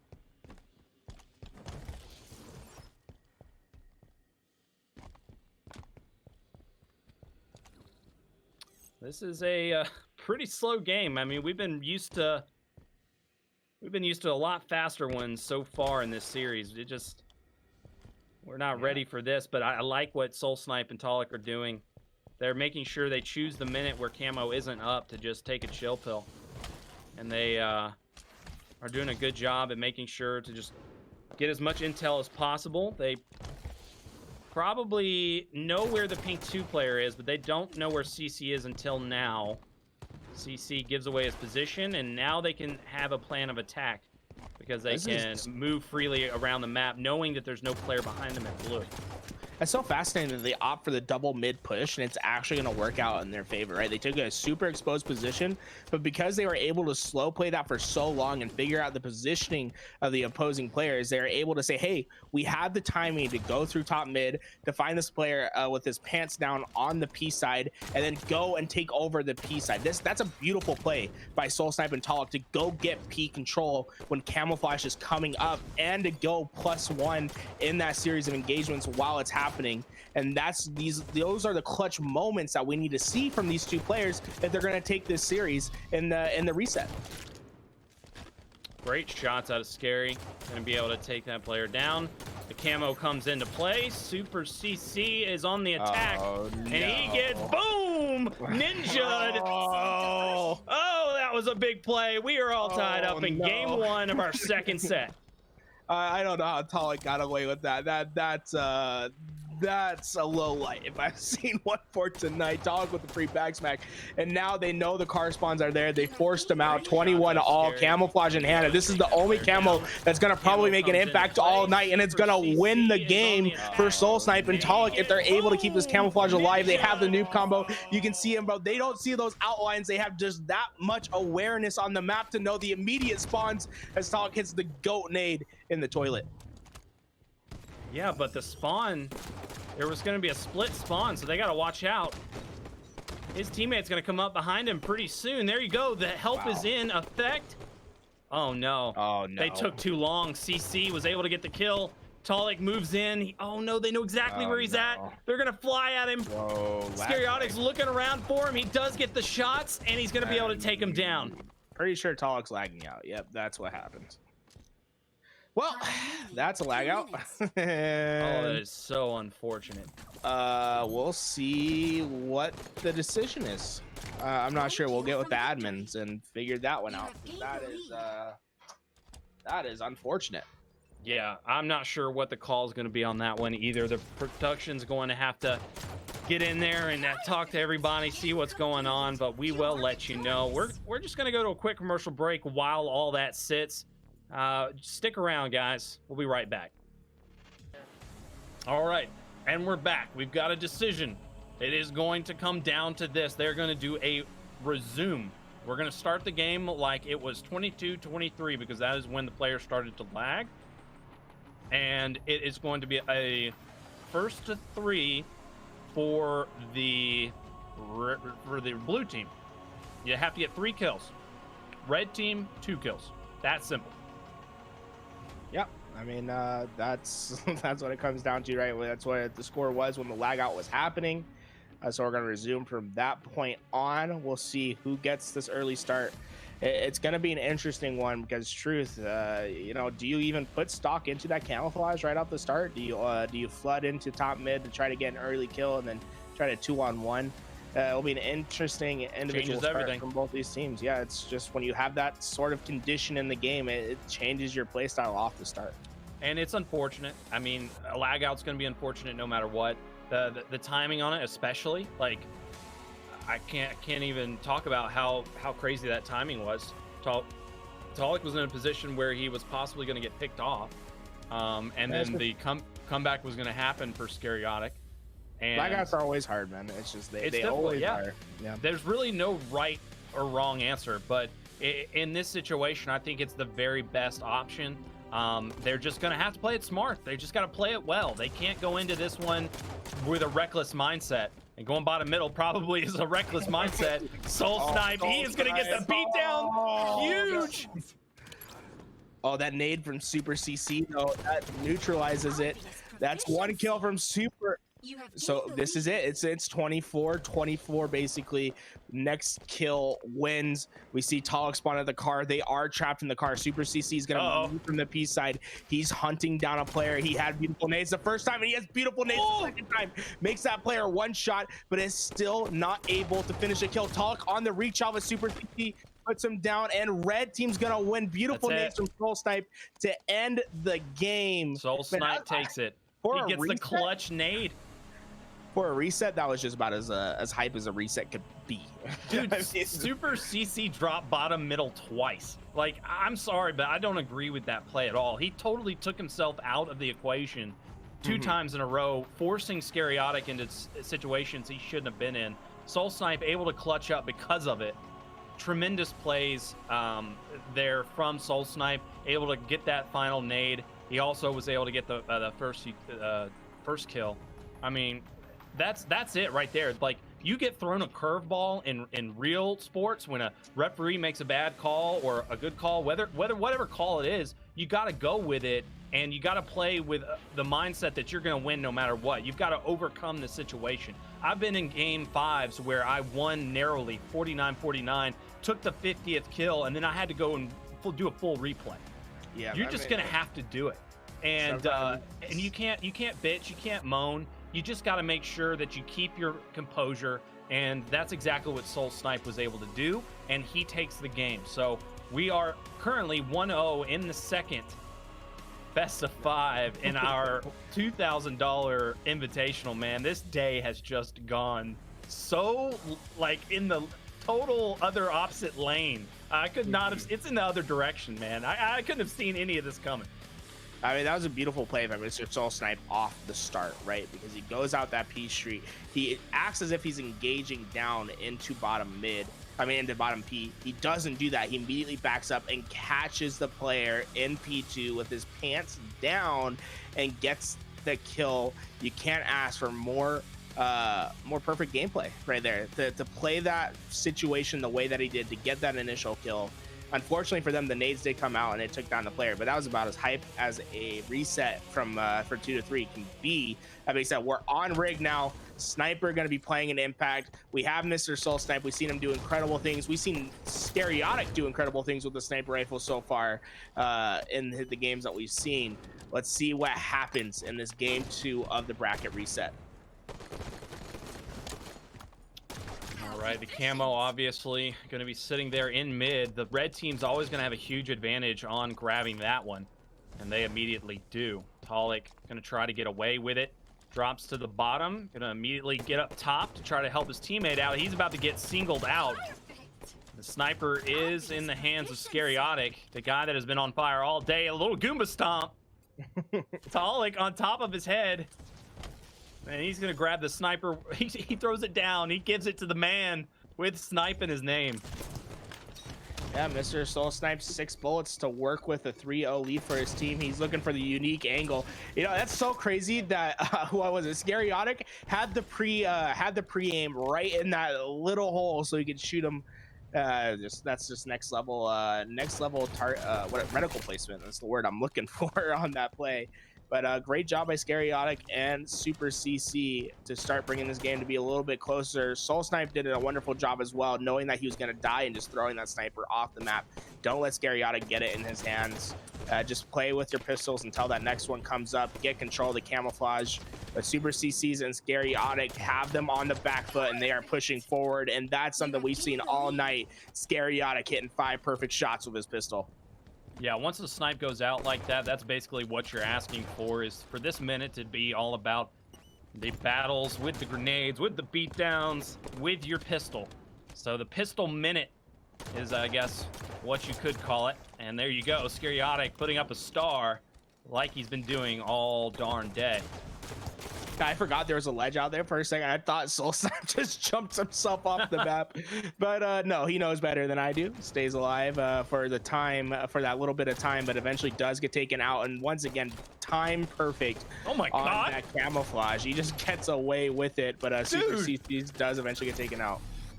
Oh man, that is just man. The teamwork. The teamwork out of both teams is just exceptional. Absolutely, and it's just a question of who can do it in the end game, right? I think when we get to that 15 to 20 kill mark, we always going to see these teams really tighten up and be close. It's just every single time. We saw it 3 times from Scariotic and Super CCs that they clutch up. The last time it was Soul Snipe and Talk. We'll see if they can start making that more of a norm in their gameplay, as Scariotic and Super CC are trying to hunt them down on the tower side. The trade comes through engine 2 to tower 1. Scariotic just creep walking at the top, trying to find this player. He eventually opts to put his foot on the ground, and he is going to make some noise. He does not know where this player is. He eventually does find him. Oh my, yeah, scary. And the fact that he took no damage is just great for Scariotic, because now he can just get right into position to fight for the sniper rifle. Yeah, and Soul Snipe is in a tough situation here. He is going to get taken down, and then the double team comes in onto Talik. Talik not going to be able to grab a trade. Never mind. I spoke too soon. CC gets shut down. I don't know if I agree with Super CC pushing. I don't know. Killing Frenzy. Oh my God, Scariotic. Okay, well, yeah, like I said, Scariotic's proven himself today. This is insane. The fact that it's 15-6, he's on a killing frenzy. They're on a bracket reset. He has the sniper rifle to work with. Scariotic has just been putting it to work as he finds Talik for free. Once again, Super CC gonna get trade out on the opposite side, and then the sniper just does not miss at the moment. He pushes back. Is he ready for the spawn? Does he hit it? He hits the body, but not the head. But the nades come in from Super CC. Scariotic is playing at the next level. This man is an absolute bully. Good God almighty, man. Just some of the plays he is making right now is very much what you've been saying. He has been playing some of the best Halo 5 2v2 games that I've seen. Honestly, like, he is at a different level right now. He is a man possessed. It's just absolutely unreal. And it's funny, the only reason he got killed in that situation, he's got a little too greedy. He wanted the camouflage when he didn't have the timing. But so Mr. Soul Snipe, you know, he sees his opportunity, and that's why Mr. Soul Snipe and Talik have played at the highest levels, and they played so well. Mr. Soul Snipe, I always say, getting that top 8 finish, top 6 finish, actually, I believe, at DreamHack Atlanta in 2018. Yes, sir. It's because he's able to take these mistakes that other teams make and really push them as far as you can. He's gonna get this camouflage. He uses it to go +3 for his team and to start tightening up the kills right towards the end. They can't afford too many more deaths, and they're doing a great job baiting and switching in that situation. They're tightening it up. And like I said, when we get to that 15 to 20 kill mark, that's really like when it seems like this game starts to get a little bit closer, and then we see his team start pulling away towards the end. But Talik finds Scariotic over in that bottom engine, and once again, it's been a cycle of Scariotic and Super CCs individually pushing and dying. Is their hubris getting to them? Have they won too many individual fights that they forgot how to fight like a team? Super CC trying to make a play into the tower. Not gonna be able to do nothing. Oh, that lunge takes him out of the field of that grenade and lets him survive. Mr. Soul Snipe now has his individual. Talik and Soul Snipe have been baiting and switching like professionals for the last 5 kills. And then Soul Snipe puts the capitalization. Oh my, Soul Snipe. Yeah, and then he gets that sniper rifle, and we know what Soul Snipe can do with it. He has 8 bullets to work with, down by 3. You know, we were getting ready to call it for Scariotic and Super CC, but Mr. Soul Snipe and Talik have roared on back. The camouflage is up. Soul Snipe able to get it, but he chokes his movement. Is he able to stay alive? He's trying his best. He's doing the double. Oh my God, man. Great movement to get out of that situation. Bad movement to be in that situation, though. Great recovery from Soul Snipe. He knows a player's hunting him down. Oh my God, man. He regained his shields. He waited till the very last second, and now he has got a perfect position to get back into this one. I mean, Camo Sniper. These players just need to hide, honestly. Scariotic and Super CC, they just need to chill. I mean, honestly, they're spiraling out of control right now. I think it's a 1 to 10 kill differential between like the last 5 minutes that they've been playing. Soul Snipe and Talik have been absolutely taking over this game, and Mr. Soul Snipe showing why he has the word snipe in his name, as he's just hit every single one. thus far as he's once again looking in this connector, and the team shot comes in. They are getting the pinch. That player does not Wingman. stay alive. Yeah, the wingman, I believe he's on a killing spree as well. So, I mean, the last 10 kills he's been alive for. Ew. This guy is set up to do some good things here. Just needs to make sure he plays this one smart. He's getting shot. The player's going to rush him. He hits the body. That's the best thing he could possibly do right there, besides hitting a headshot, of course. But making sure to back that player down. But his teammate, oh, there you go. That's what he needed. 2 more shots to work with. He's going to attempt to do something big here. He's going to run at Scariotic, see if he can land these shots. Scariotic bails. He's like, no way. I'm not challenging that guy.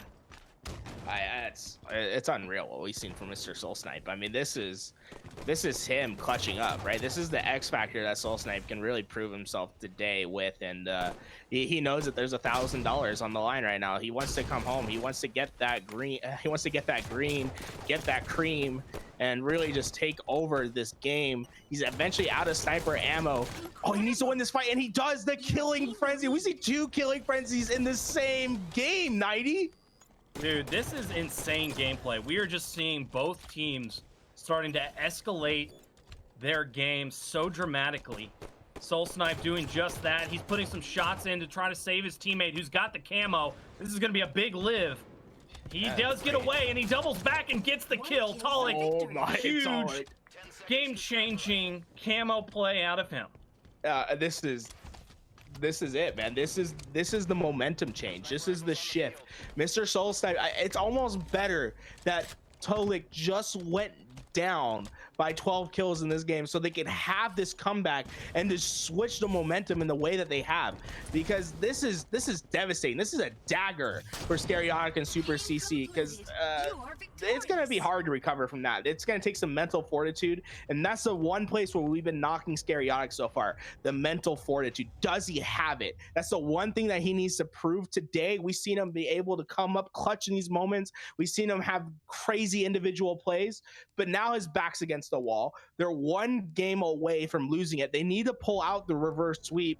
This is absolutely, we couldn't have asked for a better storyline, 90. Absolutely. This is the best tournament I've seen in a really long time. Yeah, honestly, and this much money on the line, I couldn't have asked for more. $2,000, $1,000 for the winner of this one match alone, 500 to the second place. That's a big difference there.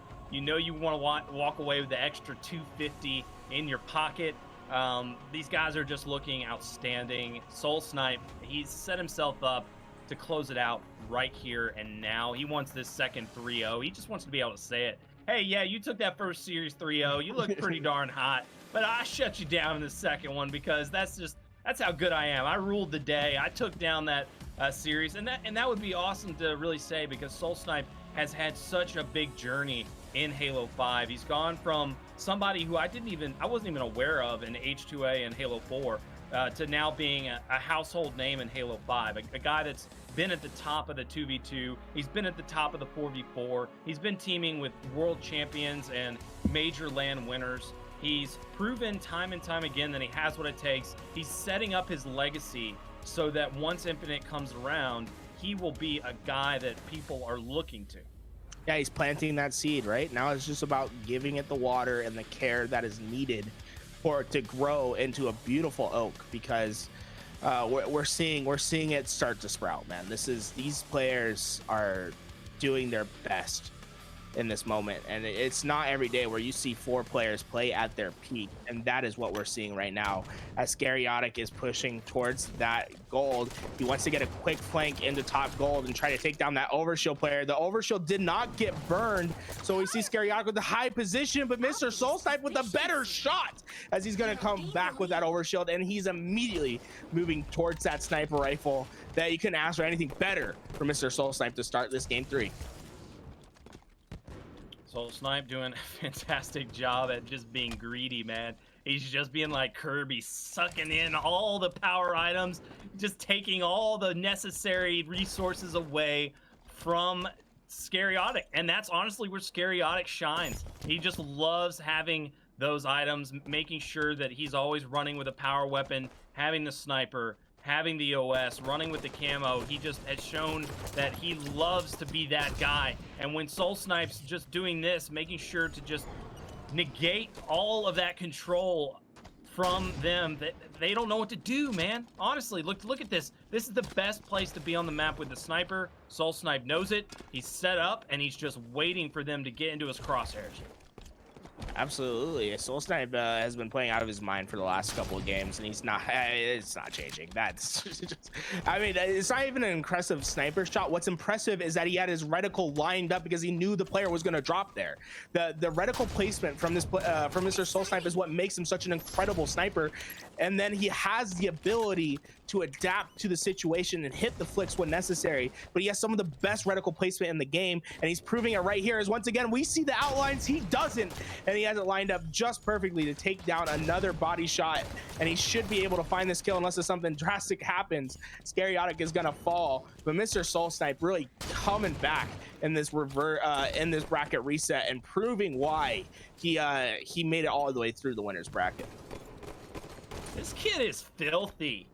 This man is so dirty right now. Like, he is just on another level. He is back at what he was in the winners bracket. He finally woke up. He had his little nap. Now he's feeling fresh, and he's got it back, man. Look at that headshot onto CC. Look at those nades. I didn't even know those nades existed. Oh Yeah, my God, those are beautiful. Deep down, man, he looks like a Chad, but deep down, he's a nerd at heart. He's got the 6 spots. He's got the nades to throw, and he's been doing a great job thus far in the series. Has he even died yet? I mean, I don't recall seeing Soul Snipe dying, but I could be wrong. I think he just died. But that was a great start from Soul Snipe. Super CCs and Scariotic finally in a spot where they can start slowing down this game. The sniper rifle going to be coming up in about 7 seconds. Scariotic caught with his pants down at the benches, though, and who else to take him down but Soul Snipe?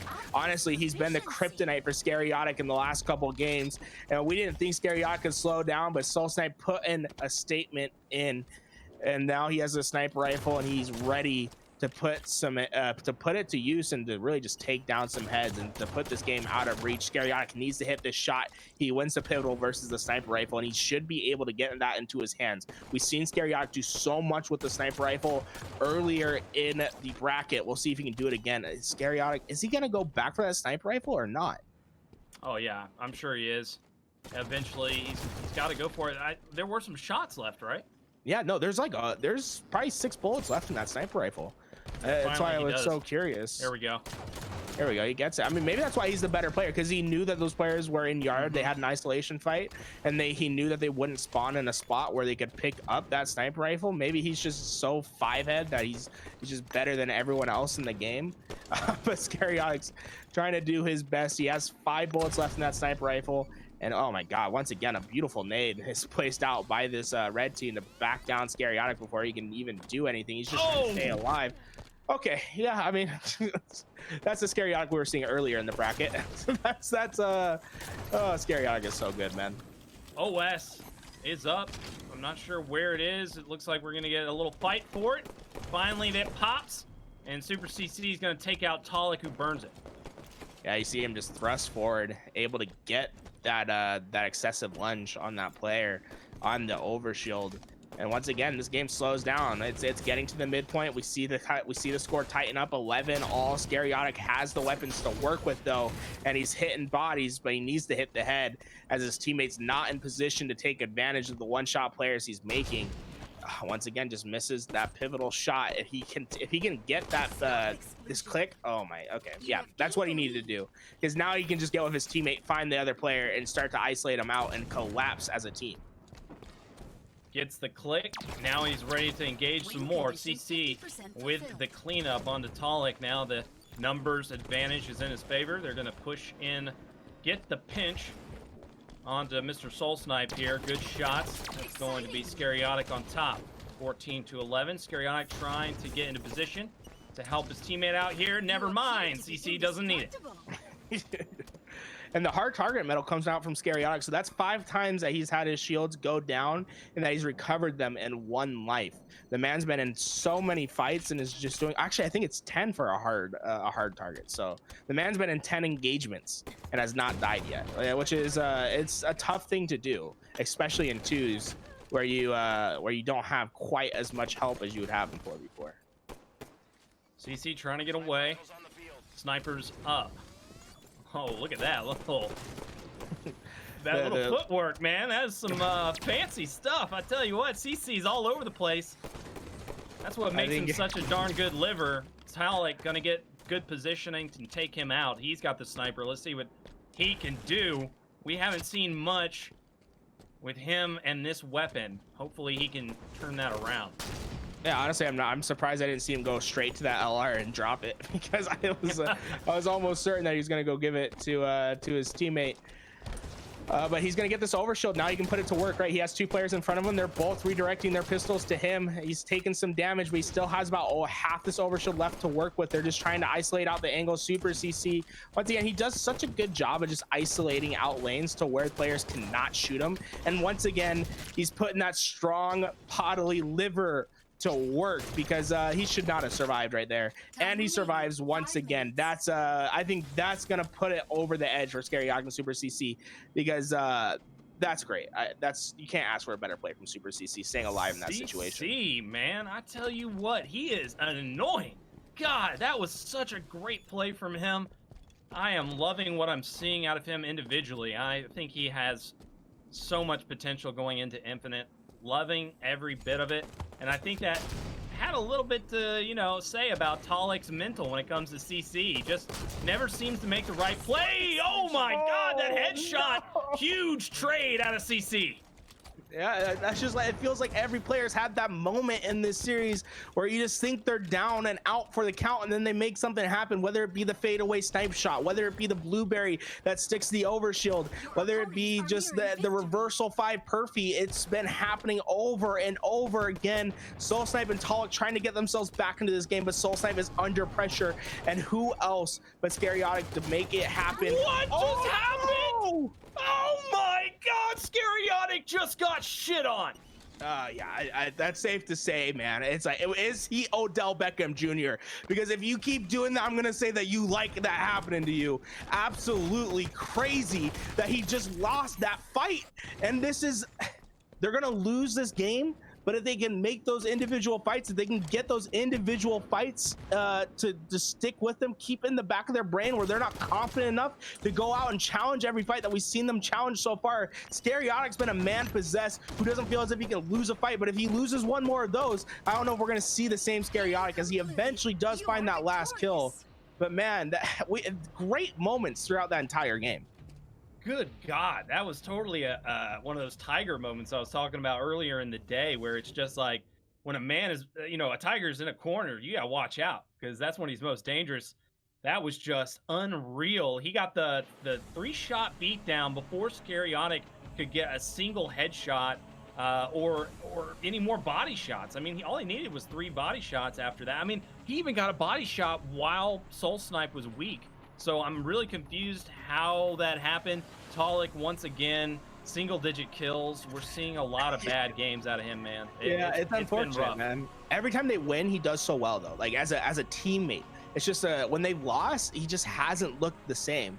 And I don't know if that's just because he doesn't have as much 2s experience as others people. But I don't want to talk. I don't want to speak for Talik, because that's actually a good point. I've really never seen him in any of the 2s. Like, I mean, I've only seen him when he was playing in the qualifier. I never saw him in any of the other community 2s get too far. Can you?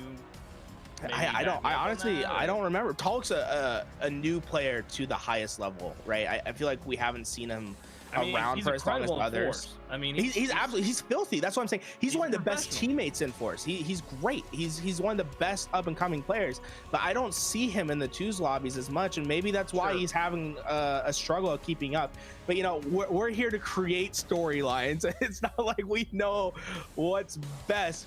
But once again, Empire the double dilemma, overshield and camouflage to worry about. Scariotic gonna be playing for that camo. In fact, he's gonna secede that camo to find that player at bottom mid. He's gonna let Soul Snipe get the camouflage. Question is, can he get away with it?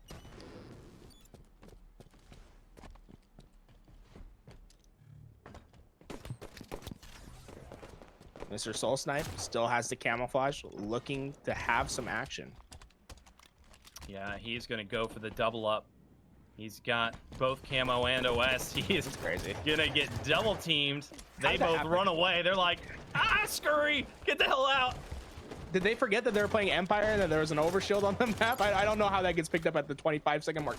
Maybe it's a gentleman's agreement to say, hey, we don't want to play for both of them at the same time, so we're gonna make sure it's camo first and then overshield. Look, dude, I know you're a nice guy, but you need to seconds. chill with that gentleman's agreement stuff. Yeah. That's not what we just saw. What we saw was a good old-fashioned choke. Choke. I feel like they're folding under the pressure, man. Soul Snipe and Talik are just have been coming back hard in this reset. They've looked like the better team since the reset. I was surprised that they lost that last game because they had so many great moments. But is Empire the Achilles heel for this team? Are they going to close it out right here with this camouflage and overshield control that we saw in the start? I mean, that's a good sign for Soul Snipe and Talik to not have this go to a game 5. Super CC and Scary got to start figuring out how to be better on that power up control within this next minute. There haven't been too many good signs, but I'll say this: Talik winning his individual battles against Super CC, that is a good sign because he has seemed to have the mental against him all darn day. Now we're seeing Talik getting beamed. He's almost getting double teamed. He needs to just take a break from peeking. He needs to regain his shield. And now he's waiting for his teammate. He's probably getting some comms right now. Soul Snipe's probably telling him, "Hey, let's just wait for this camo. Let's make Honestly, a play I off." hate this. I hate this 90 from blue team. Like, why are they giving up the camo again? Like, Soul Snipe does get traded, so maybe they had good angles or Jesus something. But Christ. I say I hate it, and then they clutch. Yeah, Did you just see that? that is yeah. We don't talk Talik, about man, that. come on, man. I mean, you got to get a trade at least. I mean, things didn't go in your favor, but I mean, those were some easy shots he could have landed. Talik, oh, you're scaring the hell out of me, brother. Well, Soul Snipe's able to get that overshield. So they burned the camo, so they have the exact time on the camo, and now they have the overshield once again. Interesting strategy from Scariotic and Super CC, not really to play head on for these power-ups thus far. But that being said, they're tied 6-all, and they haven't had one power-up in the game. So, I mean, what's going to happen when they do get a power-up is my question. Yeah, they just can't let him. Soul Snipe needs to be greedy as hell, like we've said. He's just been gobbling things up. He is the Kirby today. Oh my God! Perfect grenades out of CC. It's so nerdy, man. It's so nerdy how these guys just land the perfect grenades. Talik's in trouble at Tower 1. Another nade gonna come out and take him out. But we've seen such great positioning, such great reticle placement, and beautiful pre-nades throughout this entire series. These guys have giant glasses on their heads because they're gigantic nerds with the amount of time and practice that they put into learning these grenades on each map. Hey, trying to be a little sneaky beaver right there. He does a great job at it. CC gonna take him down. Soul Snipe in an individual battle. He jumps back out. He is not scared of Scariotic whatsoever. Soul Snipe is the alpha today. He has been wanting to win this tournament so bad. You can see it in every single moment we watch. He's just been a totally different beast from what I've seen before. He has been improving so much. He was already a god, but now he's reached a different point. Talik really needs to step it up here, just carry his own weight a little bit more. Camo is in play. Soul Snipe gets it. We've got a 4-kill comeback to make happen. They've got plenty of time to do it. Oh my God, was that a ninja?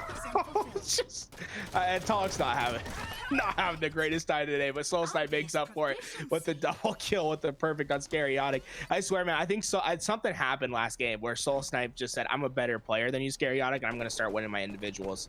Because I feel like I haven't seen Scariotic come out on top on the individuals. And once again, Mr. Soul Kirby is coming out and getting all the power-ups.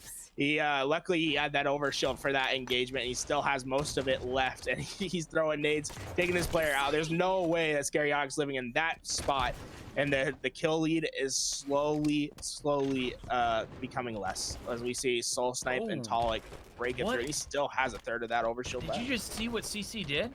What did he do? He was able to block his spawn. He knew that they were going to get the spawn kill on him if he jumped out too soon. So he just let his teammates spawn across the map. It's interesting that they forced out a split and they're still able to get back together without an engagement on the map. I think that has to do with the geometry of Empire, where there's a lot of hidden lanes that you just can't keep eyes on. But once again, you usually don't see splitters able to get back to each other without an engagement on the map. Yeah, that was a little bit of a slip up. Very nice blue hat there. And this game is still close as hell. We've got it 6 minutes remaining. This next coming minute is going to be big. We've seen the camo and OS go in the hands of Soul Snipe 3 times? No, 2 times. 2 times now. And let's see if he can get a third. He's going to need it. Talik is having a rough time. He is just getting beat up. Yeah, it just seems as if he's not able to get his shields back and keep them for very long, as he's still in this tower. His camouflage is going to be coming up soon. He's watching the tower 1, but no one is coming. He's going for the quick flank now, but they've given up the camo during that time, and Talik is nowhere to be seen when it comes down to finding that kill. And Scary Onyx able to stay alive, and Super CC finds the kill. And I think that's probably gonna put it over the edge, because now they have the camo in position to fight for this overshield, and Scary Onyx doesn't lose individuals when he has the power up in hand, as he's going to take down Mr. Soul Snipe, and that should give him the overshield. And he said, hey, double it up, buddy. I mean, you're hitting every single shot today. You've been going crazy. I can stay alive without an overshield. It's in my name. Let's finish out this game together. Yeah, give him the Juggernaut capability. He is the Juggernaut, and he has been doing a fantastic job. There you go, big double. Oh, that's a flex, man. He just stood still. He stood still and find Mr. Soul Snipe. Oh, that's a flex. Oh, that's so bad. Hey, Talik, let's go. You won one, buddy. Oh, yeah. It's been a time coming, but he eventually does find the help for the double. All right, anything to get Talik back into this one. Really needing to see him step this one up to help out Soul Snipe. Soul Snipe's been doing such an incredible job. There you go. He gets the pick, the beatdown onto Scary. That is going to be a 2v1 scenario for the moment. CC is going to be playing sneaky. He gets the stick. Oh, he gets the trade. Oh my God, CC, just a playmaker. I mean, that's what he is, man. He has that little X Factor ability. He comes up clutch in these moments. There's a reason why he's just one of the best Halo 5 players, especially. I mean, he's doing this in twos. I don't consider Super CC to be that traditional twos player. I think of him more as a fours player, but he's coming out and he's doing great work today with the double kill from Mr. Soul Snipe. Gonna be able to make this game still in reach, as they're playing outside for the overshield. Camouflage because it's coming up. I would have liked to see Talik just book it back to the tower and get control of that camouflage and let Mr. Soul Snipe just milk his life. Question is, who gets the tower spawn now? It's going to be blue team probably. Oh no, we see them with the blue spawn, but you see them immediately moving to tower. We're going to have an engagement in a second for this camouflage, and then they're going to immediately have to double back for this overshield. Yeah, Scary's just going to get away with it. Honestly, he knows what to do here. He just wants to step away and just ignore the two players, not even try to make anything happen. Oh, look at that. He knows if he went for that OS, he would have gotten immediately melted. So instead, he goes for the easy cleanup, and then CC gets the second player. We are going to a game 5. Yeah, and game 10. This is game 10 of our grand finals. This is going game 8 all the way. Game 8. Right, because it wasn't a 3-0 to start. Wait, what? Game 8. Right? Am I on the wrong game? Right, because I think the first series was a 3-0, no? Gosh darn it, you're right. Okay, game 8. We're going to game 5. It's been a long day. I just... Yeah. And honestly, like, I just want to say, man, like, I expect more from Talik, because Talik, I think, is the most talented player in this lobby. and he hasn't been able to do what I expect of him today. And this is his time to prove it, right? Take over this game 5. Take over this game 5 and show why you're the best player in this lobby. Because I honestly believe he's the best up and coming player in Halo 5. Who, Talik? And yeah, Talik's been taking over the scene the last year, and to see him not perform to his best ability in this 2v2, it makes me. I don't know. I think I put Talik over Bound the last couple months. I have really high hopes for Talik. I think he's been, the last couple months of what I've seen from him has been extraordinary. But I think, like you said, I always forget about Bound. Bound's crazy at this game. So well, Talik has been to LAN. He's been to a major. He's proven himself. Talik is that professional Halo 5 player, and he's here in the grand final. So yeah, I agree with you. He is really just still staying on his grind. Yeah, and this is it, man. The final map. This is worth $500 to these players, and Super CCs gets away with that overshow. He's trying to hunt down that player. He does just that. An early 2-0 start for Scariotic and Super CC. They were down 2-0 in the reset. They're trying to bring it down. They're trying to bring it back with a reverse sweep. I think they can do it. Let's see how fast they opt to play this. Well, so far they have just taken off. CC, big double from him. They're going to block the spawns, and they know exactly where the spawn is going to be. There you go. The damage is being put down by Scariotic immediately. Now CC is going to try to fly in and help him out. Scariotic gets the kill onto Talik. Oh, a flying Soul Snipe gets the ninja on the OS player. Huge plays out of Soul Snipe. He's not going to be able to win the individual, though, against Scariotic. Scariotic shuts him down. Scariotic is not missing a bullet. But Soul Snipe, man, he has been putting his heart and soul into every game. Oh, man. Oh, no pun there. Yeah, I mean, he's playing. They're playing incredible, man. To be honest, this is great from Scariotic and Super CCs. They start off strong and they get that opening overshield and they use it to their best advantage. And now they have this lead. But Talik and Soul Snipe did just take over the top half of the map. Let's see if they can use this better positioning to find themselves a couple opening picks and then use those to start putting them onto a cycle. But Super CCs with the quick flank, he needs to find this kill. He can't afford to let this go to waste. But Talik challenges right back out and finds that kill. Scariotic with the quick shots on Soul Snipe. Talik loses his individual versus Scariotic, and that's gonna cost, as now Scariotic can go into this top and get the position, and he knows the next spawn. The Pivs, baby. Scary's been on top of him all day, winning them, winning them, winning them. He has been looking absolutely fearless. And Soul Snipe there, he's the same way, man. Like, he matches them, able to take him down. Soul Snipe in a good position for this OS. He grabs it. It's going to be up in the next 2 minutes, so watch for that. This is fine. They've got plenty of time. If they can put this OS to use and minimize the damage taken, make sure to not get hit by this plasma pistol. That would be devastating. Soul Snipe has to make sure that doesn't happen. Guess what happened? He got smacked. He got absolutely demolished. And now Talik all alone. Oh no, it's happening. Oh, yeah, they have him on a cycle now. They're in the correct. Oh my, what sensitivity does Super CC play on? I always forget that he plays on like this super high sense, but he's gonna immediately look towards the spawn. The split did happen, so unfortunately for Super CC, he's stuck in this P tower. He's trying his best to stay alive, and that's a great break by Mr. Soul Snipe and Talik, because they were in a dangerous spot right there. It was looking as if Scariotic and Super CC were gonna take over the game, but they both win their individuals, and now it's gonna be putting Scariotic and Super CC on the back foot in their own base, where the possible collapses can happen. Soul Snipe, when the ultimate positioning on the map, spots out one. Also getting some comms that there's a player behind him. Never mind, there was no comms at all, no intel. He heard the charge up and turned, called it out. Talik all over him. CC gonna be able to clean him up. Soul Snipe just gonna back down. He doubles back though. He's going in. The players are both together though, so that is a bad challenge. Doesn't want to take that one just yet. Talik's all by his lonesome. He's in an individual battle with CC. He does win it. That's a good sign there. Scariotic was trying to make something sneaky happen. He almost got a huge trade. Absolutely. Soul Snipe does find that kill at Scariotic in the bottom. They're only down by 3. And considering that they were down, I believe it was 8-1 or 8-2 to start the game. That's they're perfectly fine at being down 9-12 now.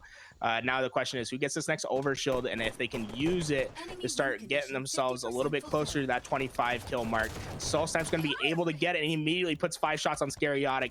That is one of the most commonest reticles I've seen from these players. He just immediately lines it up, lasers down that player over at the P Street, and is moving back to top mid with his overshield.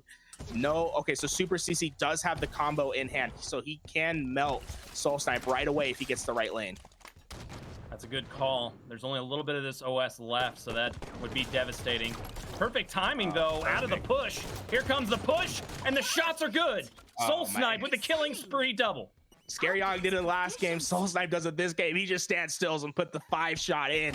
Great job by Soul Snipe. You can tell he's really feeling his shot right now, and they're back into this game. Once again, it's been the story for almost every game we've seen. It gets really tight towards the mid part of this game. The question is who starts pulling away towards the end. And you know, 90, if they want it for the stream, right, get us to 24-24. I want this to be that last second kill to determine who's coming home with that $500. I want to see a $500 kill. Dude, you gotta chill with that, man, because I got an old heart, and it really doesn't work that well. So to have that happen, it's already beating like crazy, man. I can't have that type of pressure on my heart. What, are you trying to kill me? Well, Talik, he took down his individual fight over on the P1 side, and now he's in the top mid position and ready to find these players coming out the blue base. He's unfortunately going to get pushed down and has to back down to a bottom position, but he does have his teammate directly above him, so they can just fly in together and maybe potentially make a break entry through that blue car door. But they're slowing down the game once again. Overshield coming up in about 15 seconds. We'll see how they opt to play for it as we see Talik moving back towards that red side. I think they're going to get both car control and just try to melt anyone that comes close to that overshield. Ooh, nice flank by Talik. Good movement out of him. He's going to take the top. He needs to make a push here, though. This is a big moment. Big win. Pivotal. Got to get the OS. He gets it, and he gets the full. Well, those are the plays that we've been waiting for Talik to make. That was absolutely BDE right there. He pushes over the top, gets the quick flank, and gets in position to take this player, but he misses a punch. He misses another. The combo comes from behind. Scariotic with the kill. Oh, my. Okay, Talik. Well, it's Scariotic. That's about as clutch as you could possibly get. 16-15. Man, some missed punches in Halo 5. Name a more iconic duo. Ew. That was disgusting. Scary, you freak. I mean, he never gave up. That entire fight was just stupid. Oh my God. I mean, he has to feel it for that, right? That was yeah, that's one of the filthiest things I've seen in a while. Just, there's some players when they're down in that position, they just stop, they stand still, and they let the player kill him. That's not Scariotic. He tries his hardest, and he comes out on top. He gets a little bit of help with the netcode gods, but eventually it does work in his favor with Soul Snipe on a quick flank. He finds shots of both players, but has to back down. The players are looking for him. He gets back into red 2. He has the health back. Can they get back and break into this top mid again? There's a player still underneath, and Talik and Soul Snipe are opting to go back to car side. Mr. Soul Snipe with the individual fight at top mid. He's landing down shots, but Super CC takes down his teammate over in the opposite base. Soul Snipe's in between a rock and a hard place. Can he make something happen? Magic is needed. 16-19. They can't afford easy deaths at this point. They can't let this get out of hand. Talik wins his individual versus Scariotic. That's going to be a massive one. If he would have lost that one, 4-kill deficit while the other team has map control, it would have been a hard one to come back from. Here's the OS minute. The overshield about to be up anytime now. There's going to be a big fight for it. This game is for all the marbles. $1,000 is on the line. Talik is starting to win his fights against his old teammate, CC. Absolutely love it. Oh, Scariotic, you're in a dangerous position. Can they take advantage? Once again, he's not giving up on the fight. He's throwing the nades. He's making the player weak, and he stays alive, taking notes from his teammates' book. Scariotic eventually finds that kill on Mr. Soul Snipe, but Talik was able to get away with the overshield. No combo in anyone's hands. It's on respawn. No one's going to be able to have it. Talik needs to use this overshield to find a couple kills and to narrow that gap. and get themselves within 21 to 22. They can only be down 1 or 2 more kills before they get to that 22-23 kill mark if they want to come back into this game. Talk still has a little bit of that overshield left. He's gonna find Super CC, and he smells blood. He's trying to get the kill. He lands the last shot and has to reload his gun, gets the kill, and is going back to that top mid position to try to do it again. Yeah, and CC and Scary played that so well, making sure that Talik ran out his OS. They were just chipping at it, but ultimately CC could not get away. There's only 3 kills here with 2 minutes and 40 seconds remaining. They're going to slow down this game dramatically and just make Talik and Soul Snipe work as hard as possible for this. They're going to have to make the first move. Absolutely. Talik, he's standing in the mid. He's just waiting for a player to slip up. The nerd nades come out and it hits perfectly, but Scariotic wasn't expecting the hit, but Super CC's finds the position, and unfortunately for Talik, he's not quite able to get that kill in the bridge, and this is the opening that Scariotic and Super CC have been waiting for. They're hunting at P1. Oh, great trade by Mr. Soul Snipe to make sure this doesn't get out of hand. If that would have been a death without a trade, they both have top mid. They're only 2 kills away from winning. I think that does it, but they still have a chance. Overshield gonna be coming up relatively soon. Talk's in that car position, landing down shots. Soul Snipe comes in from the help at the P side. Talk can get that combo if he wishes to, or he can start playing that bottom position to get ready for that overshield. But this next overshield could decide the game. Talk still just hunting up the top. He spots a player come out P side. He has information on both players. Soul Snipe going to engage at that P1. He's doing his best to stay alive. That player trying to get away. Talik gets the overshield. It's on his body. Soul Snipe with the perfect kill at Scariotic. 22 to 23. He's going for the combo. Super CC's gets it. Can he nullify Talik's overshield with that combo? It is yet to be seen as we see 2 blue players hunting down Mr. Soul Snipe. Talik trying to get back in position to help. The combo still unaccounted for. Talik has to be careful. He can't afford for his overshield to be taken down. Scariotic wins his individual on Soul Snipe. Talik is not able to help. He misses the combo. Talik still trying to find the ability to find this kill and to get this game closer. Oh, Super CC still at that combo trying to hit him. Talik has his overshield basically burned at this point. This is no more mistakes and only 50 seconds left on the clock to work with. Soul Snipe trying to make a play. He's almost gonna get it. CC, oh my god! CC taking over the Pivs, baby. Soul Snipe not able to clutch up, but Talik was just watching his teammate move in. He wasn't ever jumping in to try to make a play. I'm so confused. Talik was just chilling, man. Oh my. He was chilling. Soul Snipe had like 2 or 3 openings right there. Soul Snipe moved in, he made the plays, but Talik just kept chilling top middle. It was like they were on 2 completely different pages. I just feel like maybe the nerves got to him, man. I don't know what it was. You know, you have that overshield. I think he knew the noob combo was in position, but when you see that noob combo player at Needles and he misses, use that opportunity to thrust right into that window and isolate the player that's in the red base and just take him out and then regroup with Soul Snipe and try to take out the combo player together. Unfortunately, he tries to milk his life for too long and he didn't even take damage. The overshield just went out by itself. And then Mr. Soul Snipe pushes forward past Talik in order for him to lose his fight versus Super CC's. But talk about a statement made today by Scariotic. He finishes that game 5 with 3,200 damage. He was doing it all for his team throughout the losers bracket. He makes his statement and he comes home $500 richer. Just an insane performance out of him. What we saw when Talik was going in for the plasma pistol play, he knew that he needed to get that kill on Scary so that he could run the map. So that basically was it. That was the play that turned everything around. Talik and Soul Snipe could have had that game. It would have been so much easier had he gotten that kill into Scariotic.